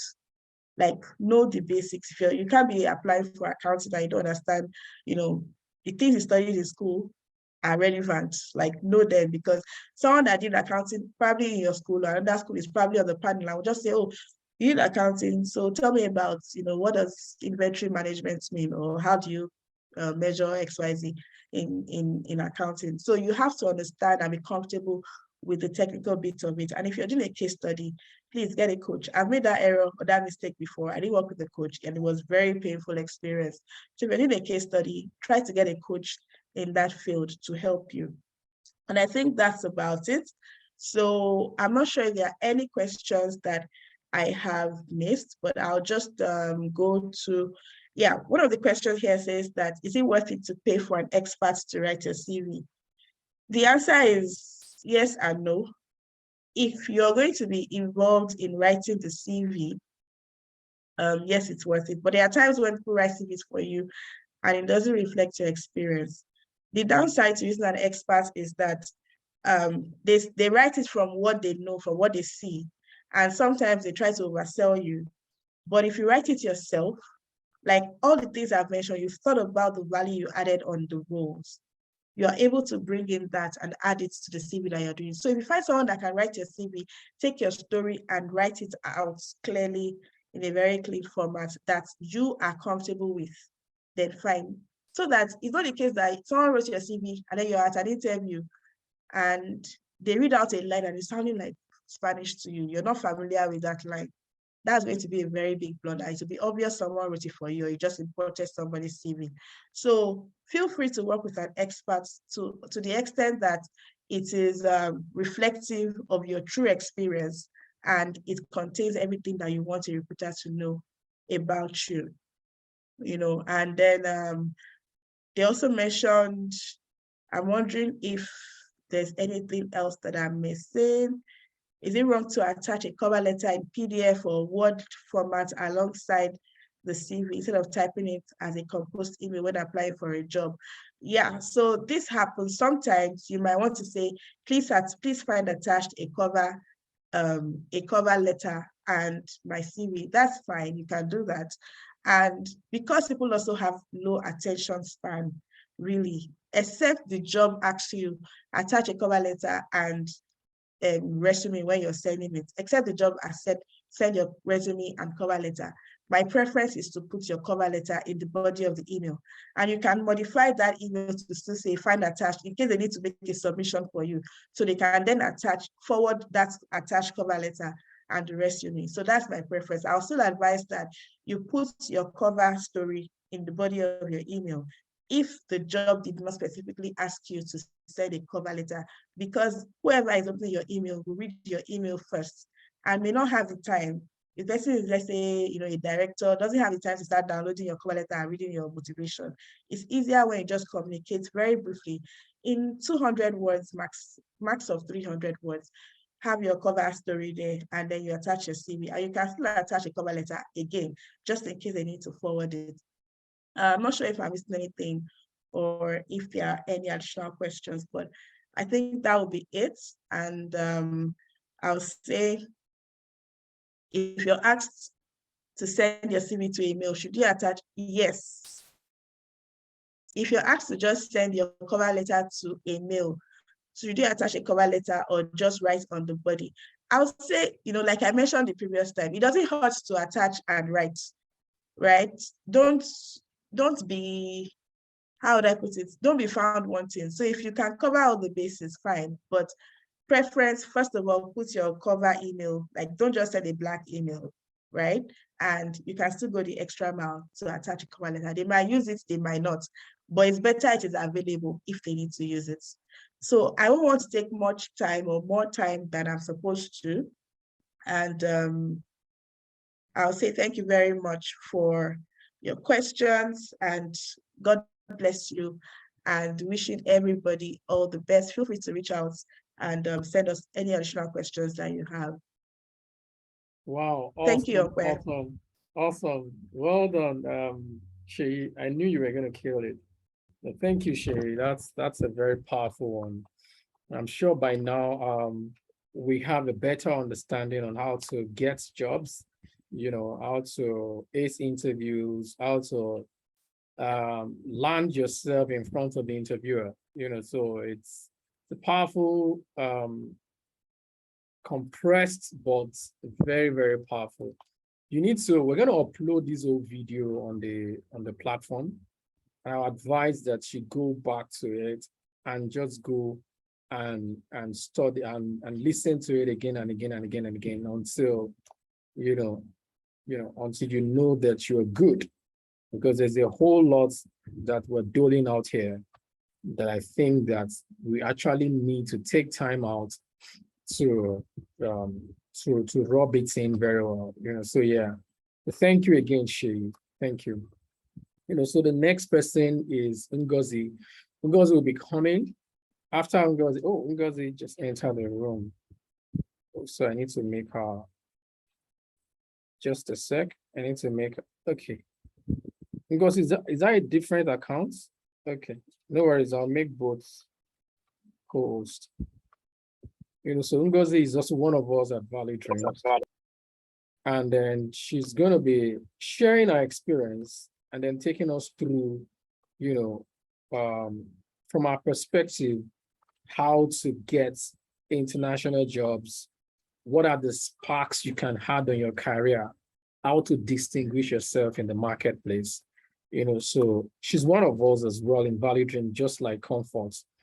She works with Afreximbank. She's one of the Pata there at Afreximbank in Cairo, Egypt. How many of you know Afreximbank? So she's quite seasoned in the financial service sector. Come to think of it, all of us were taught by Banji. Banji was our teacher, was our professor at the time. So as a matter of fact, we all met in Banji's school. So yeah. So Ngozi, I'll be handing you over to Ngozi the next minutes. Ngozi, please take it up from there. Kill it. Thank you, Okwe. Thanks to everyone for staying the course. It's been a wonderful time. Myself, I've learned a lot. So I'm hoping that you guys have learned as well and things that you can put into practice almost yesterday. So a brief introduction. My name is Ngozi Kalumba.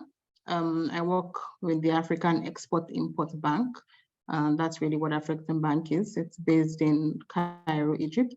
We have offices in Abuja, Nigeria, Uganda, Harare, and Cameroon as well. And it's basically a bank focused on expanding trade within Africa and outside Africa. I'm a finance person, as Okwe has said. I've been in the sector for maybe 10, 11 years now. But no, I'm not that old. And it's a pleasure to be here. I didn't plan to speak today. I don't like talking about myself. It's very uncomfortable, but I'll try my best to, just explain how my career has gone and the points that I think as young or recent graduates, you do need to take into consideration as you navigate your career journey. The times are changing. We're seeing Gen Z. I don't know how many of you would fall within that category, but they're bringing a lot of changes to the workspace, which is good. it's good, but there are uncomfortable truths that need to be said, especially I would just assume that everyone here is very serious about their career, because for you to sit at your laptop from morning till now and still be engaged, then it means that you are driven, you are looking for something, and you are working towards getting it. That's what I'll say. So my focus would be once you get into the workspace. So Shay has given us all of the steps to ensure that you get your CV to the right person, you ace your interview, and you get your offer letter, and then there's a resumption day. Once you get into the workspace, how do you carry yourself? How do you ensure that you sort of differentiate yourself from the rest? How do you work ethics, basically? I think it's very important because, whilst I think mental health is important, it shouldn't be a cover for, a senior corrects you and then it's like, no, he has destroyed my mental health. You need to learn to be open to correction, and you also need to learn you need to put in the work. That's the first thing. You need to put in the work. I tell people I started my career at KPMG. Well, really at KPMG Nigeria, and the work hours were, I had a time where we went to work in the morning like normal human beings, and I was at my desk. People went home and came back the next day, and I was still at my desk. But those times were putting in the work, ensuring that you deliver and you deliver quality. Okay, let me just take a step back to my background. Middle-class family. I grew up, I was born in Lagos. I attended Covenant University, studied accounting. Immediately after school, did my ACCA because I thought, the accounting track was where I wanted to be. I finished that. I got a job. I served in CBN, and I got a job immediately after my service at Greenwich Trust Limited. I think it's now Greenwich Merchant Bank, but I was in Abuja.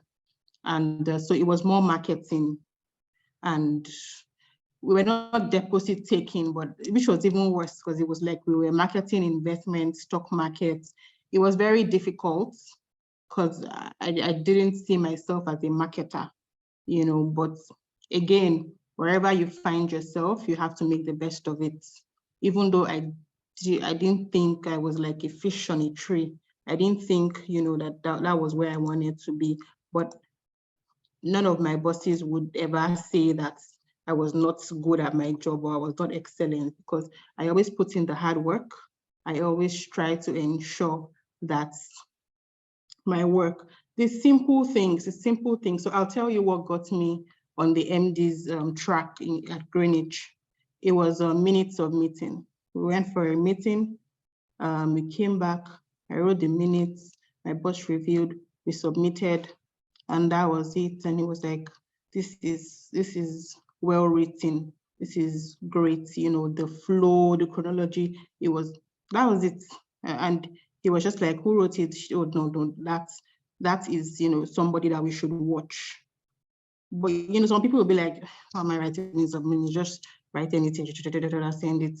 But you never know which of so everything that you do, always put in the best. Doesn't matter how little, it doesn't matter if it seems irrelevant. You might just be an intern and they're giving you what you might consider irrelevant, but people are always watching. People are always watching your attitude. People are always watching. Make sure that, it's not you're not rolling your eyes when they say do this. Just make sure that you put in your best in everything that you're doing, and always seek to add value. So you get into an organization, look around you, what can I improve on? What needs change? Always seek to add value. Always seek to, improve upon things that you have seen. Just always make sure that you put your best foot forward and then you add value. And just, so like I said, I didn't think I was in my comfort. I didn't think I was in my place. So I started looking out, for other offers. I started applying, and, the application process is really I mean, it's draining sometimes, but it's something that you have to keep at. I know that the general sentiment is always that you must know somebody. It's good to know someone, but if you don't, I don't think that that's a reason not to try or just say, no, they give all the jobs to their family and friends. No, try cold calls, LinkedIn. I went through my Gmail sent items from years ago and I was like, the amount of emails I sent, like, wow, you know, sometimes you get a response just to acknowledge. Sometimes, you know, you get an interview, but, you know, never stop trying. Just you identify the organization you think you want to work for, keep at it, reach out to anybody that you think, you know, can help, create relationships via LinkedIn. And it might not, like, you know, I really liked Shei's presentation. You don't have to put forward, oh, I need a job. I got a LinkedIn message one day that said, my husband needs a job, please help. I was just like, I know that things might be tough, but I don't even know you. Like, at least introduce yourself, you know? And you just see all sorts of funny messages. And then you're just like, where do I even want to start from? You know, but it could have been better, you know, it could have been a compelling case. And it's something that I don't even know, okay, what sector is your husband? What kind of job is he looking for? Nothing. And there are lots of things that need our attention. So it's not a situation where we can just say, okay, let me settle down and ask all these questions. Okay, what did he study? What has he done? There's just no time, unfortunately. So the first attempt that you have, just put your best foot forward and, you know, allow God to do the rest. Like I said, apply for jobs. You see jobs on job boards, apply. You know, don't reject yourself before you even apply. You just say, oh no, they won't take me. Just apply. You know, what they will say is no, what they'll say is they won't respond, but apply to, and not just apply randomly, every vacancy you see apply, but the ones that focused on what you want to do, apply, put in your best, and then, you know, let's see how it goes from there. I was trying to talk about my transition from Green to KPMG. I just decided that, you know what, Abuja was not looking like it for me in terms of what I wanted to do in accounting and finance. And so I saw an offer at KPMG recruitment. Of course, I applied, did an exam, did interviews, and, you know, I carried my bags from my father's house and I moved to Lagos to hustle in my mind. But it was good. The network, the opportunities, the learnings, you know, they were things that sort of, when I look back now, it was almost a building block to where I am now. And just take your training seriously, take your relationships seriously. My job here at Afreximbank was a referral from my partner at KPMG. So, you know, you never know. When I was in KPMG, she was an assistant director, but we worked so well together. I also identified her as somebody that was always trying to get to do the best. So I sort of tried to also emulate that. Always put in your best, you know, push yourself. My next report should be something better. I should have added, you know, something a little extra. And then, you know, even in the workplace, dress well. You just never know. I think even as an analyst, I attended meetings that I may not have attended, but because I had all these jackets, and not expensive, it's just that, you know, I think jackets are out of fashion, I don't know, but just dress presentably, that if they were going to an important meeting and, you know, you look around, you can be presented, you know. So that's one thing I think we should learn. And then from KPMG, I went to Coronation Merchant Bank. It seems like I've moved around a lot, but for me, once I think that, you know, there's still more to accomplish I start again the process, applying, looking out what is out there, what can I do, where is the next place. And I got to Coronation again. It was a referral from KPMG, from a senior at KPMG, and I got in there. It was also some learning, dealing with difficult bosses. I think it's something that we might all have to experience in our careers. How do you deal with difficult people generally, you know? But again, I think for a boss, what I can say is always be one step ahead. You know that a report is due by the end of the month, and you know on the 25th he's already screaming your head down. So on the 20th, you send it. Say, okay, boss, this is the report for the end of the, this is our monthly report, or, you know, we will add things as we go ahead if any other thing happens. But, you know, just try to be one step ahead. And again, and then avoid altercations. You can't fight your boss and win. So just avoid this shouting match, email exchanges. No, it's in the workplace, you know. Just treat people with respect, even if you are not receiving respect in return. It's very important to keep your cool. Once the tense situation goes down, you can go again and have a conversation and just assertively say that the way you spoke to me earlier was not proper. You know, I think that it should have been done this other way. But in the moment, never get into a shouting match. Don't avoid those kind of situations, and because people will trigger you, and it's not just in the workplace, everywhere. You have friends, you have just difficult people around you, but you know, you have to know how to deal with these things. Emotional intelligence, very important in the workspace. Always try to train yourself. Self-development is key, because you never know when the next opportunity would come. So always seek to develop yourself, seek to learn, seek to improve, identify, you get a job, identify someone in the workplace that has been there a bit, understands sort of the internal workings, and just align with, so that, you know, you can have some sort of guidance, advice on what to do and maybe what not to do as well. Very, very important. And then, you know, like Sheyi said, speak to people. At the time in 2019, I was already tired again of Coronation, but I identified where I wanted to go.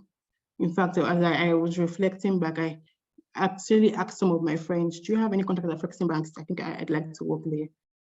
Some people said, oh yes, I'll introduce you, and they never did. You know, some people said, I'll get back to you, but you know, I kept trying, and it then came very easily, you know, as more easily than I even, you know, expected. But again, the lessons are there. Always put in your best, always work hard. Definitely the God factor, whatever it is that you believe in, but please pray as much as you can. And I do hope that we all get our dream jobs. So that's it from me.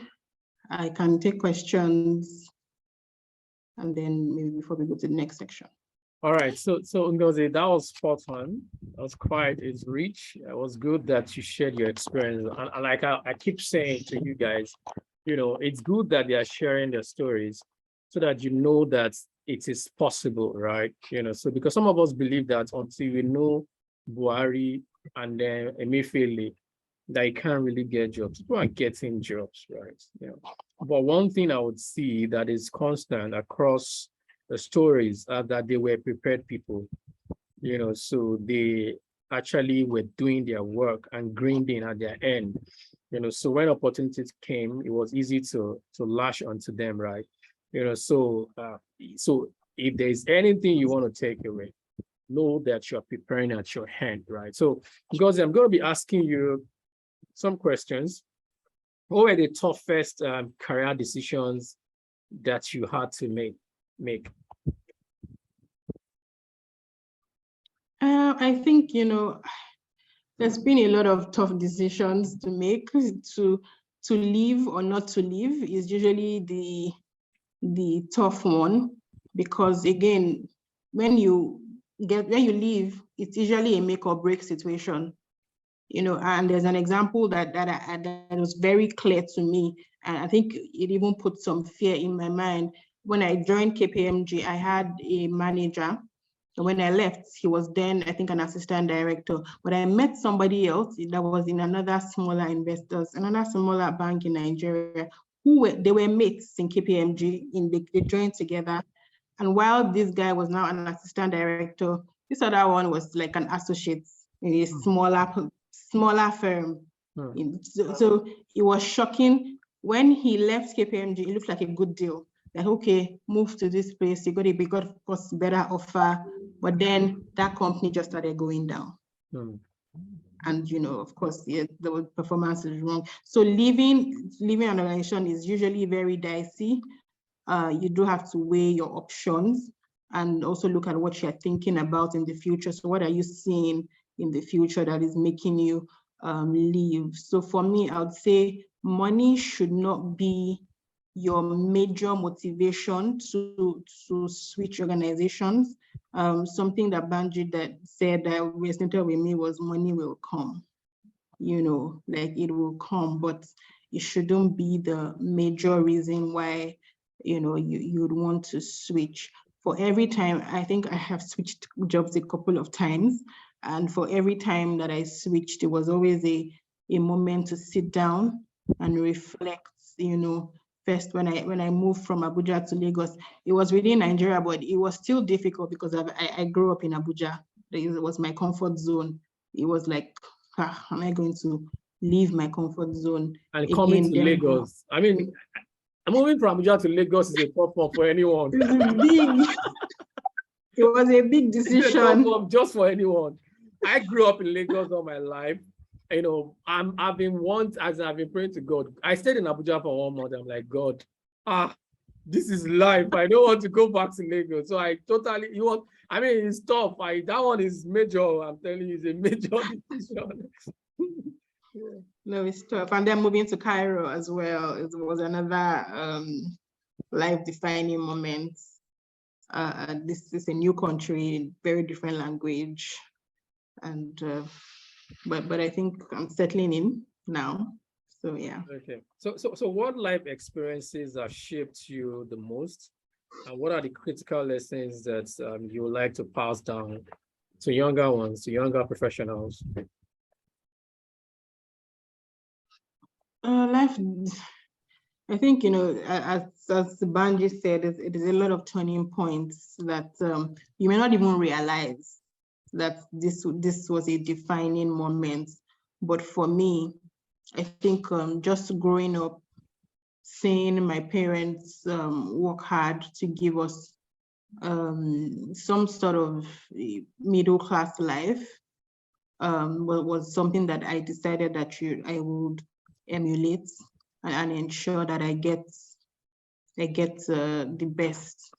And then, when I also had family members, I saw a lot of family members suffer, especially women. I had very close aunties that had bad marriages. That really, I think that really sort of affected me as well. But it just also made me work harder. Like, guys, I wouldn't depend on my parents, anybody. Just to make sure that I'm able to work hard to live the life that, at least a comfortable life for myself. And for the young people in the house, what I will say is, first, your dreams are valid. There's nothing that you want to achieve that you cannot achieve. You just need to sort of put in the work. I think, first of all, write it down. People don't really value the act of writing things down. Even the Bible says, it says, make the vision plain. For you to be plain, write it down. Because when you have it written, then you know, okay, this is the goal. These are the steps that I want to take to achieve it. And you can go and check, okay, am I on the right path? Am I doing what I'm supposed to be doing to get to where I want to? And if you're derailing, you can see it's clear. You know, so for me, apart from all the other things that we've learned, hard work, intelligence is not enough. You need to work hard. You need to be excellent in everything that you do, put in your best, add value, all the things that we have learned here today. You know, we need to put them into practice. Excellent, excellent. Yeah. So what are the toughest times in your career, and how did you stem the tide? What were the toughest issues you had to face in your career, and how did you overcome them? I think the toughest issues, well, first off, I had a gap in my career when I had to leave a job abruptly, and I didn't think it was fair, but I just woke up and found myself without a job, and it wasn't something that I was used to, because I think we graduated in July. I did NYSC in October that same year. I finished NYSC the next October and November. I got my first job in January the next year, 2013. So I had never had a period where I was not working. You were chilling. You know, it's back to back. It's been back to back. And the way that my life has, in fact, my friend was telling me that he has never seen me without writing an exam. Like, this is my first time that they are seeing me that I'm not writing any exam. Because after school, during NYSC, I started ACCA. After ACCA, I started CFA. You know, it was just always, you know, so I was always combining both. So I was always busy, basically. So, and I just woke up and then there's nothing there. You mean I'm not going to work today? Wow. that was Greenwich. What was that? No, KPMG. When I left KPMG, I had a break. Okay. It was but again, it's being tough. You know, you have to, okay, this has happened, what's the next course of action? Maybe a few days to mourn and whine and cry, but you need to pick yourself back up, get back in the game, start the application process, do all the interviews that you need to do, apply, keep applying. I did an interim, that's not even on my CV, but I did an interim job with an ex-KPMG guy that has a modeling firm. I'd worked there for 4 months. How long was the gap?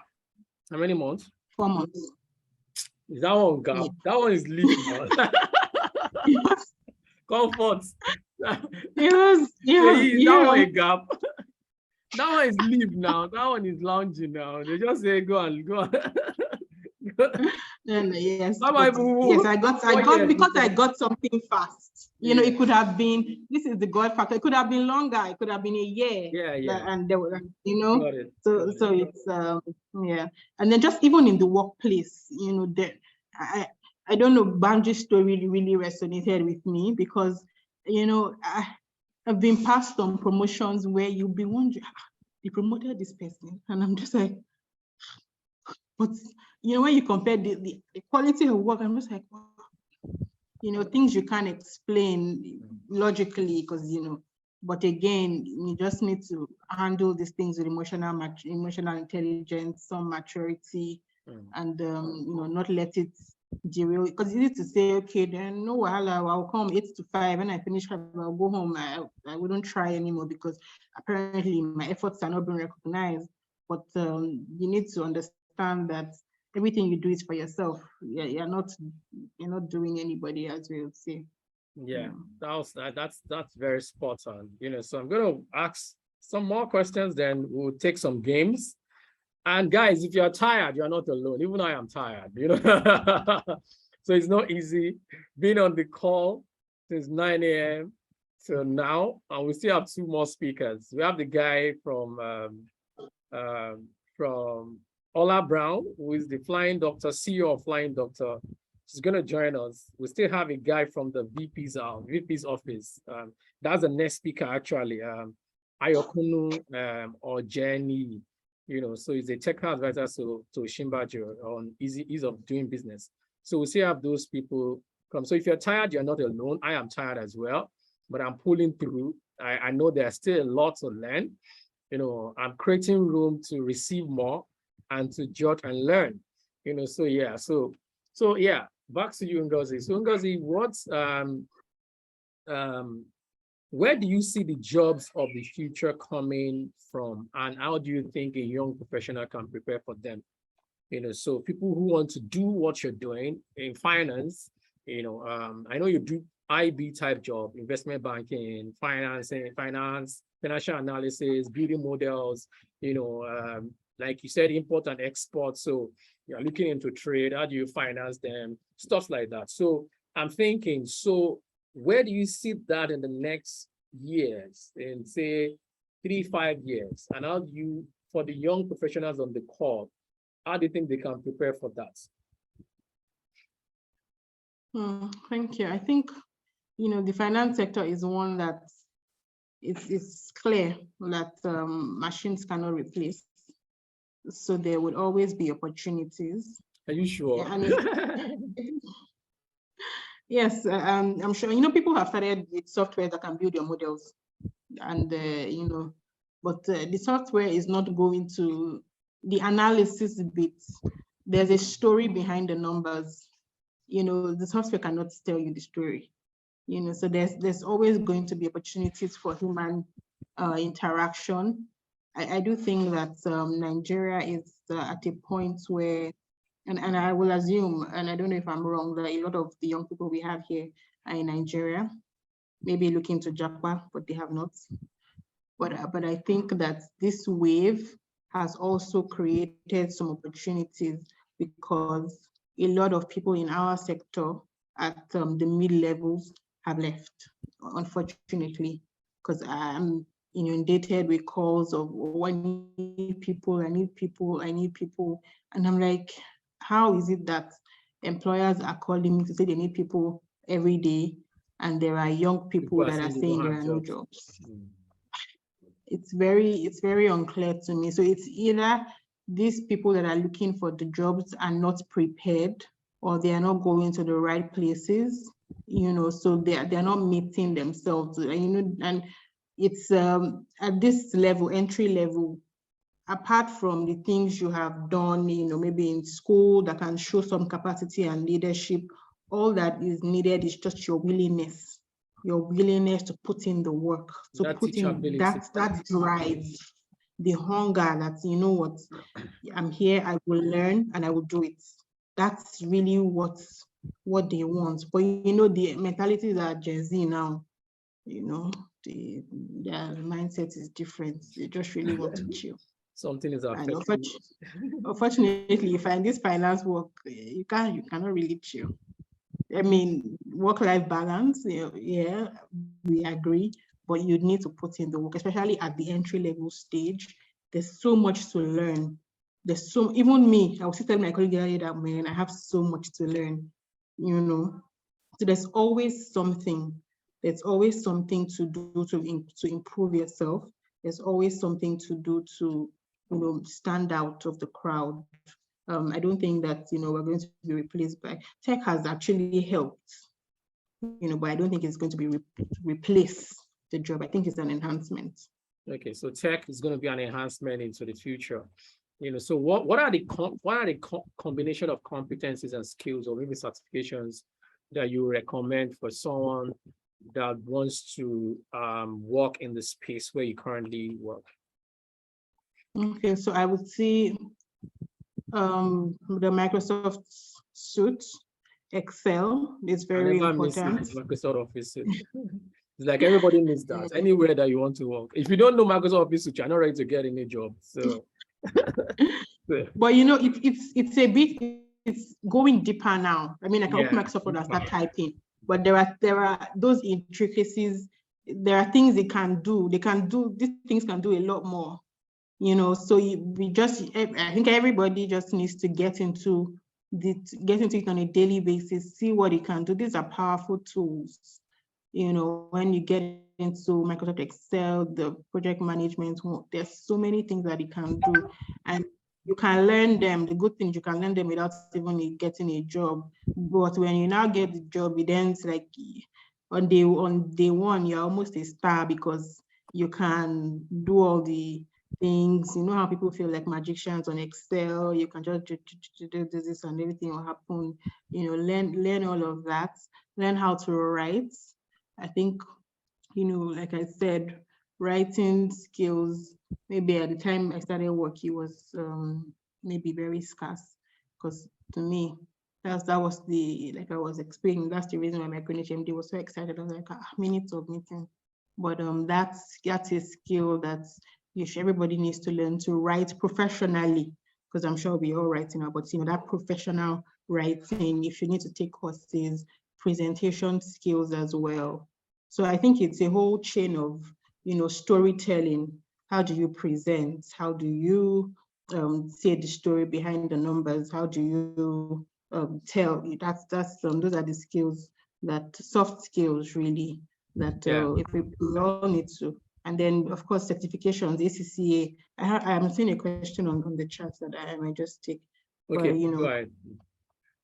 Take them. ACCA, I can, because this person says I'm a graduate of accounting with 2-2, started ICANN but couldn't complete. But now we graduate, no passion for accounting.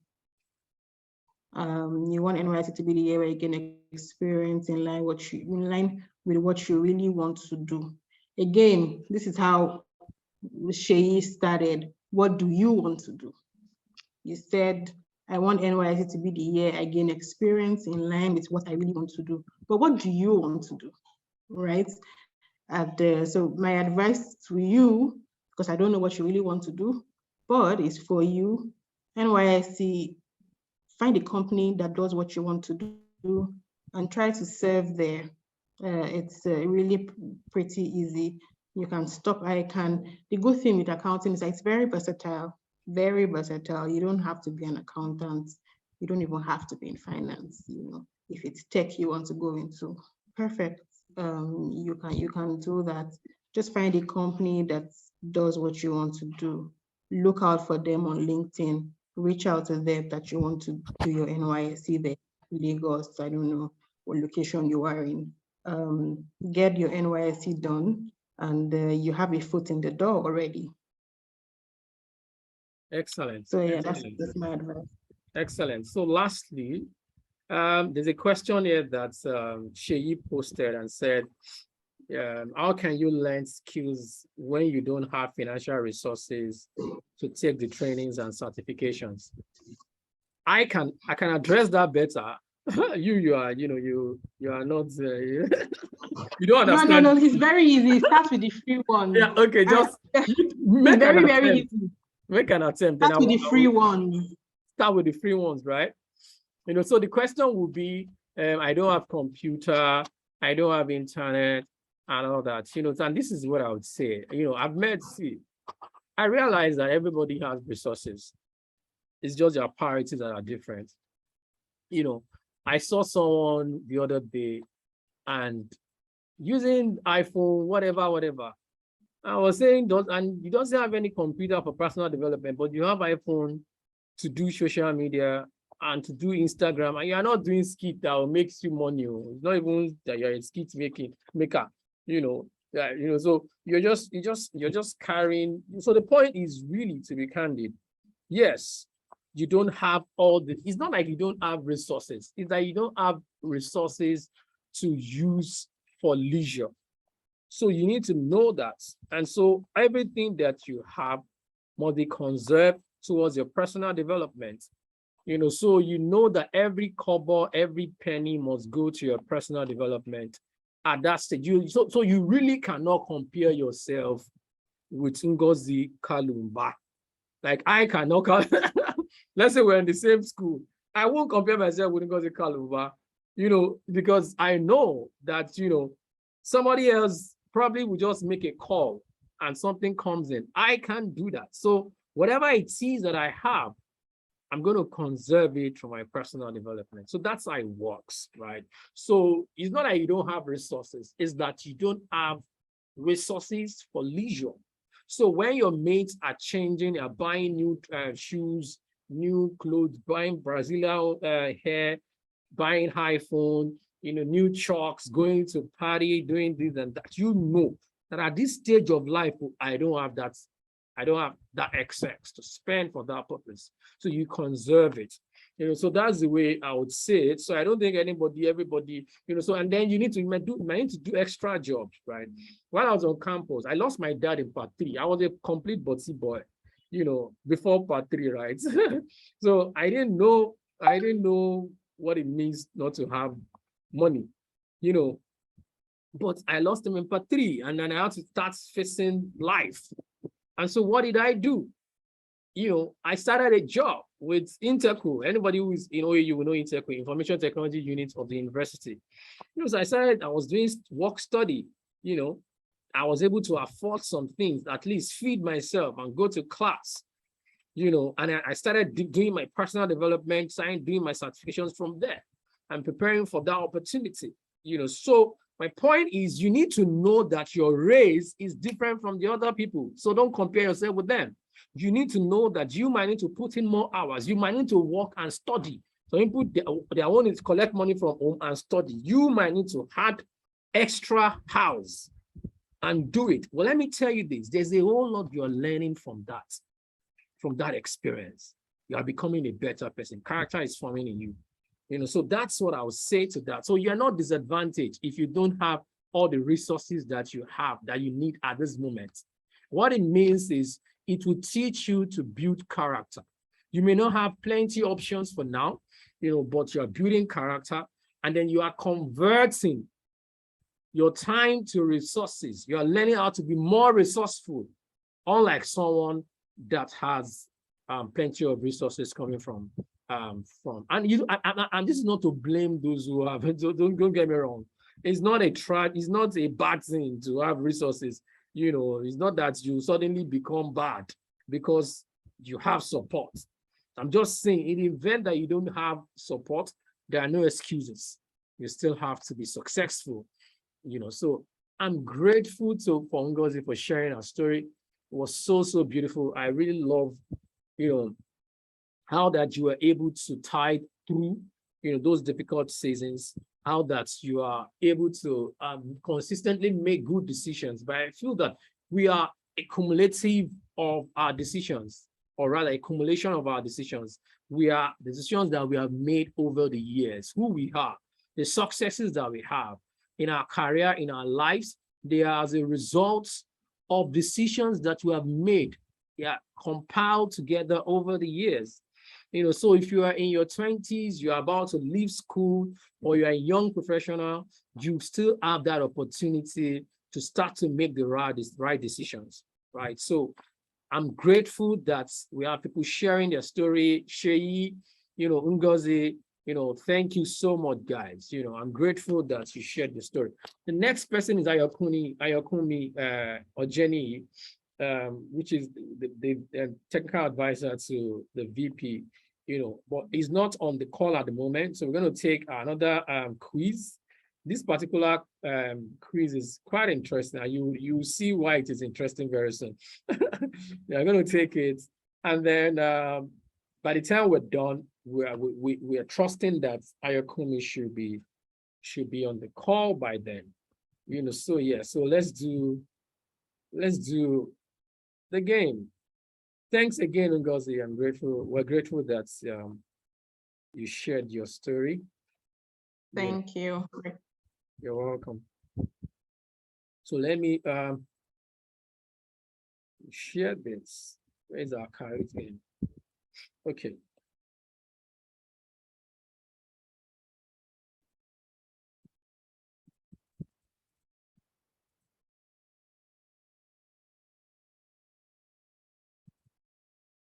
Okay, can you see my screen? If you can see it, drop a comment, say something. For those who can unmute their mic, can you see my screen? Yes. Yes. Oh, great. So you already know how to play the game. So you will just go to Kahoot and then enter in the pin. So the pin takes you to the specific game we're going to be playing, right?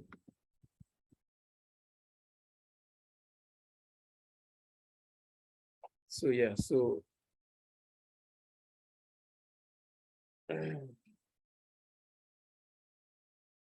why is my screen saying not responsive?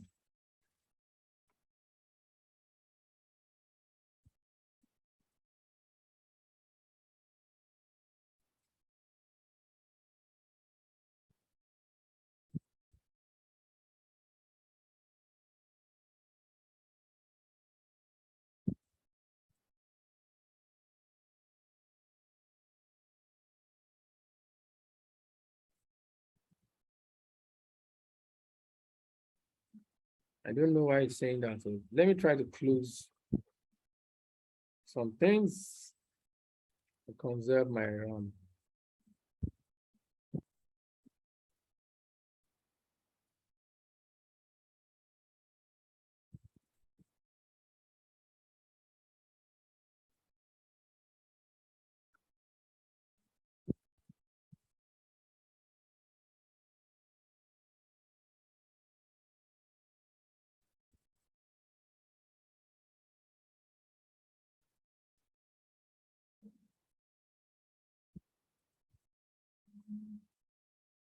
Okay, so what's up with codes?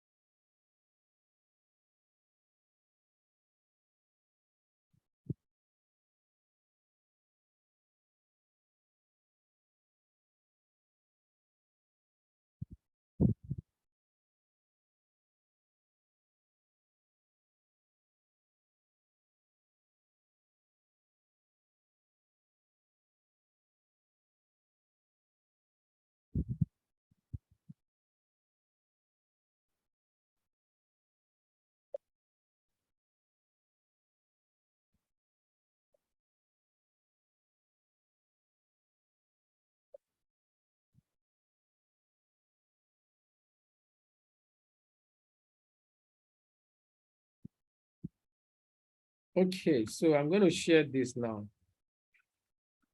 Sorry about that, guys.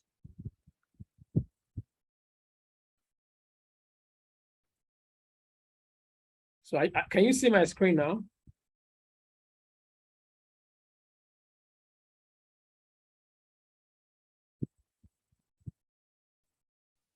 Yes, we can see it. Okay, so let's have the pin load.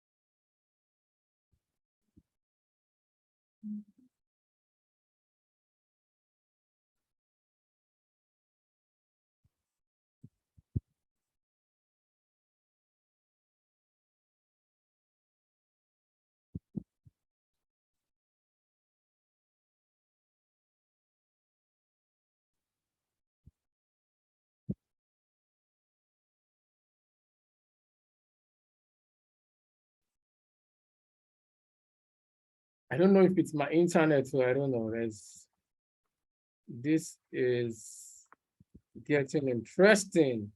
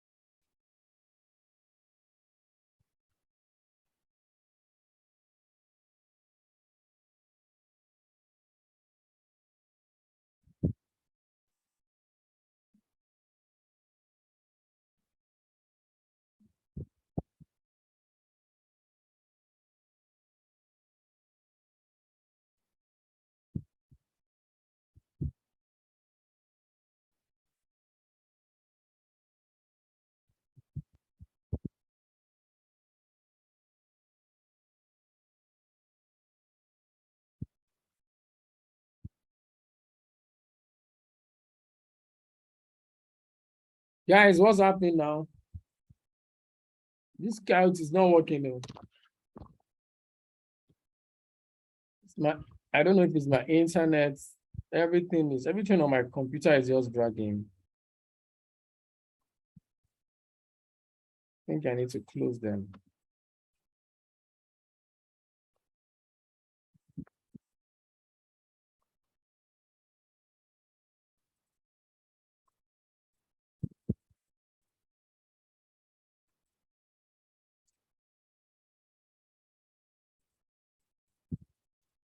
Shay, it looks like you have some comments about the guy talking about resources and all that. So if you want to chime in, please go ahead. Yeah, I think you covered most of it. And I think you earlier also mentioned the fact that there are free resources, right? Even if you don't have a certification, there are like free online courses that people can take just to learn the basics. I think one example that I'll give is on my first job, even though I was earning money, I hadn't it was really my first couple of months. So what I did was to take courses on Coursera and I think EDX, where that was my first introduction to like financial statements, balance sheets. And I'm saying this because of people that probably want to transition. I don't have experience in that field yet. There are always like free online courses that you can take on many of these platforms, such that even if you haven't started taking a certification yet, if you get a chance to talk about that thing, you can speak knowledgeably about it. Your excuse will not be that, oh, I don't know how it works, or I'm not taking it, I plan to take it. You can say, oh, I plan to take this certification, but I have been taking some online courses. And you can even put those online courses on your CV. And you can mention maybe it is not a certified one, but you took a training on XYZ. It just shows that you've taken the extra step to train yourself, even if you can't afford to pay, whatever 1,000 naira that they pay for some certifications at this moment. Because I understand that resources can be quite scarce sometimes. So that's what I wanted to chime in. Yeah, that's spot on, So, but to be candid, I also figured that, see, life just has a way of bringing resources to those who need it. It's now left for how we're able to maximize what we have on our hands. To be candid, I can tell you that, we don't, okay, I think Ayokunnu is around, so we're not left with our resources much as we think that we are. I think that ability to discern what you have and then maximize it is what a lot of young people don't have. I see a lot of young people just trying to be like comparing themselves with the other people. The truth is you're not the other people. You are not the other persons. You're not your classmates whose father is a minister. You're not. Your mother sells fufu in Lagos.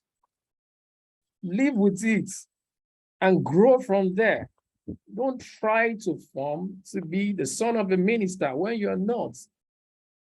Just don't try. You don't need it. Be who you are. Be secure in where you're at in life, right? So that's another thing that I think a lot of young people, I think Ayokunnu is around. A lot of young people make that mistake. They don't want to own up to where they're at and then grow from there.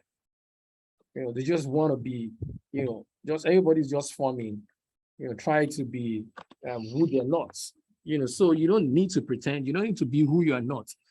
Just admit where you're at and then grow from there. Don't stay where you're at, but understand where you're at. Understand that, see, I don't have all the resources to blow. even if I have to deny myself and stay on 2 meals per day to write my next certification, I'm going to go for that certification. And let me tell you this, and I'm going to tell you this. Why I told you guys, to my part 3, I was a complete bossy guy. I mean, when I was coming to school, my father gave me a lot of beautiful things, gave me one folder from Germany. I used to have one folder that is a German friend that gave it to him. So I was one bossy guy. I didn't know what it means, but when he died in part 3, oh, my eye clear. So then I knew that I can't compare myself with the rest of the pack. I knew that I can't spend money like the rest of my colleagues are spending it. When they call for money, 5, 6 persons are sending their money. When I call for money, oh boy, so and it's not a big deal. Just know where your heart's and then grow from there. Don't compare yourself with your neighbors. Look at the resources that you have that you can maximize at the time and then grow from there. So don't claim to be that's mistake. I see a lot of too many Instagram stars, too many people forming to be who they're not for the grams, taking picture with someone else's car, killing yourself to buy the latest iPhone, where your future, your career is in a complete mess. You had to, and then that you needed those certifications badly to give you, some sort of, to give your profile a better look for opportunities. You did not do them. And you say Nigeria is this, Nigeria is that. People are killing it in Nigeria. So that's the part that I really want to speak to, understanding what you have at time. If it takes you taking extra job while you're a student to write your certifications, my brother, go for it. You will look back and you'll be glad you did. So that delayed gratification is a key thing that our generation or the younger ones actually really need to know. So Sheyi, Ayokunnu is in the house, and I feel that you should do the honors. So please introduce Ayokunnu. Thank you. I leave you in the hands of Sheyi and Ayokunnu.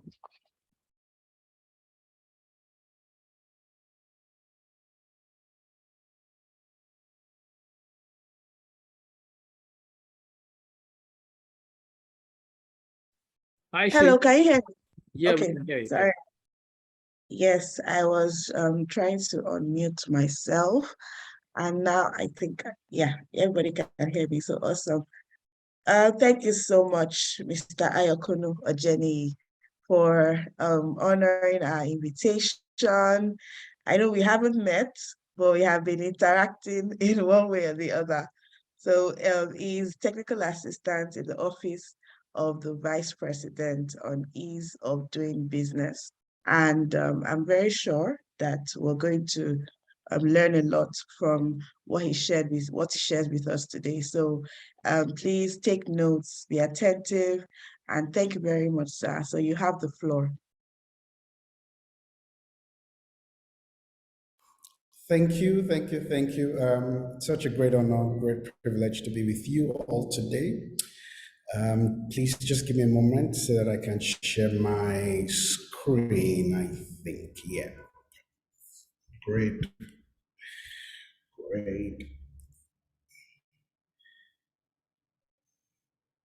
Yep. So